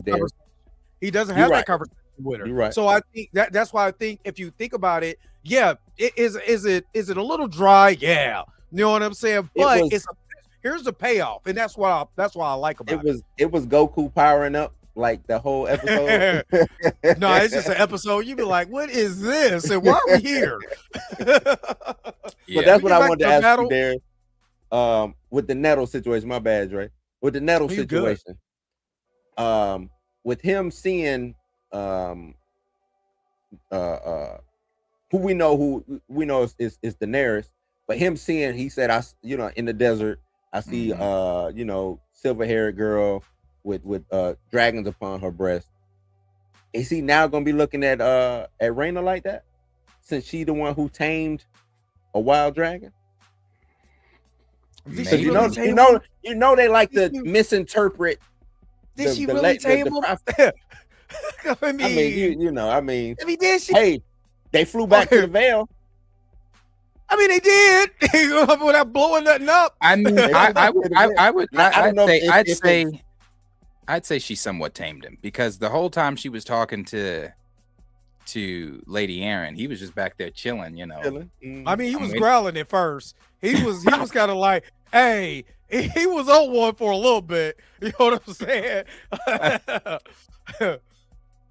Man. So Rusty Shovel, shout out to Rusty Shovel.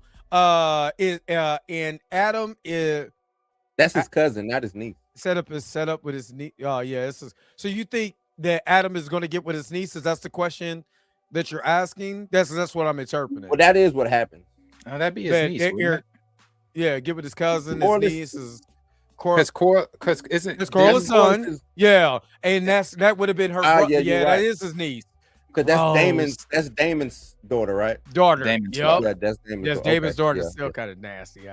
That's the only thing about these shows when they were like, "I ain't gonna get with his niece." Like, oh, that's gross. But I guess keep it in the family, son. Just don't have no kid look like Sheep Stealer's mouth. Nothing would be all right. Right. Yeah, no, it's I don't know what they're gonna do with how they're gonna handle that with Rhaena. That's why I said you put her character now in a position. I don't know how they're gonna do it, but I watched the little after show of them talking about like they normally do, where he was talking about we decided we wanted to take someone familiar, somebody that's already been in, someone from the family, and put them in that position. What? Yeah, I don't think it matters. Like, it to me, saying stuff like that is like, okay, so you think your audience like can't keep up with what's going on in the show? Yeah, like my thing is, I don't know how you take a book that, in my opinion, is already damn near it's perfect. I mean, it's perfect because you don't. It's kind of the complaints I have with Star Wars when people try to say, oh, George did. It's perfect because you don't know better. Like if if George didn't let anybody own the rights to his stuff and make movies, you would know other story. That's the only story you would know. It's already perfect. So to go and change and make Nettles Raina and just say, oh, we're just not doing Nettles. Right. Like that plays a really big part in that story. Yeah. And the reasoning you giving me like is what? That don't make sense. We just don't want to do it. Like, nah. Jay Wonder, why you keep bringing Wonder Man up, Jay? Like, I think they it's love time. Wonder Man. I think it's time. He's telling us it's time to wrap it up when he started bringing Wonder Man in here. He loves his Wonder Man. Dog. Before we go, Darius, you know, me and you, we go back and forth about James Gunn, man. Mm-hmm. Yeah, we got to, because you kind of missed our conversation. We was an hour in, on the 2-hour mark. We talked Supergirl. Did you watch Supergirl? Have you seen it? No, absolutely not. He's not watching that. Oh, he's not watching that. I was like, he's not watching that. I started to watch it. Go ahead, Drake. What were you gonna say? No, because I was like, I'm going through X. And I know he don't watch. It's just James Gunn I didn't know he all through X. But you know what? And the reason I want to, because a lot of people think that Darius is giving James Gunn like. I like James Gunn. Darius is calling it down the middle. You know what I'm saying? Now I give Darius shit. No, he ain't Tina. He ain't right. Tina. He not Tina. I think Tina just. And I hope she watching. Yeah, you catch a stray, pop. I think it is just a hateful gun with it. But I just like fucking with Darius because Chill ain't there. You know what I'm saying? If Chill was down, let it slide. Because Chill ain't. Yeah, no, Chill's not there to make me mad. Man, what do you think of the whole situation? Me and Chill would definitely be on different sides of this Supergirl thing. I've seen his tweets and I disagree with his tweets. Oh my god, I disagree with his I haven't seen them tweets. Oh no, I haven't seen his tweets. I love Chill. That's my brother. But Chill's tweets talking about, if the marketing, if this was no, I don't give a fuck if you put that movie on a hot air balloon and had it toward the United States, nobody was watching that movie. No one cared. No one was ever watching that, man. So I think it's a bad spot. That's what it is. It's a bad spot. It is a bad spot, but I also compared it to this. It's hard to do derivative characters if you don't make the derivative characters set apart, right? So I compared it to Black Panther: Wakanda Forever. Nobody wanted to come for Shuri. I'm just going. Let's be honest. They were more curious what they were going to do with Chadwick Boseman's character, what they was going to do with the story. They were more curious on that. Wasn't nobody clamoring for Shuri Black Panther? I'm sorry. Do you know what I'm saying? So when you do a derivative character, even though Supergirl has way more cachet in the comics than Shuri does, the problem with that movie is that they never set her, they never made her in the process of differentiating her, she was worse than Clark, worse than Superman, and not in the good way. You see what I mean? You know, if they would have made her, I talked about this with Blue. If they would have made her badass, where she got this thumping, like, give me some hardcore heavy metal rock as a theme. Like how Wonder Woman's theme came in, and like, then Wonder Woman, it's dope. And how she's whooping ass. You give me that with Supergirl, it's a totally different bug. And be like, you got to go see this because that's what I said. Them with Darius talking about deviating from like source material. If they would have did, like I say, panel for panel from the source material, they would have had a hit on their hands. They would have had a hit on their hands.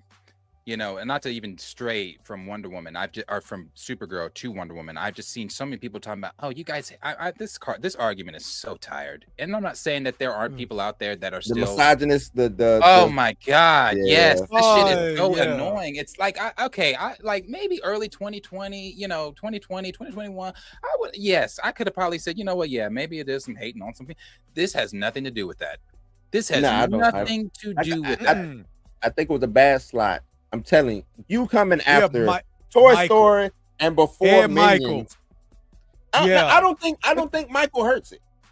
No, I think Michael hurts it. I think Michael hurts it because you already got people. Yeah, and I'm gonna say why I think Michael hurts it, because you got all this energy for this one movie. right? This one movie, Michael. You got to go compete with that. And then on top of that, Toy Story goes right there with you. And now you're being slotted between that and, like you said, the Minions, as far as like movies that people are going to go see their families with. You know what I'm saying? You're going to have a family type of movie. Michael's already going to do gangbusters. You already know what's up with that. You got to knock that out the park. The reason I say I don't think Michael hurts it, because I think if, you know, Michael came out when it came out, if Toy Story and if I'm not sandwiched between those two fucking killers of movies, you know what I'm saying? I think I can get to 300. I think I might get to 325. Because remember, I've always said this, it's only probably going to see 300. I've always said that. 300, 320 at best. I've always said that. Because I said Superman products don't sell. I've always said that from the jump too. They just don't sell. They don't. But now you, for some reason, you sandwich it. You sandwich it between Toy Story 5 and Minions. But again, ain't no buffer. Like, you is Toy Story, you Minions. Yep. Like, you ain't got no breathing room, no none. But see, this is a different conversation if it's a different hero on the screen. This is a different conversation if we're putting a different league, I'm not even going to call her a league member. If we're putting one of the founding league members. I think Wonder Woman gets ate up by Toy Story also. I think Wonder Woman gets ate up by Toy Story, but I think that we're not looking at a $68 million worldwide opening. Opening. Yeah, I see what you're saying. And I agree, but you know what happened? Supergirl's budget was 170. Wonder Woman's would have been close to 300. That's what would have made it damn would have been that big. Yeah. I don't think it would have been that big. Yeah, because it's a go big or go home. Wonder Woman is go big or go home. They didn't do that with Wonder Woman 1984. They shit the bed with Wonder Woman 1984. No, that was just a bad movie. That was a bad movie. But how much was the budget for Wonder Woman? Didn't Wonder Woman 1984 make a lot of money? No, the first one did. The first one did. It was $1 billion movie, or close to $1 billion movie. Wonder Woman 1984, no. 84's budget was $200 million, dog. That's what I said. It's a $200 million movie. $200 million. But that's also back then. The budgets have gone up now.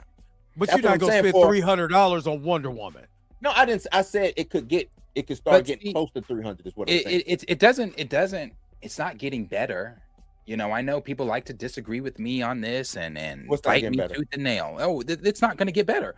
We've got so in between the stuff coming, you've got Supergirl, who just did what she did, and it's not Kara. It's not Kara. I love Kara. It's where you placed the film. Yeah. And the timing of this film. She should not have been the second film out. She shouldn't have been. I agree. She shouldn't have been. I agree with that. I can agree with that. You're putting her as the second film out. Then your next film is your next film is Clayface. You got Lanterns, which I'm fairly confident Lanterns is going to do well, especially after that second trailer. That second trailer drug me in. I think Lanterns is going to do fairly well. I think Man of Tomorrow will probably do maybe the first Superman numbers, but I'm saying maybe because we've got upcoming after this. We've got Clayface, Lanterns. They're really pushing that Bane and Deathstroke film. That's high priority for them, from what the scoopers are saying. Right, so now this is now a thing now. Let me make sure Bane I get exactly right what they said. They're I don't think it sees the light anytime soon. They said, this is coming from the Wrap, DC Studios is reportedly prioritizing Deathstroke and Bane movie. No director or cast attached yet. Then it says, it's the same thing there. I don't think it comes as fast as what the Wrap is trying to. I really don't. I hope it doesn't either. But knowing James Gunn and how he likes to do these, whatever type of characters, we got to remember, I can't really say that I don't think it does, because we also have a Jimmy Olsen Gorilla Garage show coming. Well, we already know how you feel about that. On the show, like if Bane and Deathstroke was announced as a show, it's coming ASAP. As a movie, no.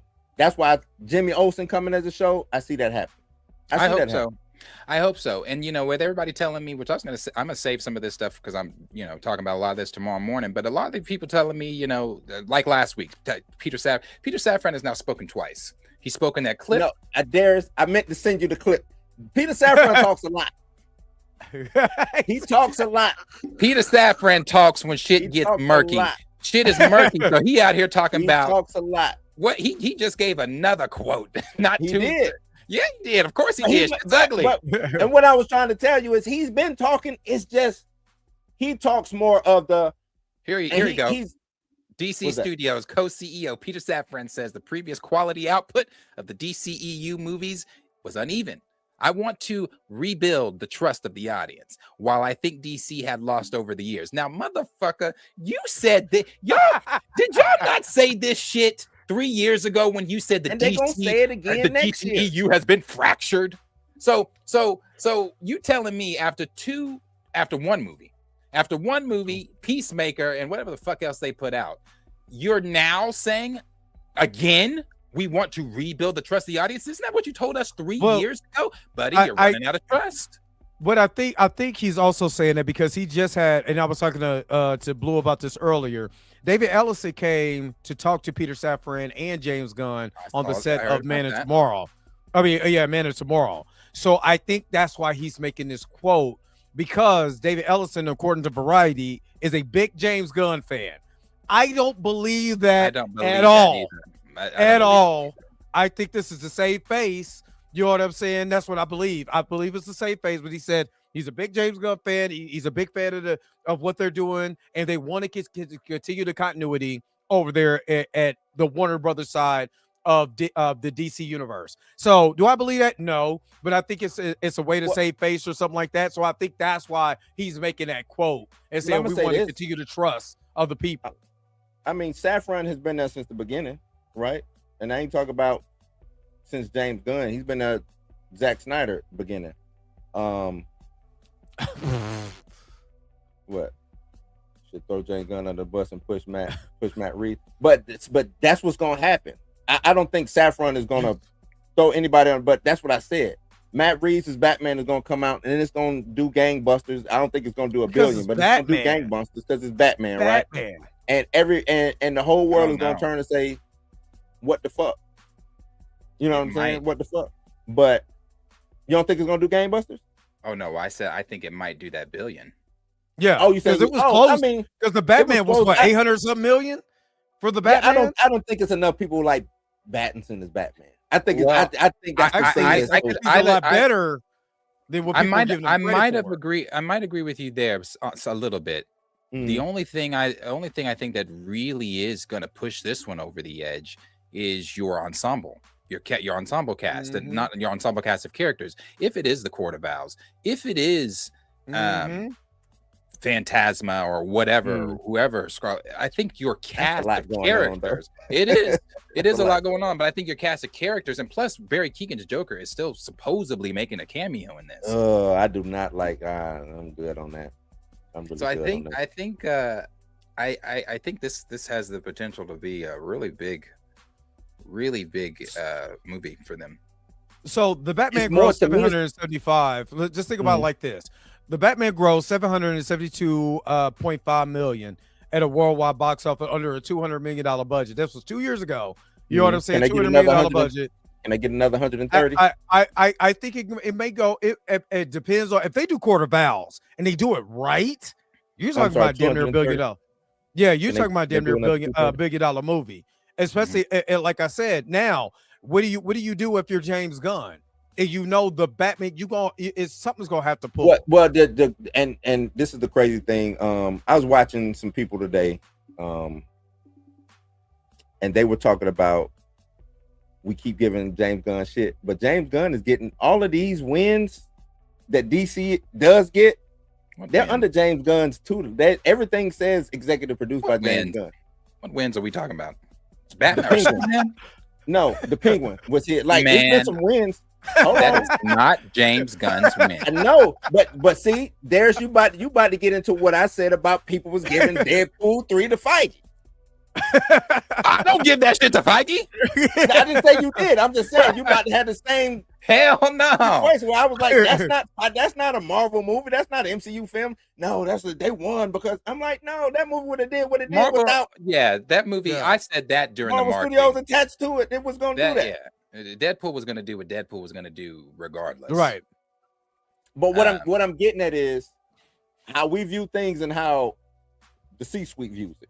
Is the C-suite viewing James Gunn, because it's also some animation things coming out that I think is going to do well. This Batman Nightfall, I think is going to be dope. Hey, man. Batman Nightfall, that Joker one. Mm-hmm. But a lot of those were. What I'm lying about, Tina? Tell me what I'm lying about. That's why she get drive-bys and she don't even know. Yeah, like, why am I lying about? What did I just lie about? See, okay. Go ahead, Darius. It's my fault. They mentioned, no, you're good. Absolute Batman, I think it's going to be absolute banger. Starfire is going to be too kiddie. I read the description. It sounds like it's going to be some Teen Titans go ass shit. Then you got which one? Starfire. Oh, yeah, no, it is. That's exactly what that's for. Then you got Crypto. Not interested. But it ain't for you, Darius. It ain't for you. Hey, Crypto man. ain't for you. Starfire ain't for you. It's for me then, because so far that's gonna be on. I think those are gonna be Superman on. Then for me. What it is? Cartoon? Is that on Cartoon Network? Hey, but the original. Hold on, let me. They not ain't you not the demographic, Darius. I'm then Blue. I'm confused. When do I get aimed at? When do I get aimed at? Is Teen Titans for you? What? That's a different question. That's a different question. I ain't got an answer for you on that. I'm saying Crypto and Starfire is not for keep you. It. Well, most of this shit they announced ain't for me. You got Starfire, Crypto. Nightfall is for you? I might check out Mr. Miracle. Mr. Miracle might actually have me check that shit out. Nightfall is for you, Darius. Nightfall is for you. Nightfall. That trailer was fire. I think that Joker one would be for you. The Joker one I'm gonna check out. The Absolute Batman. No, I'm not doing that one. Batman. Absolute Batman. Yes. Creature Commandos. I don't give a rat. Creature Commandos is dope. I think you're missing out on that. Yeah, Creature Commandos is dope. I ain't gonna lie to you. And I think you would like it. I do think you would like it. But I respect you, Darius. You ain't gotta watch. And then you know what? After the weekend, and I don't care who's writing it. I don't care what time of the year it's coming out. I don't care how big horror movies are right now. Clayface, due to the reception of Supergirl, in my opinion, is not going to do what people think it's going to do. And the reason I say this, because this is not an obsession type of horror film. This is not it's a body horror. This is not what's the movie with the witch and the kids? Wasted or whatever it was. You talking about damn, what's the name of that damn movie? Weapons. This ain't Weapons. This is not an original horror. This is not The Conjuring. This is not none of that stuff. This is a Batman villain that you are turning into a horror movie. That's it.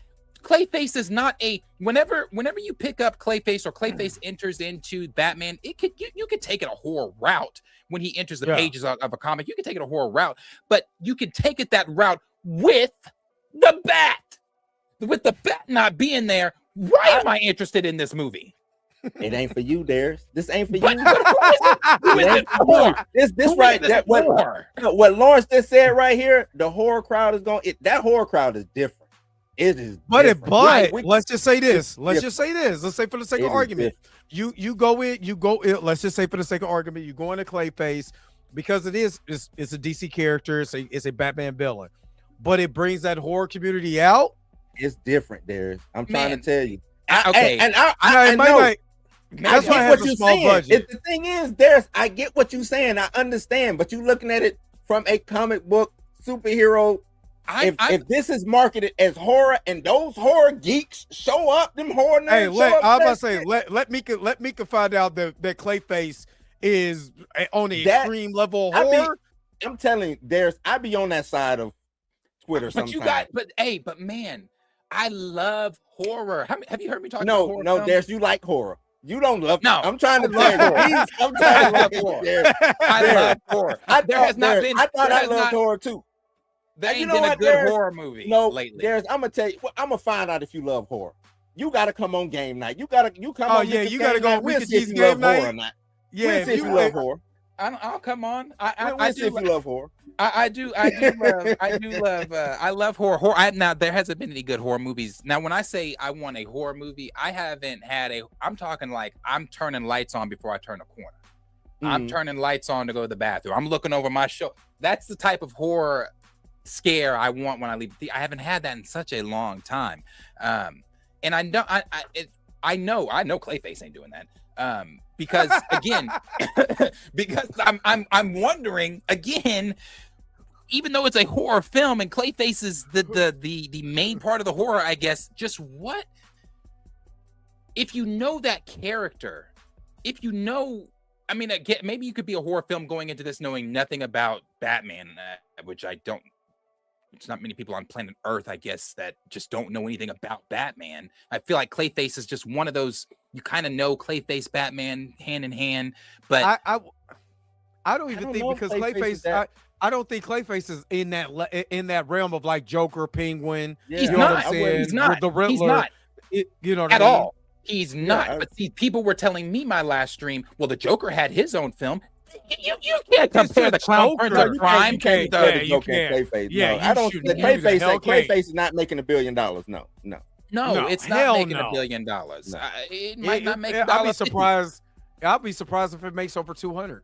Honestly, but I think that's what it. I think it gets to 200. I think Man, because the budget is so on a low. budget- The budget On a is so budget of a low. sandwich, on a budget of $10 and a bologna sandwich, yes. Yeah. Yeah. I just want to know what audiences. I guess I really want to know where people are thinking. Like, yeah, I want to go see. I want to know, are people saying like, I want to go see Clayface. I'm excited to see Clayface, but like, how, bro? Like, I'm just I'm not gonna lie. But the excitement is there. I'm seeing the excitement there. That trailer, I'm not gonna lie. That trailer got me. That trailer got me. I'm like, that was kind of dope for almost like that psychological body horror. I'm like, that's kind of dope. Now, body horror, like with Mika, body horror is not her thing, but I like body horror. Is not my thing either. Body horror is not my thing either. I don't mind body horror. Like when you guys know I coached basketball, AU basketball. Yeah. One of my boys, he had this. He had this thing where his finger would always pop out of place. Pop out of place. Yeah. Oh, you said that. Oh my! And he used to just. I used to have to turn my head. I can't do it So that's hold up. That's the movie for you. That's the movie. If you go see Clayface, you ain't gonna want to pop your fingers. Like, yeah, that's the movie. Clayface ain't for me, man. The whole time I'm gonna be bitching, saying, "Where's Batman?" I love the Joker movie, but I'd be lying to you if I said. I'm gonna tell you this though, where Batman was. I do think, and I don't know how true this is. You had John Kemp come out and say they found a Batman. I don't necessarily believe that. I think that they capping. But I do think, because I said this in my tweet. I don't know if I think you liked it. I said you gotta sneak Batman in this Clayface movie. You got to. Like, you gotta figure out a way to sneak Batman in because of Supergirl. I think because of the sentiment and the talk around Supergirl. I feel like that might do. Go ahead, Dre. Sorry. No, I was gonna say, do you want them to do it like how they did with She-Ra in the He-Man movie? No, it's gotta be. No, it's gotta be a part. It's gotta be. It gotta be a part. Yeah, it can't be. So he got to do some detective work, is what you're saying. Oh, well, he should be in the movie. The whole thing. That's why I just say he got to be a part. No.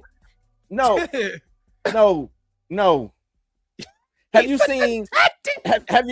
Have you seen? Hold on, Darius. Have you remember? Hold on. Wait, there. Hold on. Remember when they introduced Clayface in Batman animated series? Yes, but he was in it. Batman was in it. He was, but Batman was only in it for maybe 5 minutes of that episode. He wasn't in that whole episode a lot. No, that episode was about Clayface. It was about Clayface, but that was a 26-minute episode with commercials, Blue. I'm just saying. No, I'm just saying. They gotta figure out what I'm talking about, the rate. So the percentage that Batman was in that episode, I think you go that route. So we got an hour and a half of a movie, 2-hour movie. What percentage of Batman needs to be in there? 35% Batman split up within, or we get some Bruce Wayne in there. We split some Batman in there. I'm with you. He does some detective work, but this is still called Clayface. I need this to be a Clayface movie. But if I'm introducing Batman and I give you enough Batman to show, hey, this is my Batman going forward. This is my Bruce Wayne. Here's Batman. This is what Batman looks like. I give a dope ass Batman scene of him doing some Batman shit. I got you. I'd accept it. I'd accept it. I wouldn't like it. I wouldn't love it, but I'd accept it. However, I'm just still over this whole, hey guys, nudge, nudge, here's Batman in the universe that exists, because the only reason you even watch this Clayface movie is because he exists in the universe that Batman exists in. But hey, guys, I hate that. I'm over that game. I'm over that game. I'm over that game. I'm over that game. That is the game. Like, you know, also, I don't think they have control of Batman the way that they want to have control of Batman. I don't. I'm gonna stick by that. Meaning, Matt Reeves, I think, damn near has carte blanche over Batman. I don't think Peter Safran and James Gunn could come out. If Peter Safran and James Gunn, because I'm under the same thing you said like a while back, there's why wasn't a Batman? Why they didn't go full in on the Batman? Why they didn't hire a director and a writer to get some Batman shit pop? This is Batman we talk about. You just got the new studio. Yeah, we could talk shit about James Gunn. I just don't believe Peter Safran and James Gunn, if they put their heads together, that they stupid enough to say we're gonna do this without Batman. I just can't believe it. I don't either. I just don't believe it. They already teased Batman and Creature Commando, so there is a Batman in this universe. We just don't know who it is and when he's gonna show up. And I think, but that's what I'm saying. They don't have the control. Didn't they take Batman out of in Peacemaker? Batman wasn't in that when they redid that scene. Was Batman in that? Yeah, Batman was in that too. He was in that. Yeah, the whole Justice League. The whole Justice League was in that. I thought that was Mr. Terrific took Batman's spot. Oh, when they redid it. Yeah, when they redid it. Oh, no, I thought it was. Let me see. I think when they redid it, I don't think Batman. When they redid it, I think Mr. Terrific took Batman's spot. I could be wrong. I thought it was Mr. Terrific. I thought it was I thought Batman, I thought it was the Trinity, and just whatchamacallit was there. Mr. Terrific and Green Lantern was there, Hawkgirl. But they couldn't, don't give me the line.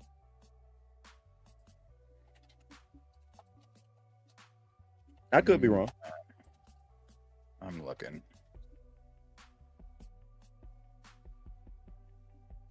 Oh, it's pulling up the one from 4 years ago. Okay, this is the one. The remade League. Okay, so it is. Nope. Ain't no Batman there. It is Terrific, Superman, Guy, Hawkgirl, and Kara. Oh, now see.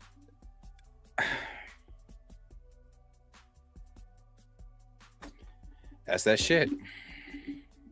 That's that shit. Okay, so the league's not formed. They're not the league. They're not the Justice League. There is no Justice League right now. Okay, yeah, sure. If Batman was to show up in Clayface like that, like I said, I'd accept it. I just feel like, again, they need to really be pushing the league.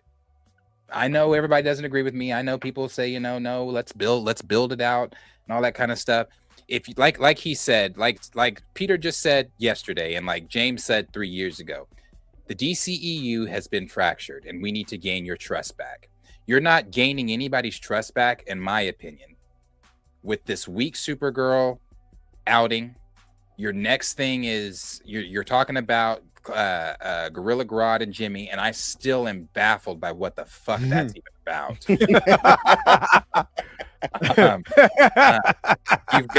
You're talking Deathstroke and Bane. You're talking Clayface, Man of Tomorrow. We know that the writer for Supergirl is writing Teen Titans and Wonder Woman, but is that not concerning? Does that not concern? I don't think that happens. I don't think that happens. She's been giving more quotes lately talking about, I get to bring these characters to life, and I'm so happy. I don't think that happens. Or they get it and then they're gonna give it to somebody else to rewrite the script. That's what I think happens. And let me ask you this, Darius, because me and Drake came up with this. Do you think James Gunn didn't? Do you think it would have been better if James Gunn directed this movie? No. I think it'd be better if James Gunn took the Kevin Feige, not saying be Kevin Feige, but take the Kevin Feige route. We don't see you until red carpets. We don't hear you until red carpets. I told you, Drake. I think that's what Safran is for. I think Safran is really trying to take the Feige role. I agree with what Campia said, though. Campia said it best, I think. James has to make a decision. Are you going to be director and this and this and that? I do agree with that. I agree with that. Yeah. You gotta make a choice. Which one are you doing? Because honestly, the way the movie is shot, the action scenes, all of that needed James. I'm sorry. I watched this movie and I've never been so uninterested in space before in my life.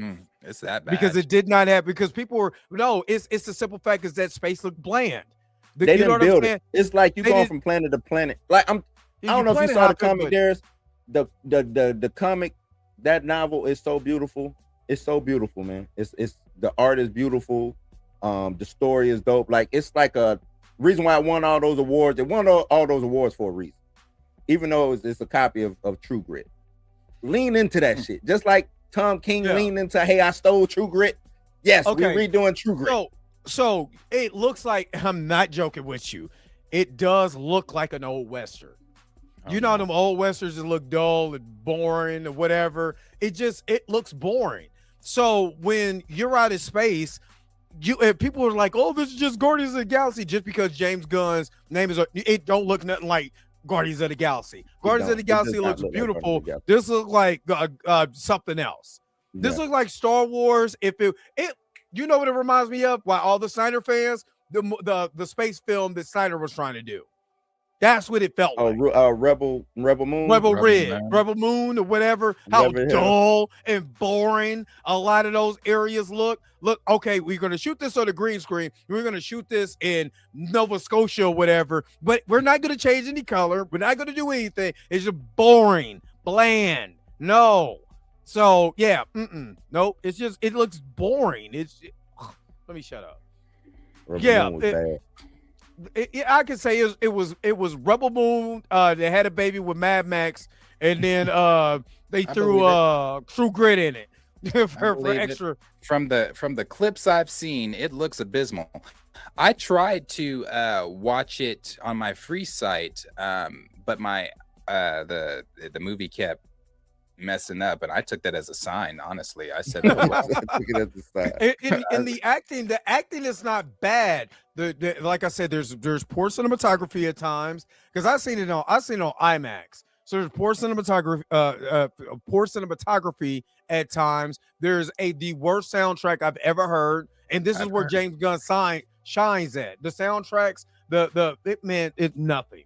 But that's why I think, and that's why I'm like, I don't even know if James Gunn was present, because it's too many mistakes. It doesn't feel like James Gunn was present. It's too many mistakes at all. Then that's another lie from Gunn. It is. No, I agree with you. I think James Gunn. If you would have came out earlier, we said James Gunn dropped the ball. I give it's a 50-50 thing. I blame Gillespie and I blame James Gunn, because you either was not present in doing the shit when everything was being filmed, or you just didn't give a fuck because you were too busy doing Superman. Do your own thing. So this is what I felt. I really honestly feel like it says here, the series hails, or this is just the Penguin, but it says the series hails from the DC studio, but he serves as the studio co-CEO and did not actively produce the show. Instead, Gunn and his team provided minor feedback and allowed the creator, Matt Reeves, to executive his independent vision. I think that's what he did with Gillespie. He was like, hey, Gillespie, we want you to introduce this Supergirl film. You got creative control. You do, if you want to do the Tom King story, do it how the best way that you want. I'm not going to interfere. And you can tell he did not interfere in none of that. Because I've watched too many James Gunn movies to watch this and be like, I know James Gunn wasn't in this. James Gunn has heart in his movies. I'm Darius. I put in the middle of my notes, this movie, what did I say? Like this movie has let me see. This movie is moving because it does move at a breakneck speed, but no real emotion so far. That's in the middle of the movie. There's nothing that connects me to these characters because after a while I don't care because you're not emotionally attaching me to anything. There's no music that emotionally attach me. The dialogue, it's not bad, but it doesn't emotionally attach me. So there's nothing here. I think that hurts her, because James posted on his Instagram, which had a lot of people alluding to the fact that maybe Supergirl's next showing in the DCU would be Wonder Woman's movie, because he posted a comic panel of them together, or something like that.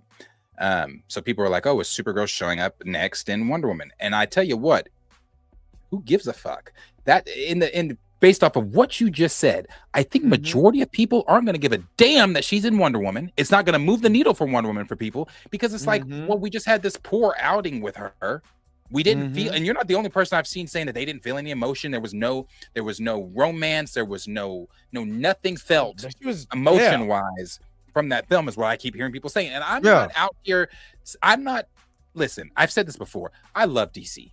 I think I love DC heroes more than I love Marvel heroes.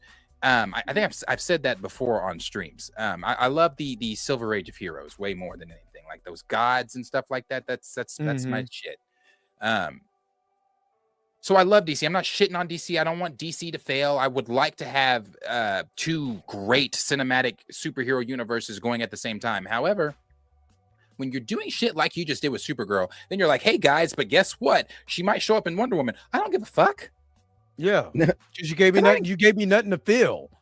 Yeah, I didn't care about her in her own movie. So why do I care about whatever she's going to be doing in Wonder Woman?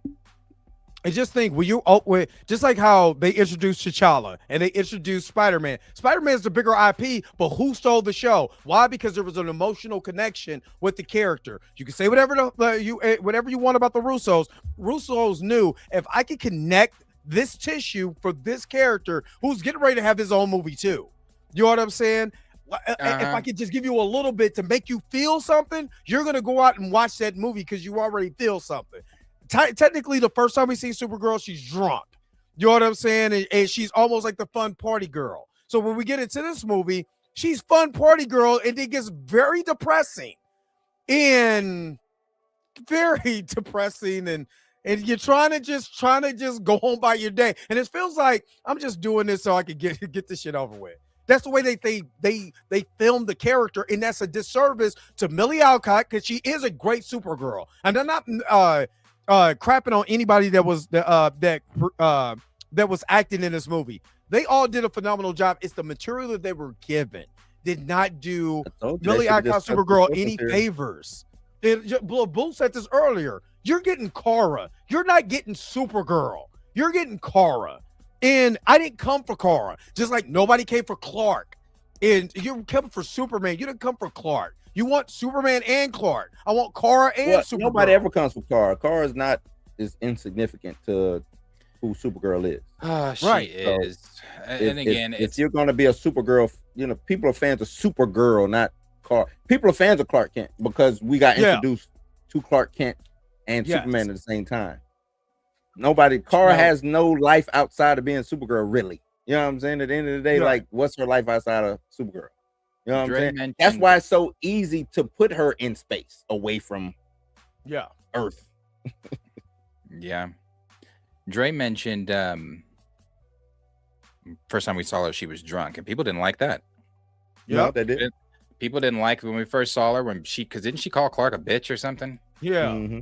And people were like, first time we see Supergirl, she's calling Clark a bitch. People didn't like that. Nope, I remember that shit. People did not like it. Yep. They did not like it. There were some people that was complaining about that. Like I said, I don't dislike Kara or Supergirl or whoever. I just think that this shouldn't have been second. And then now James is telling us, oh God, the Clayface is the canonically it starts the DC. Start the DCU. Mm-hmm. Which I still, because the Creature Commandos, I still think that whole Rick Flag thing or whatever is probably going to connect to that because you know what I'm saying? Because he did connect he was basically portraying Rick Flag and other characters in Creature Commandos. So I can see, you know, the reason why Peacemaker, all of this stuff is happening or whatever with the Rick Flag character, that it was probably Clayface the whole time. And they're going to have to get to that part of the story. So let's just tell Clayface in a lower budget film, we may make a little bit of money, we may not, but it's fine because it's going to connect to Man of Tomorrow. That's probably why they're even doing this, to me. If Clayface connects to Creatures of Commandos, which it does, it is the same Clayface. Yeah. Would you not have some of the Creature Commandos show up, or is this before they are? Or they're after. It could have been after because they went back into jail at the end of Creature Commandos. So, if I'm not mistaken, they went back to jail. Well, no, this would be before Creature Commandos, though. So you sure it's going to be before Creature Commandos? Yeah, because he said that this starts the DCU. Well, how long ago he said that?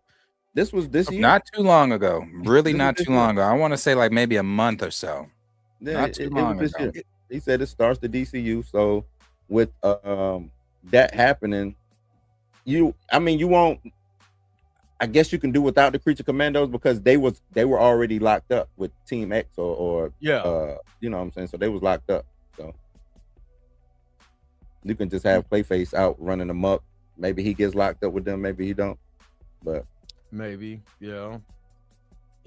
I remember. I was looking at that scene when Batman showed up in Creature Commandos. That's the scene everybody was talking about.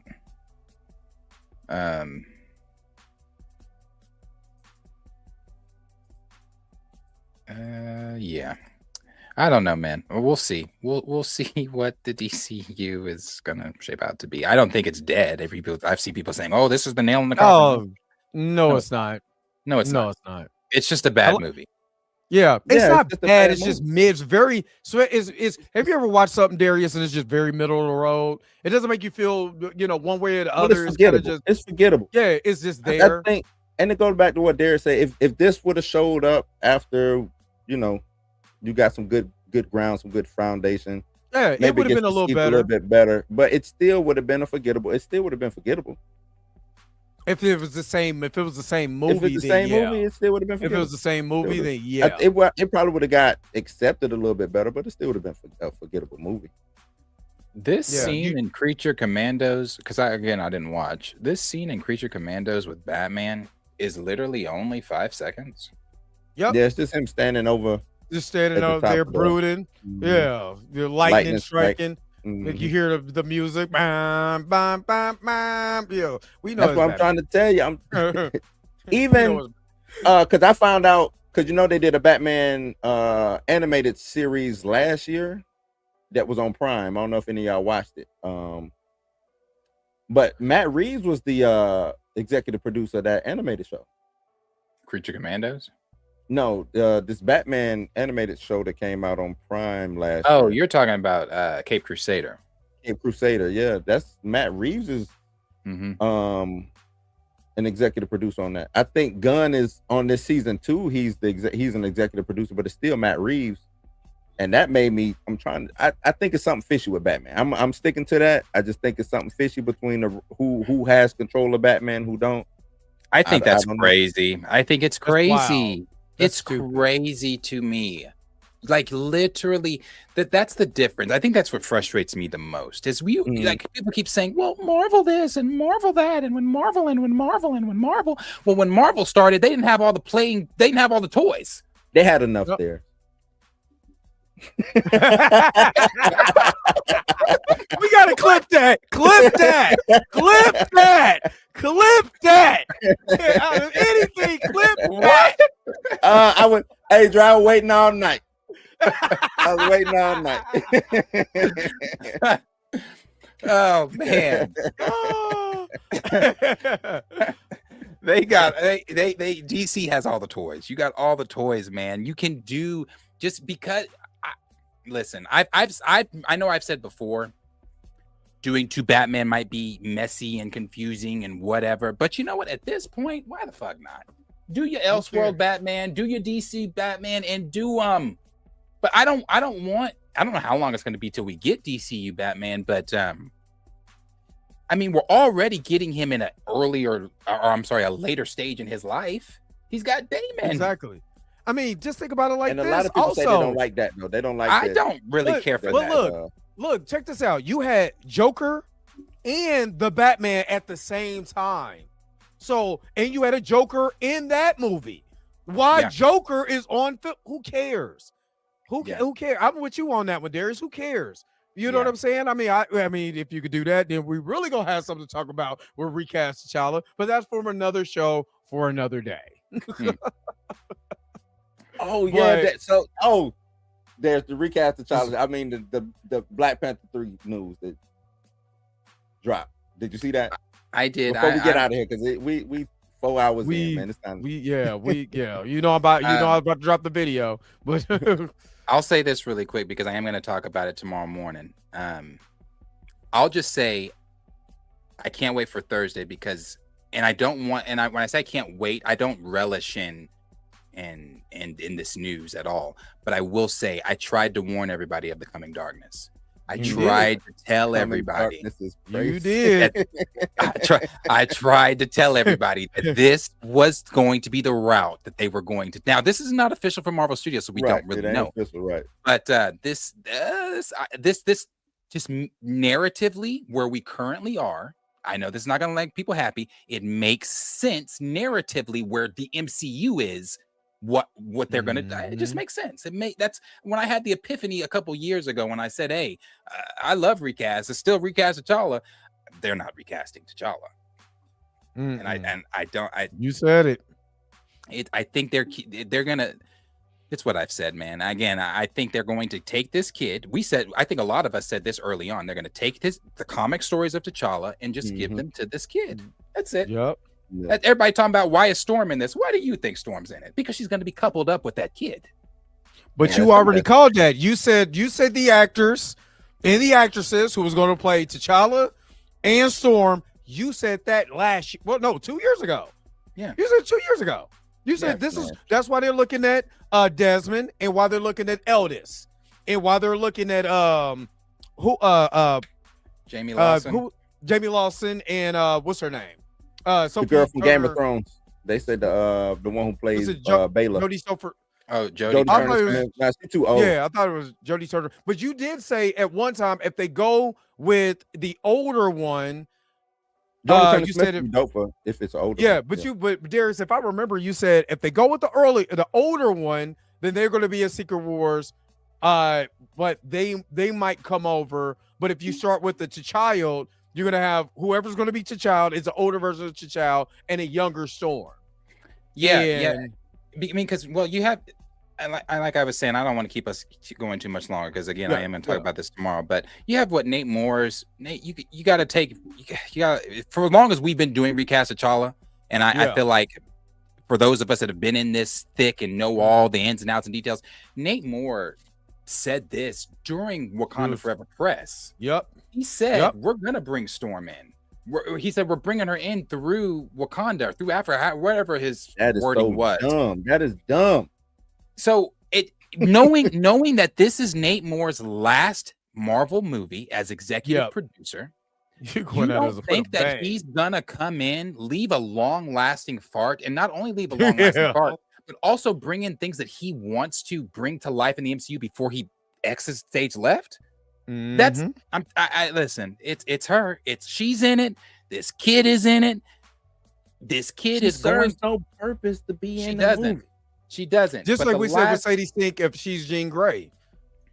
It seemed like that's the angle that they're going with, you know. But my bad. I didn't mean to. I didn't mean to stop you, Jerry. This is the last thing I'm gonna say on it. Last thing, because I know Marcus. This is one of the things Marcus has argued me up and down on, and it's the thing I stand on. I will die on this hill. Josh did obviously Josh did a Nerds, does his live streams every day. I didn't watch today's live stream, but I did watch his clip thing about this T'Challa news. And he said what he has been saying forever. And it is, now he said he doesn't agree, he doesn't like it. However, he, after saying that, said, but what he has said every time, but if my options were no T'Challa or this kid being the new T'Challa, I'm gonna take that. And that is where most of the MCU audience is. Only us in this section of recast are wanting this, wanting a brand new T'Challa. You don't think that these MCU fans are about to eat up a male Black Panther? But I think we said that. I think we was arguing with Chill one night about that too, though. There's that. Yeah. As soon as they say, and even the way they announced it, oh, he'll be T'Challa the second. He's going through a coming of age. This, that, and the third. Nakia don't want him to take the throne. That'll get him all. You know what I'm saying? Like that sounds like some dope ass shit. Yeah. If it was T'Challa, it sound like, you know what I'm saying, some dope. And I hate to even say this. I hate to even say this. Hey, it's gonna make some people mad. It's gonna make money. Yep. It's gonna make money. Yeah. Because it's gonna validate the MCU, and everybody else that's been going against recast are gonna say, "Sold you, we didn't need a recast. This is the recast." Yep. And we still made money. And I don't know that for sure, but I'm just, brother, I just don't think people are in it the way we are. I know people aren't in it the way No, they're not. Right. It ain't doing $1 billion. I don't see that. I don't see it doing $1 billion. But as long as and I've always said this, they don't have to mention his name. They don't have to say this is T'Challa second in that movie. They really don't have to. They just said, we already know what happened with his father. All they got to do is just tell the story. And if they just keep him, go ahead. Well, I was just saying, whenever he no. comes on screen, anytime he comes on screen in the future as the new Black Panther T'Challa, he's not introducing himself as I'm Toussaint, T'Challa the second. He's introducing himself as T'Challa. Yep. The MCU characters are going to call him T'Challa. Yeah, you might get some banter with some older heroes to say, "Oh, I once knew your father," but you ain't getting no like he is, by for all intents and purposes, he is the MCU's T'Challa. Yeah. Yep. So I just don't put it like that, but that's what it is. I just don't. Hopefully the actor don't die. Always have to have Storm and T'Challa together. I don't know. Well, my thing is, hopefully the actor doesn't die, and we're going through another round of this all over again in the future. But you already know what time it is, man. Yo, the sign is real simple, B. It says wrap it up. Wrap that shit up, B. Yeah, we on damn near 4 hours. So Darius, tell everybody who don't know you, where they could be able to find you at, and what do you got upcoming? You can catch me at Planet Fanatics YouTube channel. Same on all the socials. I am live. It's supposed to be Monday through Friday, 9 a.m. I wasn't live today. My cat is sick, so I have to take her to the doctor. But I'm live tomorrow at 9 a.m. That live stream is already up. The countdown scheduled live stream is already up, so you can check that out. And we'll be talking about this, Supergirl, Michael about to cross $1 billion. For all you, we told him, Darius. Yeah, we're gonna talk about that. Gonna talk about the DC stuff, Spider-Man, all that stuff. So cool. Check it out. Yeah, make sure you guys are liking, sharing, and subscribing. I haven't been live because I'm getting my ass whooped at work, so I need to rest. So this is rest period. Blue, what you got coming up so far? Or what coming up next? Tomorrow I'll probably be talking some more Supergirl or some more DC stuff. Really about it, or whatever's going on. But it'll probably be mainly focused on the DC stuff, what's going on, because Marvel just ain't been my friend lately. So I gotta wait on Spider-Man for me to jump back on board with Marvel. I gotta wait on Spider-Man. And then I'm gonna tell y'all, I want to wait till next week to start get back in, but I might do a couple videos or whatever this week just to try to get you guys in the thing. But man, the live streams are hard because I've been working 60 plus hours. I looked at my hours, dude. I've worked 60 plus hours the last 5 out of 6 weeks. So I am wearing my behind out. I'm getting old. You know what I'm saying? AARP ain't kicked in yet. And and Toria said the Ovaltine ain't kicked in either. So so I got a lot of stuff going on. But man, I'm trying to get y'all guys some videos, some reaction videos here soon. So yeah, just stay tuned, man. But thanks everybody for tuning in to this episode of the Blurred AF, man. Darius, we appreciate anytime I get to hang with you, you be having me rolling. Oh, So yeah, anytime I brother. get to you get to hang out, man, it's awesome. You know what I mean? So I appreciate you and everybody who was in the chat. Yeah, no problem, man. Hey, come back next Monday. We're gonna be talking this, you know what I'm saying, this stuff. So come back next Monday. Just so we can get this, Always welcome. In. Yeah, most definitely. Look, Blue just can't wait to just get you riled up. You can see it in his eyes. Calm it down, Blue. Always welcome, man. That's always welcome. It's like I get Darius because I know Darius gonna come with the. It's like it's different how I get Chill riled up. You know what I'm saying? It's a different. It's a different feeling. You know what I'm saying? Like I'd get Darius riled up kind of to drive a point home because I know he gonna drive it home. Getting Chill riled up, Chill get flustered. Chill get like stuck. He get like he don't know which way to go when you get him. You know what I'm saying? So it's just different. It's just different. Yeah, shout out to the homie Chill, man. Yeah, so yeah. So we gonna get up out of here, man. I gotta take my son to get my son to work. So thank you guys for tuning in to another. Yeah. My son is what time is it where y'all at? Work. I'm Central Time with you. It's almost midnight. Yeah, so he got he works the night shift.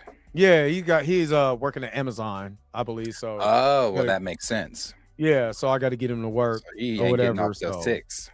Exactly. So, as long as as long as he got a job, I'm taking him. So that's what it is. So, but again, y'all, thanks for tuning in to another episode of the Blurred AF, man. Make sure that you like, share, subscribe to everybody on here if you haven't. And don't forget to hit that bell notification so you never miss one of our videos. Until next time, we holler at you guys later. Peace and vibe, man. Enjoy the rest of you guys tonight. Where the outro at, man? Let's get up out of here, man. It's late.